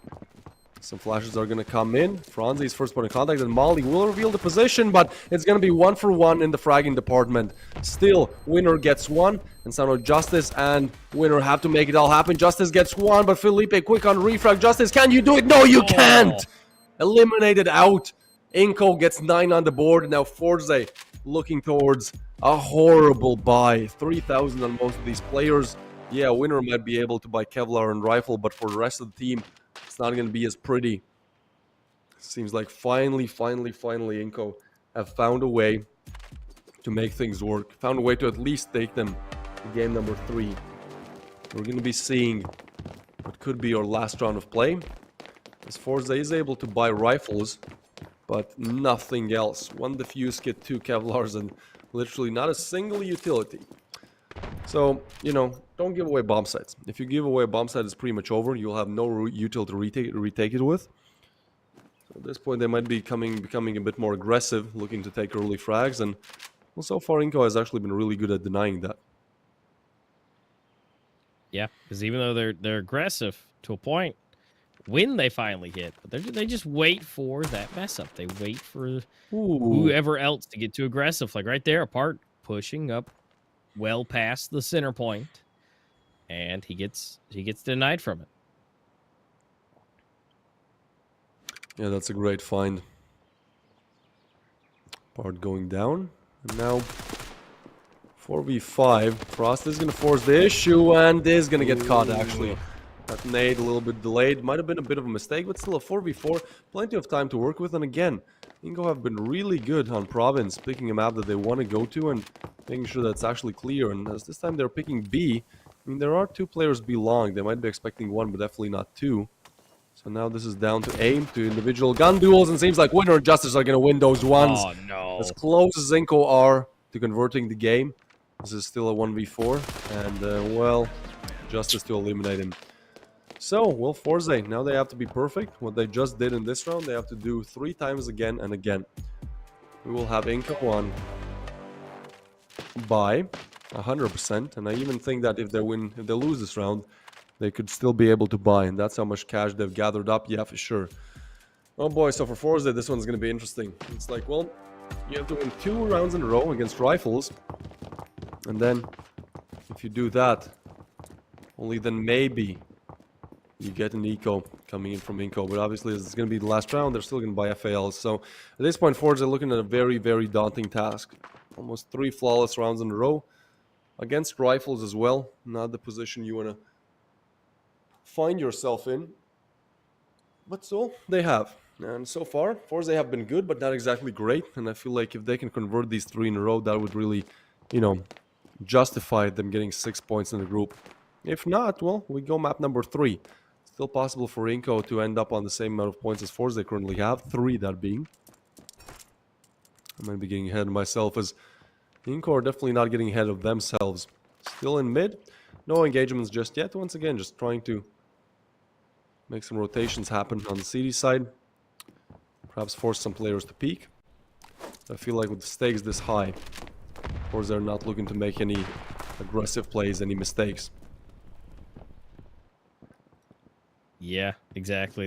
Again, those mistakes will cost them around. If they can play this properly, they could take it home. If they make those mistakes, then they're going to another round, and then that's putting just FORZE ever so slightly closer to being able to take it. So I can see why INCO they don't want to go too crazy. But guess what? 30 seconds left. Now they got to make a push. There's a lot of motion to A. Guess what? They don't have anything to enter the site with. Nothing really to do. No mollies, no nades. And it's showing apart 1, 2, Quins for another, Justice for the 4th, and Lacerda as the 5th, getting 2. But Quins gets his 3rd. So that is 8 on the board for FORZE. And now they're going to buy up for the side of INCO. But, you know, this is going to be that full force again.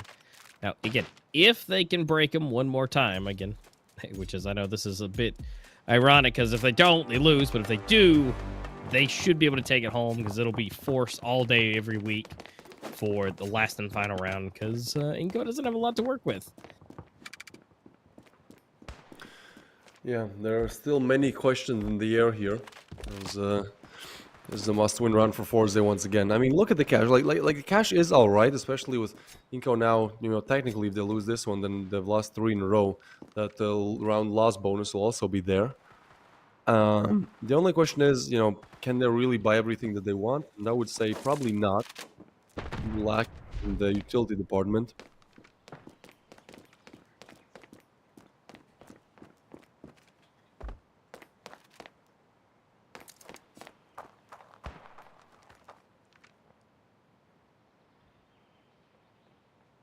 Well, 5v5. Some util coming in. Can you do it? That is the real question here. INCO are definitely looking to show their worth. It's going to be a tall order here as we're approaching what could be our last round of this half. Well, let's see. From this whole game, you'd say. Norton trying to push in B. One more chance for INCO to make it work. But FORZE, they've called it perfectly. They've stacked B. Some nades, util flying in. A lot of early damage suffered, but Frost gets one with a jump shot. Quins and Justice quick on refrag. Winner with another. No, not like this, INCO. You've fallen apart once again. It's going to be 9-9. We go the whole 9 yards. We go the whole distance here. As now INCO have found themselves in a situation where, well, they can't exactly buy everything that their heart desires. They're going to be left with a little bit of a worse position here. You know, yeah, they might be able to buy rifles and Kevlar, but util, that's going to be on the low here. And especially on T side, we both know how important that util is, Master. Yeah, this is incredible showing from FORZE. And yeah, it is horrendously important for breaking into the site. And you know who has all the util? FORZE. They got everything they want. They can prevent, stop, keep them back. Molly off, nade off. They can do whatever they want. They can off everything. But, yeah, bunch of FALs to have a good time. And I would assume this time they're going to try to maybe approach a bit faster than the last 30 seconds. But yeah, that could be just an assumption here. But it's the last round. Someone's got to lose. And if INCO lose, they're out. But if FORZE, you know, if they are, you know, unfortunately they fumble here, then we go to map number 3. But this is do or die. This is potentially the last round for you guys to see INCO in this entire major. Yeah, things starting to look a little bit gloomy for INCO. They are so close, yet so far. And now they will be looking to convert that last round. That's true. That's true. But at the same time, how exactly do you get it? Even though at start of this second half, INCO were very good at guessing which bomb site to pick. In the last couple of rounds, that's been flipped on its head. They almost always choose to pick the most attacked bomb site, the most heavily guarded bomb site. 3 on A, and seems like INCO are going to go for A once again. 30 seconds on the clock. You have to make this one perfect. Pushing in. Molly's coming in as well, and so far no frags found. Possibly a 5v5 retake as Frost takes the first one down. Now it's down to Quins, and he takes down one with a nade. Another one for Quins. Justice with another, and suddenly a 2v4 bomb down, but Frost quick on refrag there. Justice to go down, and Frost with a double. Almost gets a triple as well. Gets away as Quins gets one. Now it's all left up to Frost. He did make 2 kills possible, now has to find 2 more in a 1v2. They know where he is, has to begin, he burns to a crisp! It's INCO eliminated! As Frost is not able to complete the clutch. It's gonna be FORZE. Oh, so close. You can see the tension in their faces. This one was just even, yeah, I was really excited about this one. That last round, almost working out. I mean, they do get the bomb down, but, you know, Quins and Justice doing the most of the heavy lifting there, and at the end just, you know, falls on one player. And as good as Frost was all throughout this series, yeah, you can see on his face, not good enough. that is all over. 0 points for the Brazilians in this group stage. Not making it to the playoffs, eliminated. And you can see this is not what they wanted. Once again, No. they might be great in Brazil. They might be the best team in Brazil. But once it comes to playing well against Russians, against Europeans, against the CIS region in general, well, it's not going as well. You can see handshakes as well. But yeah, a little bit unfortunate. Goodbye. Even say goodbye, Master. That's Yeah, it's unfortunate. do I that. hate it. I was hoping for maybe at least one, and just unfortunately, map number 1 was just not great. They came down to the wire here, and ultimately, they got burned to a crisp at the last possible second. That's rough. And that was well played by FORZE, being able to really make sure that they had the utility at the end, and well, INCO did not. So they didn't have a whole lot for them to save themselves or do anything with that. So man, that's rough. But congratulations, FORZE, for being able to grab 2 out of 3 rounds.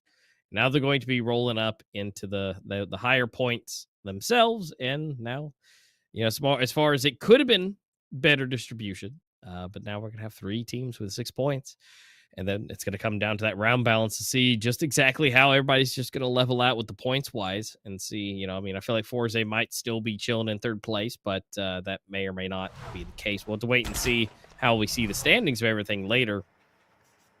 But look at this. The other side of their names, they're putting their flag in the Hall of Fame, and just having it there.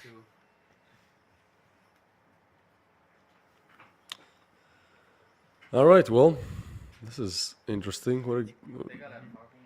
They are Potentially is for a fan. perhaps. Yeah, maybe. We shall see. Seems pretty happy about it. Yeah, but that's great. Again, they even though they are not able to continue on for today and in this major, in their respective areas, they are still number 1. They're still one of the best Brazilian teams in the world and in their region. But at the same time, it happens where, you're not able to convert anything. Maybe next time we see them, they can convert all of them. It could be, I say based off the group that they're in, but, I'm pretty sure they don't want to be in Group B.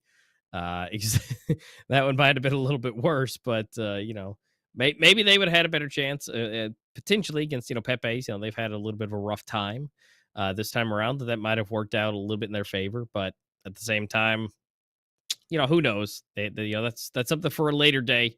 But again, FORZE, congratulations. You guys are definitely secured your place. You will be staying at this point, and we'll be moving on to the next set of matches, which will be Saints versus Pepe's. But of course, we got to see those highlights, the recaps, and everything. We'll see where all the standings were, see who the MVP is. But yeah, Saints versus Pepe's will be next. That's going to be a very interesting run. As I was just mentioning, that Pepe's might have been a good play for INCO, and Saints is Saints. So that one may be a quick results or maybe not. Yeah, that's ultimately a lot of questions still in there. Another thing that's still in there, still getting prepared, is obviously the highlights and the MVPs. But unfortunately, we have to say goodbye to INCO, as they will be once again, looking to show their worth perhaps in the next upcoming major. But for now, that is going to be it. We're even a bit ahead of our schedule here. Obviously, now we're also done with Group A, meaning that INCO is going home, meaning that, things get really interesting there, because FORZE, Necessary, and Revile are all on 6 points, so only round balance will decide who takes first and who takes third. And then now we are, halfway through the last day of the group stage, and, we are ready to head on to group number B. Hey, Master, what do we have coming up there? Well, Saints versus Pepe's is coming, and then we also have Noobs versus Horizon, and, it's some more to become. Of course, we see, INCO here, they're finalizing things. They're like, hey, it's not, nice little shots here. Again, they're going home, but they're leaving something behind, at least, some memories and a flag. It looks like they're all signed, going into, a little bit of that Hall of Fame area. Just again, unfortunately, nothing else. But again, coming up is Saints versus Pepe's and the Noobs versus Horizon. Horizon, maybe not played the best, but Noobs have been kind of, hit or miss. I feel like that one could be a potential 3-game match later on today. But again, kind of flip-floppy there. It just kind of all depends on how they're feeling today. But Saints versus Pepe's twist could be a little one-sided. I feel like if Saints need to be off their rocker a little bit for Pepe's to have a good chance. But again, we also then said that about Revile, and they decided to take a dub too. So, it could be a little different, but that's kind of the expectation. And of course, if we get shown up wrong, that's even better. Well, yeah, that is definitely the expectation. We will see how things stand. As first of all, we have to get through these highlights. And yeah, I mean, this was definitely, I feel like that one game where we definitely saw why INCO have made it to the major, why they are the best team in Brazil. This one, they had a little bit of a flair to them. They were very chaotic, but at the same time, I loved their T-side. It was so weird, right? Because T-side was the one thing that we just said did not work out for INCO at all. Well, for some reason, they were actually able to do quite a lot in this time of round, on their T-side. On the CD, they did all right, but then on T, we're like, oh boy, this is really working out for them. They know what they're doing. They're picking the correct sites. They're making FORZE all the time guess which side it's going to be, and they're good in the fragging department too. Unfortunately, falling just a little bit too short there, unable to close out the game. That seems like it has been many a times a problem for many teams. When you're 9 rounds up, something just happens, and you're just not able to get that last one, that one last final round. As Felipe got a double there. You can see the emotions are there. And yeah, an interesting end. Yeah, interesting indeed. It came down to those final moments. And here it is. There's that 9-9. Quinn's made a huge part of this. And just getting burned alive the last second. I mean, you could see just the incredible excitement from that. And, Franz may not have been doing the best for the team, but everybody else above 1.0, especially Quinn's up there. He's really the MVP who made a lot of those last final rounds really happen, but can't say anything much about also Part and Justice with 18 kills respectively each. And, I mean, Lacerda still made above 1.0, but everybody else falling a little short of that. But again, so close. 9-9, but ultimately getting burned alive the last second. It happens. And Quinn's actually still coming out as that MVP. Not as many kills, but, just barely. His impact was huge. And still having that 1.42 KD, still coming in clutch, at least getting 1.5 kills for every death. Yeah, I mean, great performance by him. Again, Quinn's, he was not showing up at all yesterday. He had, I think, the worst performance in the major so far. We saw 0.13 rating on him. So it's absolutely amazing to see that, he has been able to come back with a vengeance here, getting the MVP here, and ultimately getting FORZE to equal amount of points as necessary and Revile have, battling with the giants of the group. But now, obviously, as we said, Group A is finished. One team is already out, that being INCO. We say goodbye to them. And now we're looking to decide which team of Group B will also be going home today, as our next match is going to be Saints versus Pepe's. And before that, we'll take a short little break.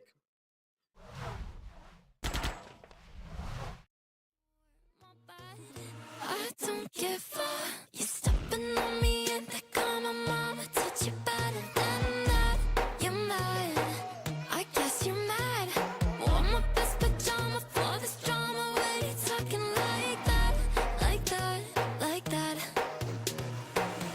I'm not gonna spend the night. I'm talking. You got bad things on your mind. Keep walking. Spit your words on someone else. Don't act like you're so obsessed with me, with me. You know that I ain't coming back. I'm sorry. Read my lips, you do not like that. You're drowning without me. Take it all back, but if you want my sympathy, honey, well, come as a bitch, get ready for this.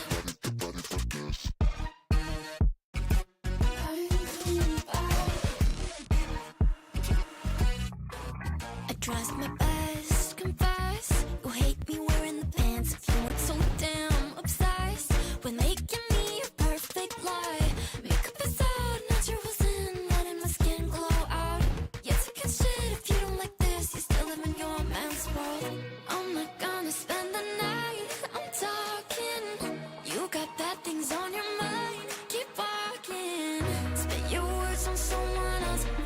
like you're so obsessed with me, with me.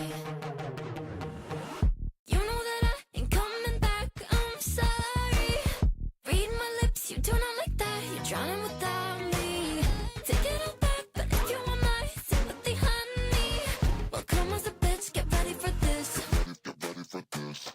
You know that I ain't coming back, I'm sorry. Read my lips, you do not like that, you're drowning without me. Take it all back, but if you want my sympathy, honey, well, come as a bitch, get ready for this.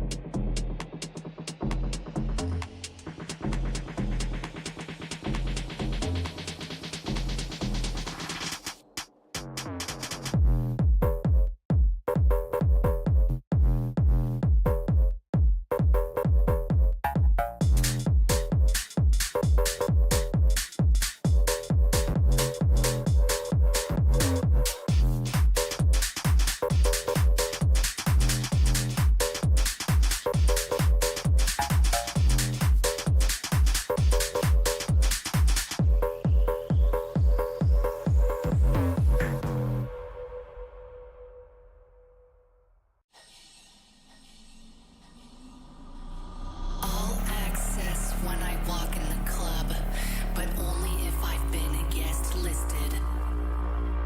All access when I walk in the club, but only if I've been a guest listed. Walk in the club, walk in the club, walk in the club, walk in the club.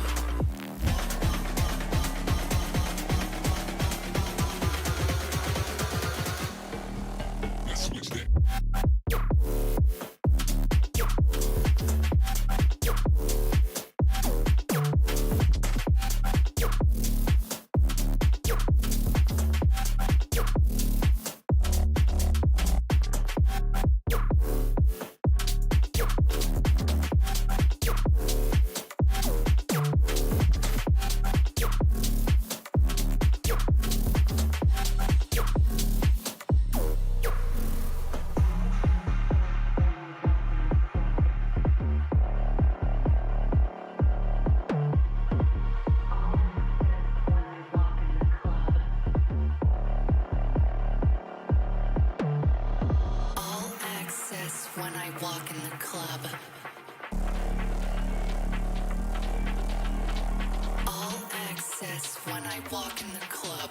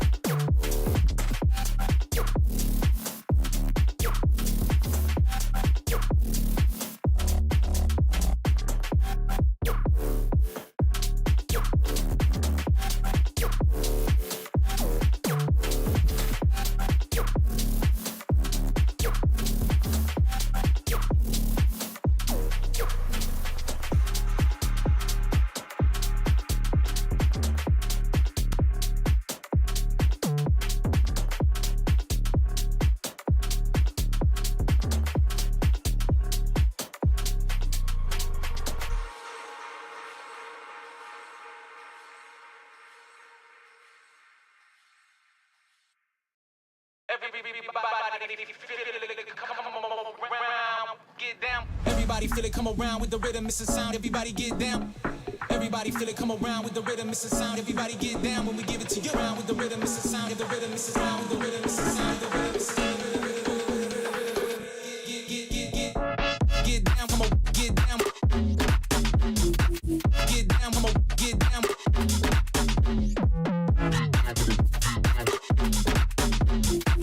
Get down, come on, get down.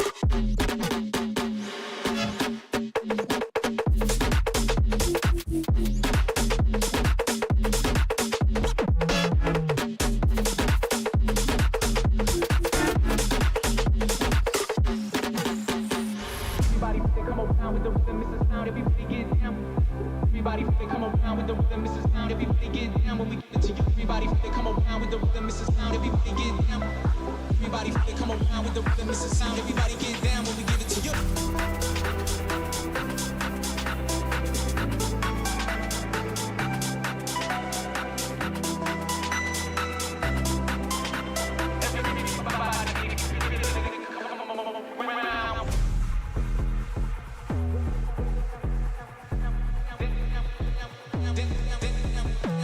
The rhythm is a sound, the rhythm is a round with the rhythm is a sound, the rhythm is a get down, come on, get down. Get down, come on, get down. Get down, come on, get down. Get down, come on, get down. Everybody feel it, come around with the rhythm is a sound, everybody get down. Everybody feel it, come around with the rhythm is a sound, everybody get down when we give it to you. Everybody feel it, come around with the rhythm is a sound, everybody get down. Everybody feel it, come around with the rhythm is a sound, everybody get down when we give it to you.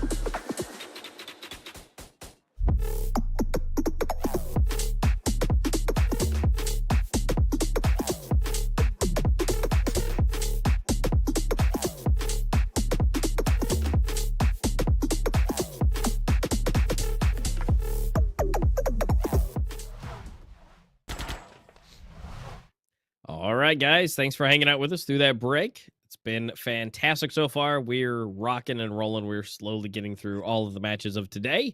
We've already gotten 2 games out of the way, and now we're on our way to our 3rd. This one may be a surprise. This one may not be. INCO almost kept us going, but ultimately, FORZE took it all the way. But the surprise of today was how it started, honestly, with Revile and Necessary and Revile being able to actually take it. That was just incredible to watch. So again, if you guys hadn't watched it, go check it out after we get done with today. But Saints versus Pepe's will be coming up next. Pepe's is not doing so hot, and Saints is kind of on fire. Twist, what do you think is going to be coming up with this? Well, technically, this should be the biggest, one-sided game, the biggest one-sided best of 3 of the whole tournament, right? Like we have Pepe's who are currently on 0 Yeah. points. On the other side, we have Saints who are currently on, well, not a single map that they've lost. And yesterday, what a way to, continue on with that streak. The win over Horizon, what many thought would be the second best or the best team in this tournament, they get eliminated 2-0. Obviously, the mastermind behind this all is going to be Gentleman leading the team, the in-game leader, and well, obviously Lunax, Reason, Pronix, and Sid as well there, looking to do their best today. As currently not a single map that they've lost, and now coming up against Pepe's, the underdogs of the group, literally on 0 points. Well, yeah, we've seen some crazy things. We've seen INCO as well fight for their lives as they are denied at the end in the previous best of 3, but I feel like even this is going to be too much to ask, you'd say. Well, let's see how it goes. Yeah. As obviously for Saints, it's just like a formality. They've already qualified to the playoffs, but only now looking to actually be the only team that goes undefeated, as we did see the other giants of Group A fall today. Necessary was not able to win over. Well, Saints have been able to just, oh, look at this. That is insane. They are currently on 5 Nothing. game win streak. And also, yeah, they've been winning. How many is that? 11. So 11 straight maps in a row without, they haven't given up a single map in 11 games. 11 maps played, 11 maps won. Well, if you're on the side of Pepe's, you're probably like, yeah, this is starting to look a little not so Yeah. good. Not so good, you know. Saints are currently just absolutely insane. We can see Gentleman always very emotive, always very happy to well, you know, give back to his fans. Saints definitely has a pretty big fan base, but you know, for a good reason. These guys have been able to do so much recently. I don't think many expected them to perform as good as they are currently in the major. And if anything, you know, they are looking to make a repeat of the previous major. As we have to remember, the previous Standoff 2 major, well, it was Horizon and Saints meeting in the final and Saints winning it out in the end. So, you know, for Horizon, things are looking a little bit more on the lower side. Well, for Saints, everything is flowing smoothly. And will Pepe's really be the team that denies that smoothness? Yeah, that's the thing is, will Pepe's be that one? Will Pepe's be the one to break 11 game streak with them currently being the worst performer in the entire Group B? That's gonna be a hard ask. You know, Pepe's, you know, they've been, you know, they did good in the minor, but some things happened, and maybe it's just the other placement. Maybe they didn't, you know, have a good night's sleep. Who knows? But you know, Pepe's is running on fumes at this point. And I mean, just, you know, ratings wise, it's not the best. You know, even down to 0.83 for payback, but you know, they're bringing it back up. And I mean, Cott definitely has his moments as well. You know, he's done great. And really, the whole roster's done good. I wouldn't say they've done, you know, exceptionally terrible, but again, they haven't been able to secure. They've been able to get some rounds in some games. You know, they got one against Horizon and one against Noobs. So they're going the distance, but they're not securing. And I mean, they did beat Noobs before previously, but again, it's you know, in the past, and the past is in the past, and today is today. So Very good. yeah, it's unfortunate, you know, for them to where, you know, they've been able to do it, but can they do it again? Well, let's see what kind of an assessment we're going to be able to make. Obviously, there is still the map veto to come up. Now, Saints, yesterday, 10-0 on Rust. I would expect there to be a Rust ban coming in immediately, you know, because when you're Yeah. Pepe's, you're already, you know, in a huge disadvantage. The last thing that you want is to go on Rust, you know, a map where a team technically better than you, Horizon, got eliminated without a single chance yesterday. So I would expect an instant Rust ban, and if it's not banned, I would expect Saints to pick it. Why would you not pick a map that yesterday, you know, you were so great on? Obviously, you know, maybe some of those rounds are close, but at the same time, Rust, I think, is going to be a huge question in this best of 3. I think if Rust is there, if Rust is going to be played, it's, well, there's no chance that Pepe's can even take it to probably map number 3. But Uh-oh. in fact, Pepe's been province, yeah, and so for Saints, ban is going to be Sandstone. But the pick, let's see the pick here. Oh, it's going to be Zone 9 for Okay. Pepe's, so at least they get that first map. But again, Zone 9 is really anyone's game. And Breeze, actually, for Saints. So they are switching Okay. it up. Actually, we have a chance that Rust is, or No, oh boy, that is just, Oh yeah, that is no. weird. That is not the best for Pepe's. I still don't know why they didn't ban Rust. I mean, sure, maybe they just think they can't do much on Province and Sakura, but at the same time, you kind of want to get the map that your opponents just won 10-0 out on. You know, you want to get that one out. All right, well, so let's see. Starting off on Zone 9. Again, you know, the team that is kind of struggling here, the huge underdogs of this best of 3 are going to be able to at least start on their map pick, which for INCO, I mean, didn't exactly work out, but hey, it's still a little bit of an advantage in a situation where you pretty much have nothing else to Yep. work with. Yeah, and I mean, you know, INCO's a different team. INCO's at a different time, and so, you know, it's there. Maybe they can make Zone 9 happen. You know, Zone 9 is Yield faithful, and you know, sure, Saints have played on plenty of other things so far in the last couple of days, so maybe they're just not as fresh on Zone 9. maybe Pepe's, they practiced last night and they were like, okay, we're gonna pick it. Let's do what we do. And let's just see how it goes. And ultimately, Rust is our decider. And it's not gonna go anywhere unless we may not get to it. Saints may just clear this out, but if Pepe's give them a good fight, we'll be able to see it. But like you said, you're going to a map that Saints just absolutely decimated. One of the other best teams in this entire major, and they just obliterated them on Rust, and that being Horizons. So obviously feel confident in yourself, feel confident in your team, that you might have better executions, better strats than Horizon does. It's totally possible. They can't have the best, for everything. So feel confident, but that's you're following up right after that. So cross your fingers. We'll see how it goes. Yeah, I think ultimately we can do a lot of speculation here, as to where things could go. But at the same time, at least, again, Pepe's have a chance to, well, win another map, because I think so far they have lost both their games, but they have in fact went, the distance yesterday. In fact, yesterday they were quite good against Noobs. We can remember that. In fact, they lost their map against Noobs. We're like, oh well, this looks like it's gonna be amazing. Noobs winning 2-0, too easy. Well, Pepe's were, when they were down, they were never out. They were able to actually win on next map, Noobs map pick, and then head on to a 9-9 on Zone 9, where they unfortunately lose in the 19th round of play. But that doesn't mean that, it didn't show us that Pepe's definitely have the fighting spirit. And so maybe yesterday they were not able to do the impossible. Today is a different day, and we shall see if it's a better one for Pepe's. As we head on to Zone 9, we're going to see our CT and T side placements soon. Obviously, Saints versus Pepe's being the names of the hour, or rather maybe 2 hours here, as this best of 3 might as well go the distance. The only problem is if it does, we go to Rust. Map where Saints yesterday win 10-0 against Horizon. Yeah, and again, Horizon, arguably, one of the better teams, and they absolutely creamed them. There's nowhere else to put it. I mean, if you 10-0 someone, I mean that's an absolute decimation. So it's again, I wouldn't want to be the next team to follow up and go up against Saints on Rust. Now someone has to be. But honestly, at that point, it can't be any worse. You can't get any less than 0. So, worst case scenario, you're in the same boat as someone else. Best case scenario, you get X number above them. I mean, that's as good as it can be. And they're not wasting absolutely any time. Pepe's is on the run, but Lunax is here to delete people. He's gotten 3, Cot got 2, Sid gets Doom.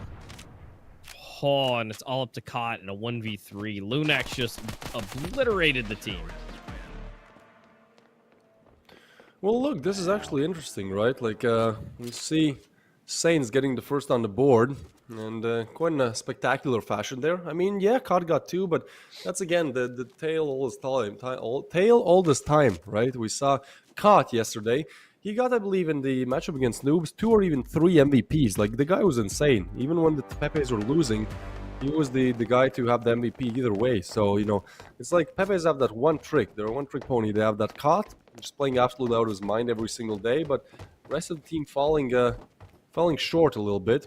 And so, yeah, you might have Cot who will win you some rounds, but will he really win you the game? That is really the question here. Yeah, it is indeed. And I mean, now we got rifles on the side of Saints, which is not what you want to see if you're Pepe's, but they're going to be staring down their barrels. Onyx is making sure he's scooting up. Kyle off, he's just waiting. They need something to happen here.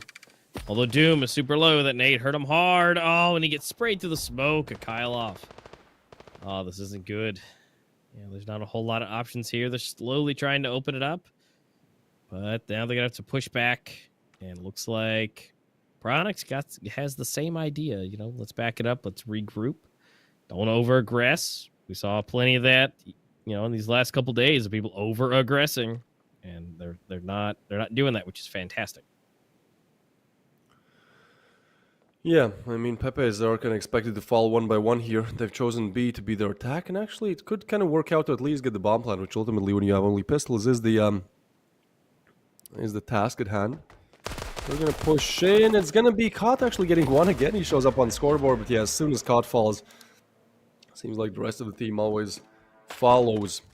So Saints put them up on 2, and now we get to the meat and potatoes, the rifle rounds. Saints haven't really been the ones struggling. You know, when they're able to win a pistol, they normally also convert the first rifle. We've seen other teams kind of, you know, that have a problem at that point. But for Saints, it's all good. It's all good for now. But we shall see if it is so good. As good as they've been in the group stage, we've seen some crazy upsets today. We saw Necessary, a team that we thought was, you know, just going to fly through, actually get eliminated in 3-map fashion. And now the Saints, another one of those perfect score teams, haven't lost a single map. Can they win this round? That is the real question.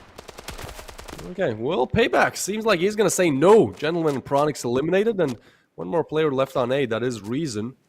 The rotations are going to come in, but it's actually a Kylov going towards B. Oh, I like this play a lot. But as good as Pepe's are in this round, seems like Saints have gotten a notion that it might not be B, that it might not be A. So one player has already rotated. This is interesting. Sid as well. Oh, what a position for him. Payback is going to go down from him, and now they have to worry about Sid as he is really close by. Now he definitely calls it that. Well, there's a rotation going towards B. Unfortunately for Sid, side is already clear, and Cod is going to get the frag. You need this guy. He is the entry fragger, and he is the carry of the team. Look, literally the rest of Pepe's squad who's live right now has 0 frags. Cod is on 4. So I think at this point, Saints are going to call a save. Makes sense, because it's like, well, yeah, we could go for it. Actually, will they? Okay, not that. Unfortunate reason. Lunax still, however, able to find 2. Oh no, Lunax, not like this. He just gets on the bomb right away, starts to defuse, and Doom, you will have to eliminate Lunax. No, no, no! Oh, Lunax, why did you get off the defuse?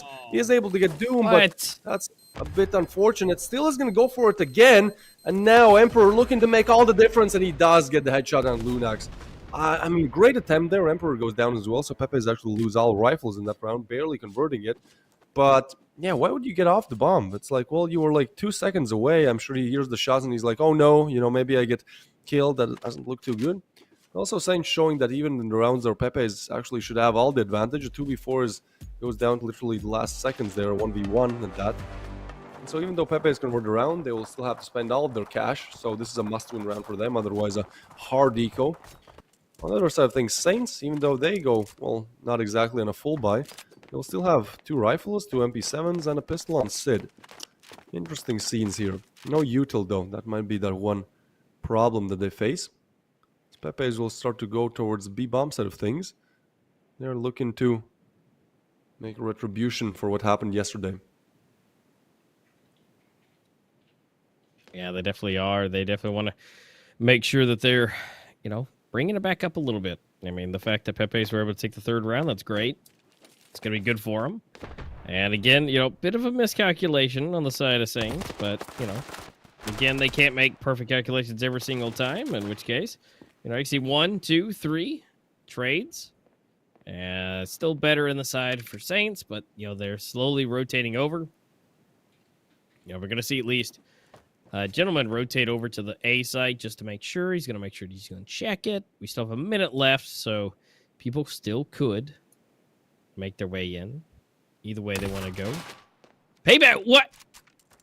What was Payback doing? But he just let him scoot over. I don't understand. Let him cook. 2v3 on our hands.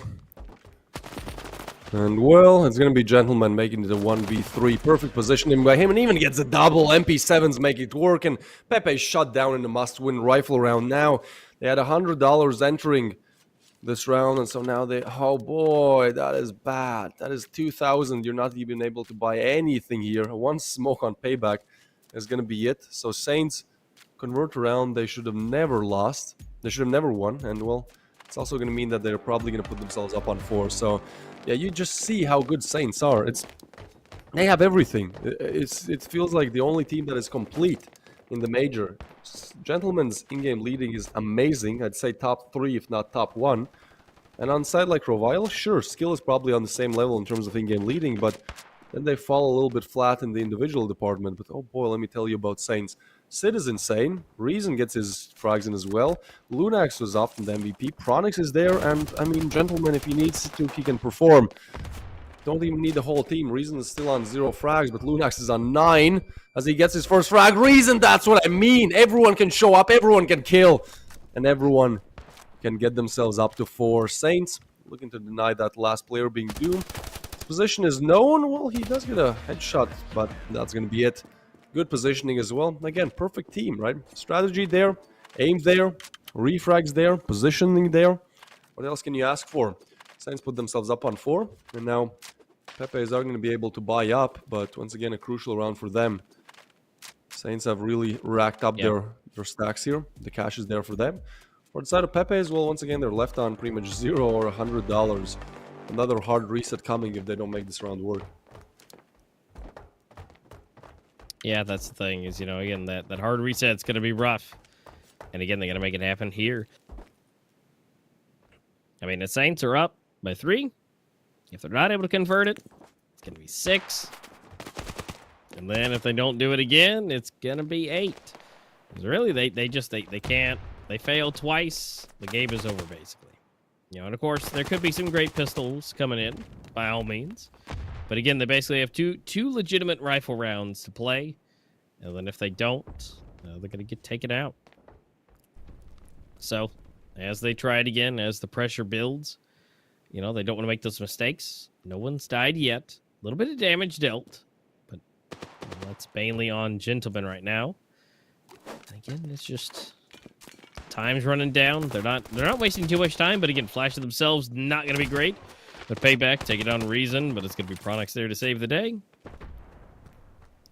And running away is the name of the game. Get in, get out. Live to tell the tale.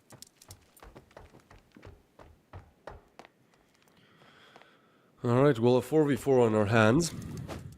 And some nice early util coming in. Pops in. Doom is going to get denied by Pronix. So now a 3v4 on our hands. Zakhailov is looking to take an aggressive peek. It's going to be Pronix to shut him down again. There's nothing that they can find in this game. A rifle round, but 25 on the clock. The bomb is not even picked up. And Pepe is, yeah, they have to retreat back. But from all directions, they're just ambushed. Only Emperor left alive. And he has been changing his nickname a lot. Yesterday we see 3 6s added to his name. Today they've gone. Seems like the deal with the devil has not worked out. So he has returned back to, well, trying to do the best in a 1v3 where like everything, util usage as well. How do you even prepare that nade? I mean, sure, it might be a lucky throw, but at the same time, Saints are just doing everything perfectly right now. Yeah, they are not wanting to lose anything. They're making every call work. They're making every call perfect. And again, now we're down to some force a little bit. You know, we got a Mac, we got some Tech 9 and P5. You know, it's scrappy. It is. They went straight to the scrapyard, pulled out whatever they could, and now they're gonna see what they can do to execute it. But it looks like they're in a full force flying over to B, and that full force is also gonna be able to meet Pronix. He's able to at least say, hey, there's at least one person. He's got eyes. But now nades flying. Gentlemen, here for some retribution, getting 1 and 2. And, well, within a matter of seconds, the entire kill feed goes blue. And now we're at 6. We've gotten there quickly. And they're showing no signs of slowing down. I would assume there's obviously we're seeing it now. A tactical pause coming in because they've got to really kind of bring themselves back and be like, okay. What just happened? What just happened? What do we got to make sure that we're back in this. Mm-hmm. Yeah, for sure. I mean, this is a bit interesting, right? Gentleman giving his speech. You know, on the other side of things, I mean, they look a little bit, I wouldn't say doomed, but like Pepe's, their heads down, obviously looking at the iPad, but I don't know, they just don't give me the vibe that, you know, they're still in this, that, oh yeah, this is going to be our first 3 points on the board. It seems like, if anything, they're pretty much trying to, deal with the fact that most likely they will get eliminated out of the major. The Saints have now 6 on the board. Pepe is looking to lose their map pick. In what fashion as well, right? Like 6-1 being Saints' advantage on Pepe's map pick. That's just, again, it gets from bad to worse. Reason takes down a Kyla, and it's just a tilter.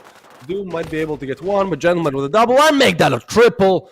Payback, the only one left alive in a 1v4, and this is just struggling at this point. Struggling to even get to a bomb site, man. I think this could be a 2-round, 2-map affair. Well, Payback is gonna make his name come true a little bit. As he drops Gentleman. There's a minute 20 on the clock. Would he go for it? Probably. Should he? Probably not.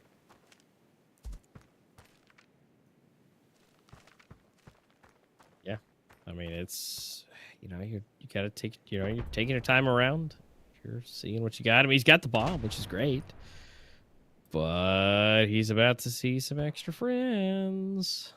They just want to say hi with their bullets. And, at this point, he might make some connections here. Lunax might say hi. But he's in a bit of a tough situation. He's got to move.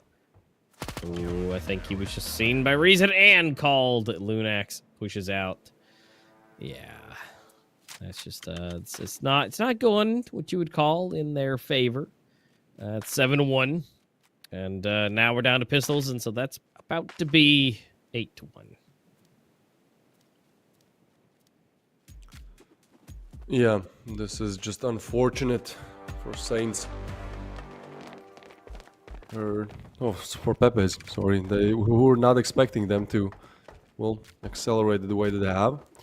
But again, this is Pepe's map pick, so, once we get to the next map, it's going to be even more gloomy in the camp of Pepe's.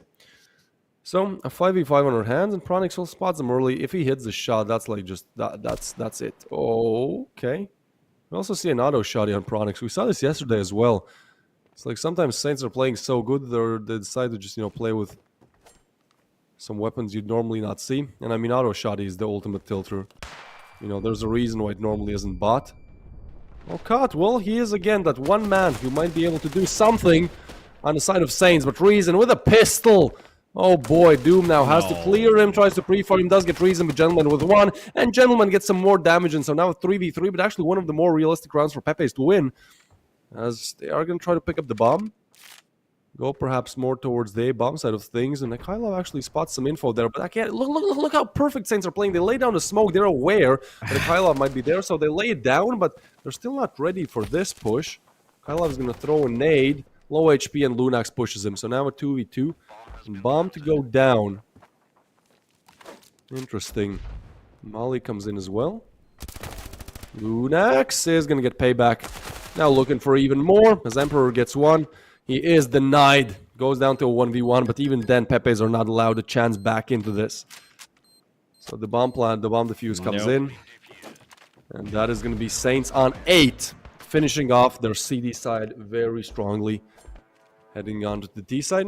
We'll see if things change. Probably not. Saints seem to just live it in this major. Defeating Horizon 10-0 yesterday. Next match, 8-1. Looking to get to 10-1 as quickly as possible. Yeah, you're right.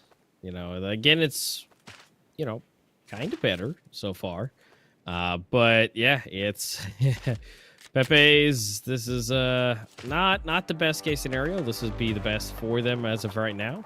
If they could potentially, grab something like that, one pistol here, maybe the next round it won't be as bad.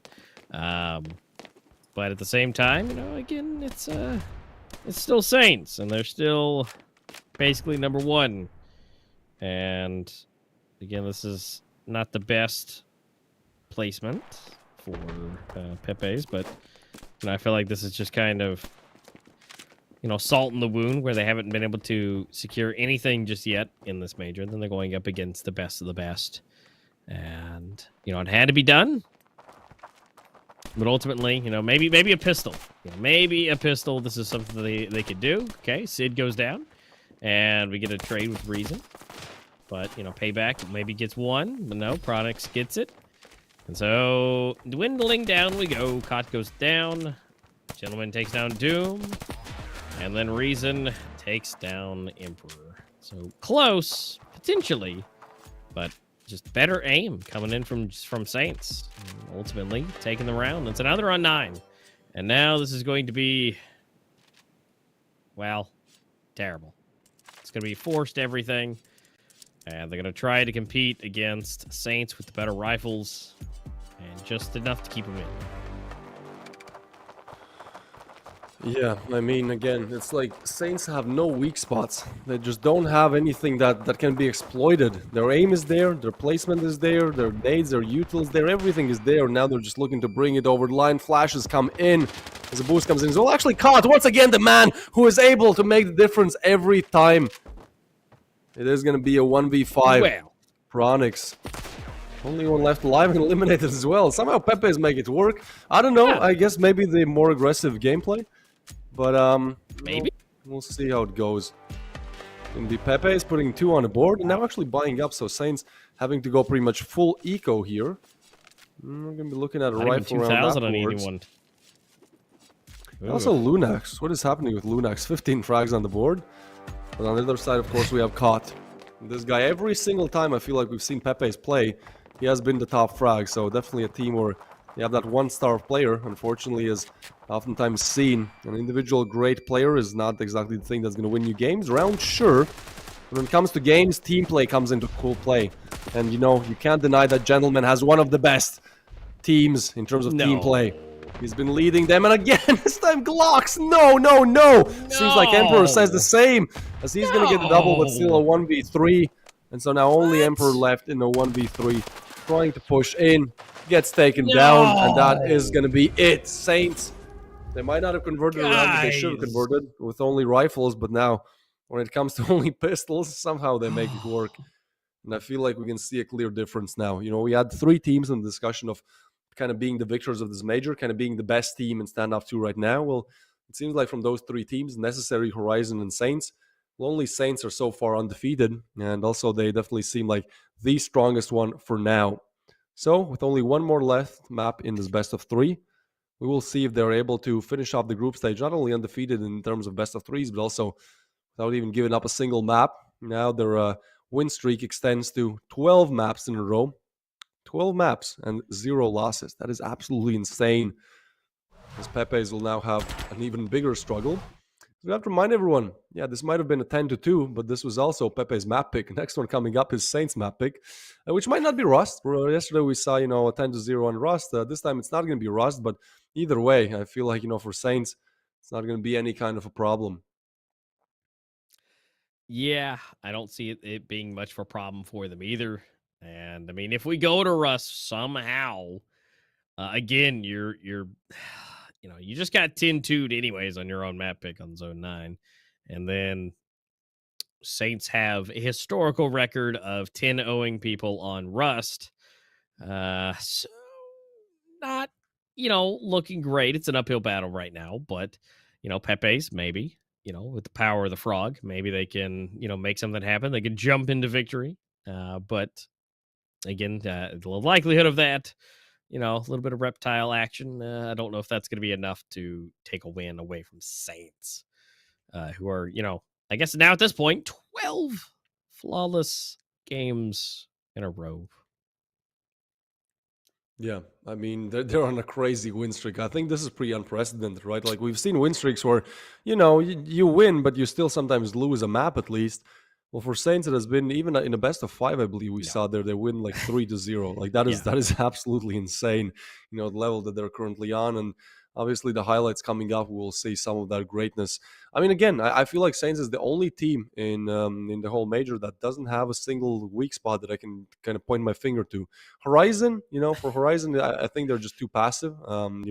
That's kind of their downfall. For the side of Necessary, they're maybe not there when it comes to team play sometimes. But for Saints, it's everything is there, man. They're the best team for now. And I mean, obviously, we still have this day and 2 more days to figure out exactly are they what we think they are. But yeah, for now, just looking undefeatable in the group stage as well. As Pepe's are, One game away, 10 rounds lost away from being eliminated from the whole major. Obviously, Pepe's are on 0 points so far. Yesterday, making an almost miraculous comeback against Noobs, but falling 1 round short in that third map on Zone 9. So now it's going to be even more challenging because, yesterday they did complete almost reverse sweep. They also lost their first mapping and then were able to come back on Noobs mapping. Take us to map on number 3 all the way on Zone 9, but I feel like today that's probably not going to be the case, right? If it is, this would be something to put down in the history books for Standoff too. It would be. If it happens, this would be amazing. But to be the one to take Saints out of their 12 game, like full games streak that they're on would be just a miracle to do. And, as much as Pepe's has put in some good work, I just don't think they're going to be the one to do it entirely. Now, can they still take, one map potentially? Yeah, sure. But, that would technically break the streak, but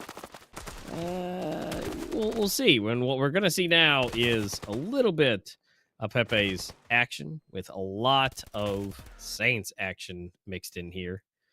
First couple of ones was like, yeah, okay, cool. Pepe's is on here, but they're on point.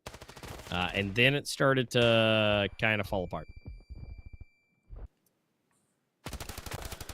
Yeah, I mean, Pepe's got that 1 round, but after that, it didn't even seem close. And look how crispy, like, all players are showing up. Gentleman especially, I want to highlight him, right? Because normally he is the brains behind all the action, but today he was also showing up big in the individual department, right? And it's like you already have 2 or 3 star players, Sid, Lunax, Chronix, all able to do great things. And then, you add Gentleman in the mix, some extra spice, 13 frags on the board for him.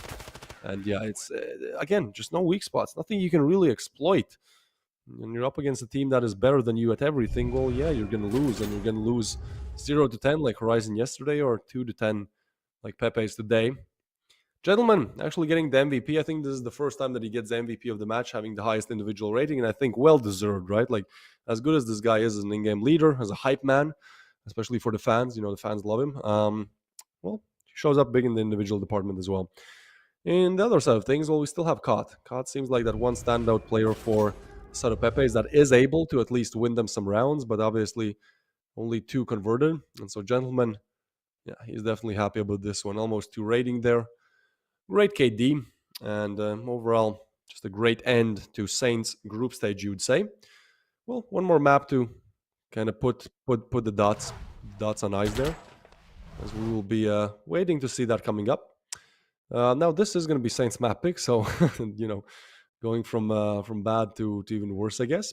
But obviously there is a chance that perhaps we go all the way, and well, then things could be a bit more interesting. But at the same time, I feel like Saints, they're just too good, man. Like I don't see any way. Like if I was Pepe's in-game leader, and I would be thinking, okay, well, we need to change something. We need to change quite a lot. What can we really focus on? What is that thing that we can exploit on the side of Saints? I don't know, man. Like, I honestly don't know. They seem just so perfect for now. Yeah, I mean, maybe, this is a big maybe, you could use aggression to your advantage and catch them off guard. But that's only going to work so many times. Like if you just like start and go to a site before they're able to set up and just go, you might be able to catch them off guard. And if you potentially, try it a couple times, that could work. But, if you rotate Bob sites and do all that, you might be able to get a couple rounds. But even still, once I start realizing that you're doing that, you might be able to, slow it down, let them throw all their util because they're going to expect you to run. And then, you wait till about halfway and then you bust in the site and do it again. But again, that's only half the battle. Their reticles are always in good places. They're always at head level. They're quick flicks. I mean, you've still got a whole other list of things you got to go through to worry about once you're on site. But surprises never hurt.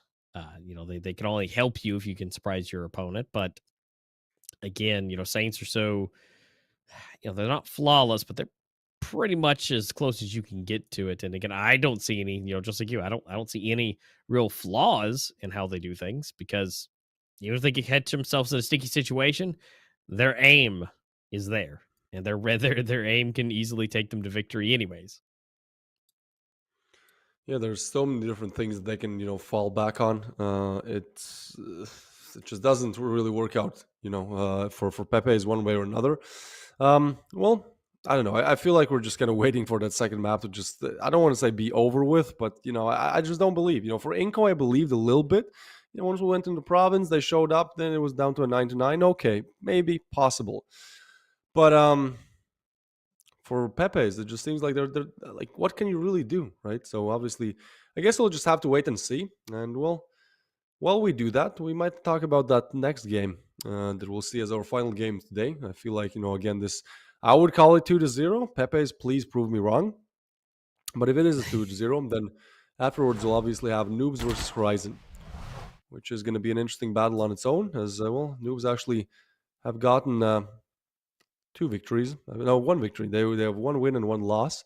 And then Horizon, well, yesterday they actually lost. So they're on 3 points too. So it's Horizon, what we expected to be the group leaders, now looking to, win against Noobs to not make it as 3rd place. I think that's going to be an interesting matchup. Obviously, Horizon having the upper hand there, but still, Noobs are known to deliver when it matters the most. But again, I might be getting all the way ahead of myself. As for now, it is still going to be Saints versus Pepe's coming up on Breeze. We already saw 1 shutdown on Breeze. But, now we're going to see if that happens again. It's primed for it. But I think if Pepe can at least convert the pistol, they might have a fighting chance in the first half. Let's just say that. Yeah, they have a chance there to be able to try and do something here. Again, pistol heavily important for Pepe's. They need to get anything they can do to kind of tilt, if it's even possible. If it's even possible to tilt Saints, get those early rounds, and that'll be best case scenario. Well, what's best case for you guys? Remember, promo code's coming up on screen. Grab it, go fast as you can, and put it in, and see what you guys get. Yeah, pistol's gonna be hugely important. And as we go through this, they're gonna set up, they're gonna do, and it looks like they've called it wrong. Where they're gonna go for a huge fast push over towards A. And Saints will be more than likely opening this up. Maybe not. Maybe so. The reason does go down, which is gonna be great. They're starting to call the rotation. They're almost there. So now they're onto the side. Product did. A back for 2. And Pronex trying to smoke some area out. Maybe some flashes, but they're retreating. Pepe's are in a bit of a rough spot. Then again, the bomb's not planted just yet. And Payback's able to take down Lunax. Pronex really trying to put in some work here. Wow, okay. So, well, that's how it starts. Pepe's do get a pistol round. Yeah, the pistols are a bit more chaotic, a bit more random, but still, this is just a little bit of hope, perhaps. And once again, this is Pepe's. Yesterday, we were in the same position. They were a map down on their mapping, heading into their opponent's mapping. They were able to make it work. I think, in fact, it was Breeze as well. So, there are no strangers to comebacks on Breeze. That being said, Saints, we've never really seen them lose more than a couple of rounds in a row. And so they also transferred a full Glock round to end off the previous game. So even though this looks like a round that Pepe should 100% take, I think there's still a chance that Saints at least find some players, perhaps the bomb plant. Ultimately, that is the dream when you're up against rifles. The boost comes in, actually, and they push in and they get 1.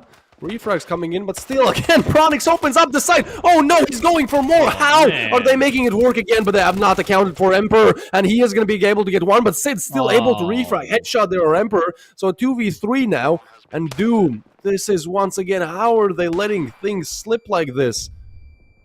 A rifle retrieved for Lunax. He's going to be the one looking to really bring it over the board, but if anything, Saints just need to run down the clock. The bomb is planted in the perfect position to do just that. Pepe's have to clear 3 players, and they're not going to make it any easier. Lunax gets 1 and the double, and it's over for Pepe's in the second round. They lose to measly pistols and an upgraded Tech 5. How? They will be asking themselves, as Saints now take full control of this game. Pepe's have to go eco. Saints have good cash. Plus, they have retrieved all the rivalry. Yeah, this is why they're so difficult to play up against. You get around, you think you're good, but they just demolish you with pistols once again. That's rough. That's real rough. Yep. And that, again, that's not exactly what you want, but that's what you get. You know, Saints, whether if it's pistols or rifles or really whatever. I mean, this is just bad. And then look, get that auto rifle coming back again. I mean, they're just memeing it up. And I don't know if that's just Pronix memeing it up or what. Oh, my God. Did he really just turn on him? Get the headshot? Oh, no. I mean, the memes, I love it. You know, this is just great. And I mean, hey, it's a scope rifle. I mean, if you're, especially these earlier stages, if you're able to get something, you know, good tap, good headshot, works out. And now, you know, trying to take this. No, I was about to say, there's no way he gets 2 on that. The Doom is super low. Oh, and Reza comes from the side and takes both of them out. That is rough. Only losing 1 player. Only Sid goes down. Oh, boy.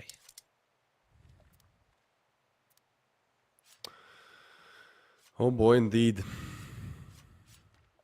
Well, Pepe has had a chance to turn things around. Another rifle round. Obviously, in the previous game that we saw, that didn't really seem to change things. Well, perhaps in this one, they can at least deny Saints just mauling them over. I think a double 10-2 would be one of the quicker games that we see. Or 10-1 perhaps. But still, Saints are far away from that. Actually, as the rifles come in, the auto shotty as well. Pronix is, at this point, he's memeing, and for a good reason. I mean, Reason takes on Emperor, there's just nothing Pepe's can do. Saints are better in every single department. Bomb site opened up, some nades actually deal some damage, but same can be said for Payback, and players burning down, and once again, those nades come in, they have everything prepared. Lunax with a triple! That third one is just nasty! But that Kylo actually shuts down 2. Okay. So, I mean, he's on for the 1v5 ace. That's something. He takes the peak. They're not going to see Lunax. Yeah, Lunax gets the 4th. Gets a 4-piece there. Man. And that is going to be Saints on 3. Whatever you do, you can't seem to stop them. No. And it's just it's not like, you know, it's a 1 here, 1 there, 1 here, 1 there. It's literally 3, 4, 5, you know, just boom. One person deletes the whole team, half the team. And then you start to worry about the rest of the team. You know, whoever does it, you know, cool. Whether it's Gentleman, whether it's Lunax, Reason. I mean, any of them could easily clutch it up with multiple kills. And then again, you have the rest of the team to still worry about.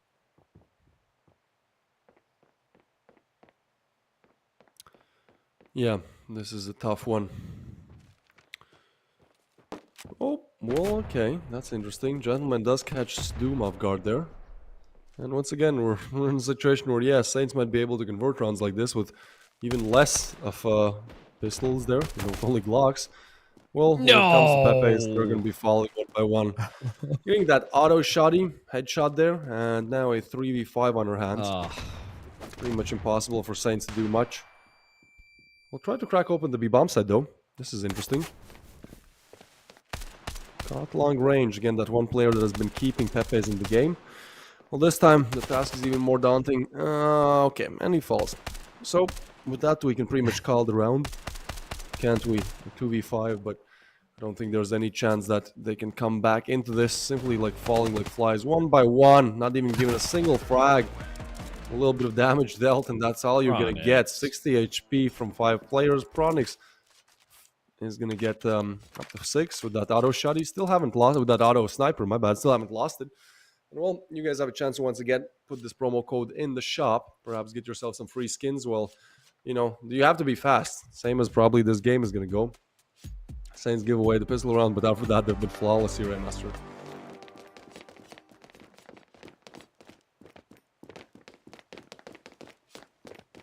Yeah, they may have given that 1 pistol away, but, you know, the subsequent round after that, they took it back with pistols. That's the thing, is they took it back with pistols after losing to pistols, and then they've just kept going.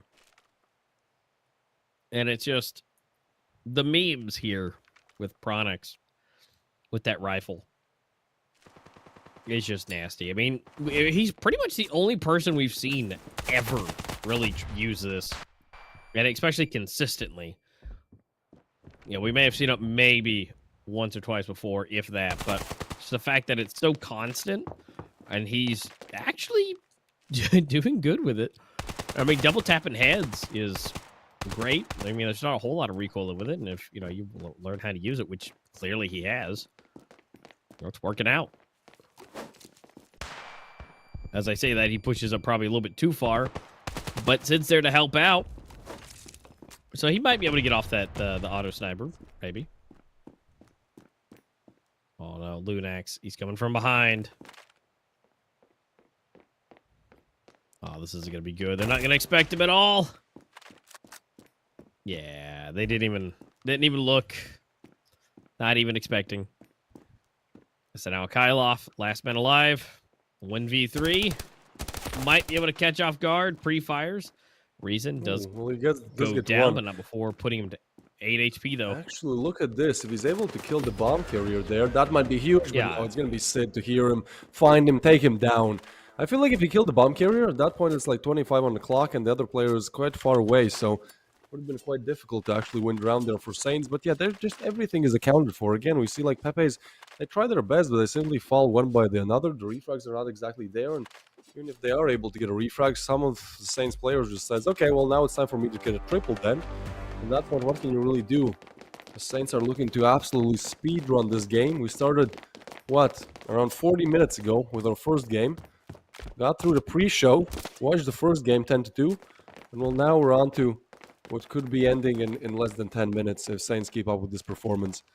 Heading towards B this time, nobody there. Well, there are actually some pushes coming in on the A side of things, but one already denied, and the push accounted for as well. There's nothing they can do. They're going to meet the stack, though, and it comes in. Actually, one kill for Cut. That's all that you're going to get. The star player is only going to be able to get one, and so now Kyle and Payback left alive. They're struggling to, well, even make it close to the bomb site. That usual is going to reveal position as well, and that's going to mean Pronix gets a nice shot with the auto sniper. Finally, auto sniper taken out of the picture, but the Kyle, okay, hold on. Once again, on for the clutch. That look almost possible. Sid is going to get the frag, though. So You do notice that Sid and Lunax right there at 10,000 each. Now, Sid buys up some more, but Lunax doesn't really have to. I mean, they are buying for days. Now, for some reason, Gentleman just, zeroed out his money. But, okay. Well, okay, he was buying for Sid for some reason. But, I mean, still, they're still, 20K in their pocket right now versus, zero. Zero for Pepe's. Had to add up all those zeros to get zero.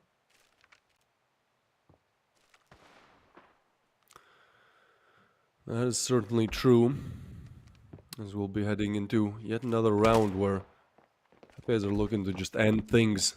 I think even they want an out in this game. Question is, do they believe? I don't think they even believe they can make the comeback here. It's like, well, you have 0 points in the group so far, and now you have to win this game against Saints, who so far are flawless. So, if anything, at this point, as bad as it sounds, I feel like Pepes could even be kind of giving it away. I believe is everything, but I just don't see Pepe's having it in them. Yeah, it's rough. What do you do when you're going up against the best of the best? You haven't gotten a single game. No conversions as far as completing the series. And, that's just where they go. And look at that, gentlemen. Just popping the top, taking out the best. That's arguably the best on the team. And now we're going to see them scoot up a little bit. And the thing is, they haven't really planted the bomb that much. They've just been taking faces off. Lunax getting himself 2-piece. He's hungry. He wants the third. He gets it with the nade, and he goes for the fourth. But Akylov takes him down. Now it's down to 1v2, but Onyx with the memes. With the memes. Yeah, well, that's going to be... It definitely does, man. We're looking at just destruction coming in for Saints. Looking to win that final round as well as... Well, Pepe's, they're not even going to have the best of riflery there. I mean, what do they have? Two M4s, one silenced one, an MP7 and a shoddy. And you've not been able to make things work with scoped ARs and you full util, well, yeah, it ends how it starts. Akylov gets a headshot, well, gets downed by a headshot. And Saints are just miles ahead of their competition here. Yeah, they're pushing. They're going for it. And hey, they're actually able to get both. That's great. You know, that's an opener they finally needed. But again, Doom might be able to catch Zed off guard. But it all depends. Scooting forward, he might be unchecked. Oh, no, he did not hear him pick up equipment.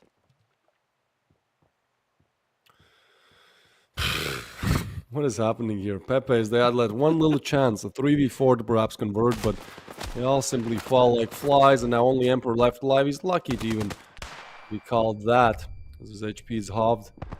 He's going to try to, well, perhaps go towards mid again. What?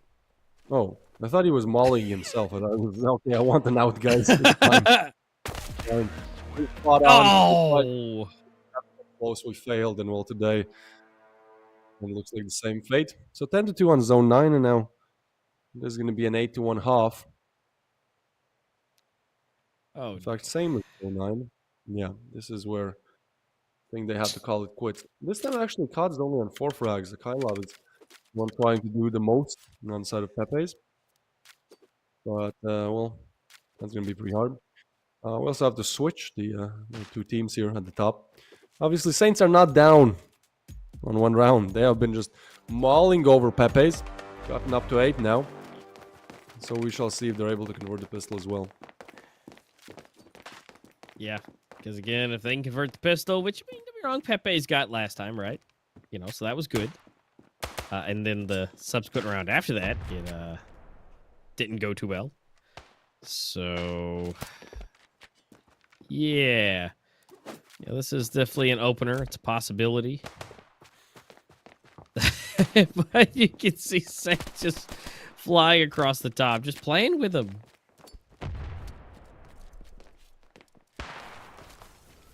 Yeah, they're gonna go for the seems boost. like it'd be all over. Everyone getting Okay. boosted over. 5v5 now, and Akylov actually trying to push in on the site, looking for some more frags, but Pronix gets him down. Emperor and Payback are going to come in strong as well. And so now 3v4 for Saints. Actually, one of the harder rounds for them to convert. Seems like they have everything figured out except for the pistol rounds. For some reason, Pepe's have some kind of advantage in them. At least, you know, getting one of the more competitive rounds in decades almost here. Planting the bomb, 3v4, and Sid is more preoccupied with clearing this. Well, that's a smart guess, I guess, but there's nobody there. All the players are stacked on site, and damage comes in, but actually Emperor takes Reason down, and now Emperor is going to be there with another Payback, gets a frag as well, so finally Pepe's find another round on the board. Obviously, we saw how it went on Zone 9, where, you know, when they convert a crucial round, and actually on Breeze as well, you know, they got the first pistol. We have to remind everyone, why didn't they not have 2 rounds before? Well, because in the second round of play, Saints decided to win it all with just Glocks. So, you know, don't be fooled. Even though you see only USPs on the side of Saints, we've seen them make them work on Zone 9. And even if they don't here, they're still in a 8-3 advantage, perhaps. Yeah, an 8-3 would be better than 8-2. And so, you know, again, better. But, you know, got to see what they could make those conversions. And Pepe's need to be sure that they always have someone to help out. Although we are going to see a bit of a cluster up here. Kyla might be caught unprepared. He's looking, but nothing just yet. Gentleman is super low, though. But, you know, will Sid be able to catch them off guard from behind? That would be big.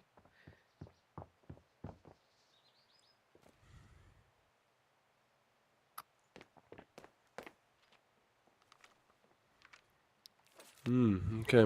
Well, that nade is going to eliminate Gentleman. Now he's going to lead from the sidelines. Good. There's actually, well, seems like B is going to be under attack. I don't think Saints have really any crack at this. I mean, even the smoke comes in. Yeah, maybe a frag if they're lucky, but ultimately this should be around for Pepe's. And yeah, as you said, good. Pepe's need some kind of, at least, that those later stages, get a few rounds, boost your morale up a little bit. As, you're 2 rounds away from being eliminated. You at least want to finish off in style. Get at least a couple of rounds on the board. 10-2 and 10-1 is just looking way worse than perhaps 10-5 in this game. We will see as Pepe's advanced to 3 here. Our first rifle round is going to come into play. Chronix is going to be good for 1, but nothing more. Cut goes down. And so now this is where things get interesting. Can Pepe's do what they've been doing with the pistols, only now with rifles? As we wait for the answer, you can also wait by entering the code in the promo code section on the shop.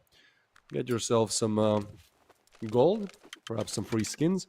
Let us know exactly what you get, as we will be moving on into our 12th round of play here. All but up on the side of Saints, and the same can be said for Pepe's. So let's see. Actually, Saints lacking a bit in the util department. That's interesting. Yeah, they don't have a whole lot to work with, which okay, it's gonna be a little different. But again, it's maybe kind of sort of something. Might be a good news for Pepe's to be able to grab something else, which again would be good for them, and they could still be keeping this competitive. Found their stride maybe. Okay, well, this is going to be a 5v5 still. A minute left on the clock. Perhaps somebody wanting to get boosted over. I think that could be a possibility here. Oh, okay, yeah. Just like that, in an instant, it's all over. I don't know how Saints make it possible. They shut all 5 down in a matter of seconds. Normally, you'd expect a single player to do it, but Saints being led by such a charismatic gentleman, he has somehow managed to, make it possible where 3 players can take down 5 in a matter of seconds. And so Saints are going to advance to 9. Pepe is now hard reset. Yeah, they're not going to be able to buy up, but Payback not even able to get his hands on an AK. And I think this could be it, Master. Yeah, I think it could be too. Especially if they just do that. Like, I don't understand. They just absolutely delete. I mean, they just, I don't understand how they do it. But Akylov, Lunax for 2. He's got to reload. He might be able to pop it for a 3rd. He does. Doom goes down, and now it's all up to Cot. And Lunax might be able to make a 4-piece for the final round. He's going for it, but no. Lunax actually gets the headshot, but he's got to be slowly getting checked. Gentlemen, jump shot in and gets the kill. Wonderful. And that is the Saints finishing it off. Kind of flip-flopped a couple of rounds, but matter of time. Yeah, I mean, what a way to show us that they can do it all. This is against Saints, who are so far undefeated. The only undefeated team, and the only team that, there's no more teams having a chance to be undefeated, as today necessarily already lost their game. So that means Saints make it out of the groups as the only team undefeated.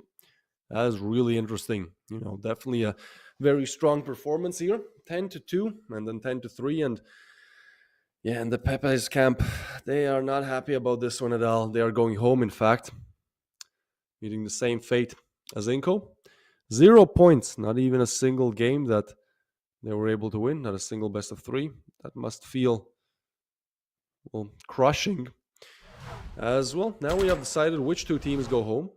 Obviously, it is going to be INCO and Pepe's. We say goodbye to them, but there is still one more thing undecided. Even though we know which 6 teams make it out of the group stage and make it to the playoffs, well, there's a bit of difference if you make it out as 1st or the 3rd team. If you make it out 1st or 2nd, you're pretty much in the same boat. If you make it out as 3rd, where you're going to play the lower bracket, so that's going to be a bit harder for you. And that also means that more games.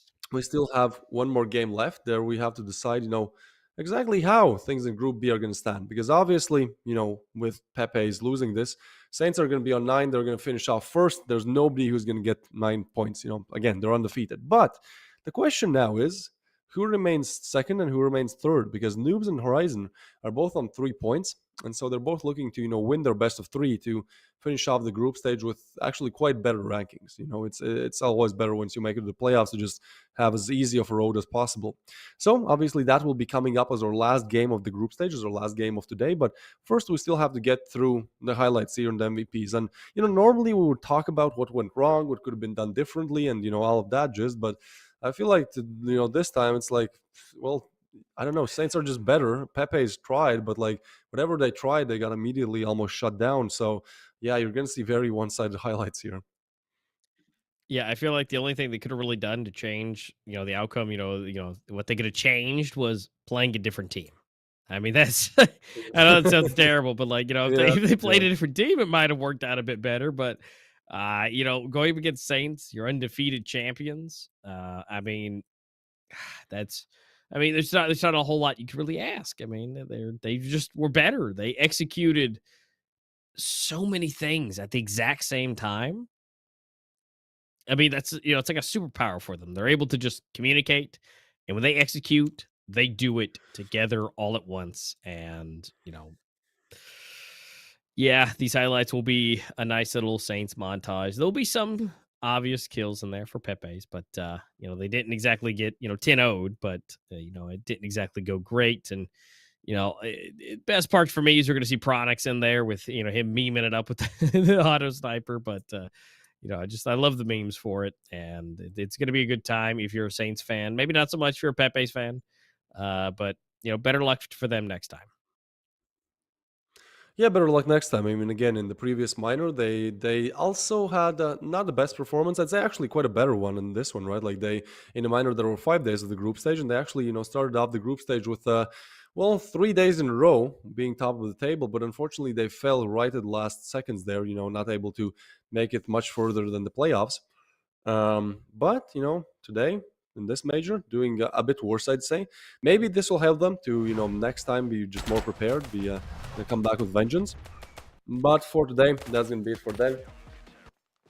Again, they are going home here, and well, in what fashion?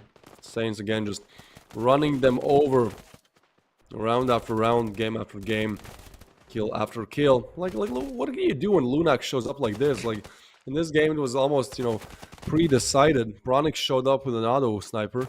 Like 4 rounds in, he was like, yeah, I'm just gonna meme, I'm just gonna do it for the meme. Like at this point, I don't really care. It's like we've won this one anyways.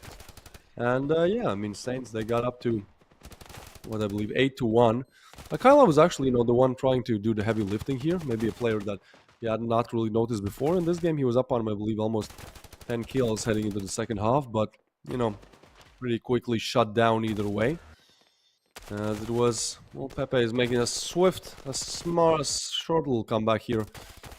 3, but then ultimately, all falling like flies, just like that. It was all over. Saints taking the 10th round. In a very quick fashion. And I mean, this is the fastest best of 2 we've had so far, I think. In the first day, I think we had 2 10-2.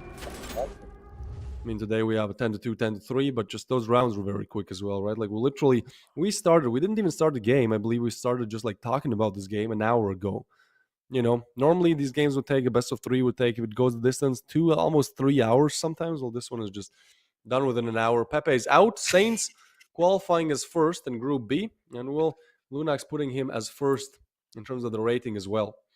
On the other side of things, I mean, not much to talk about really. Akailov, yeah, maybe one standalone player. Kot really not showing up as he did on Zone 9, but I feel like even if Kot showed up, you need the whole team to, play like Saints, I guess. So Lunax, going to get that MVP. Not his first of the major. We saw him getting an MVP, I believe, in the first day as well. And Saints, now 13 maps in a row that they've won. Absolutely insane performance. For now, looking like, what was undecided before the major started. After 3 days of group stage, we can at least I can comfortably say that, they are the best team in Standoff 2 right now. But we still have to see how the playoffs go and how the finals end. And, we also have to know which team plays who in the playoffs. So to get to the playoffs, we still have one more game of the group stage, that being NOOBS versus Horizon. And that will be coming right after a short break.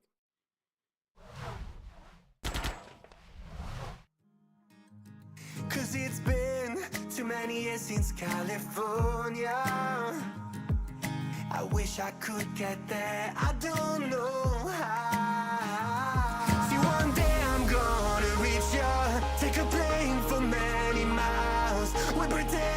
time didn't pass us by when we're on Mulholland Drive. I know it won't be long before we're done. Gotta be patient for a while. Someday we'll look at stars in the same sky. When I'm on the other side.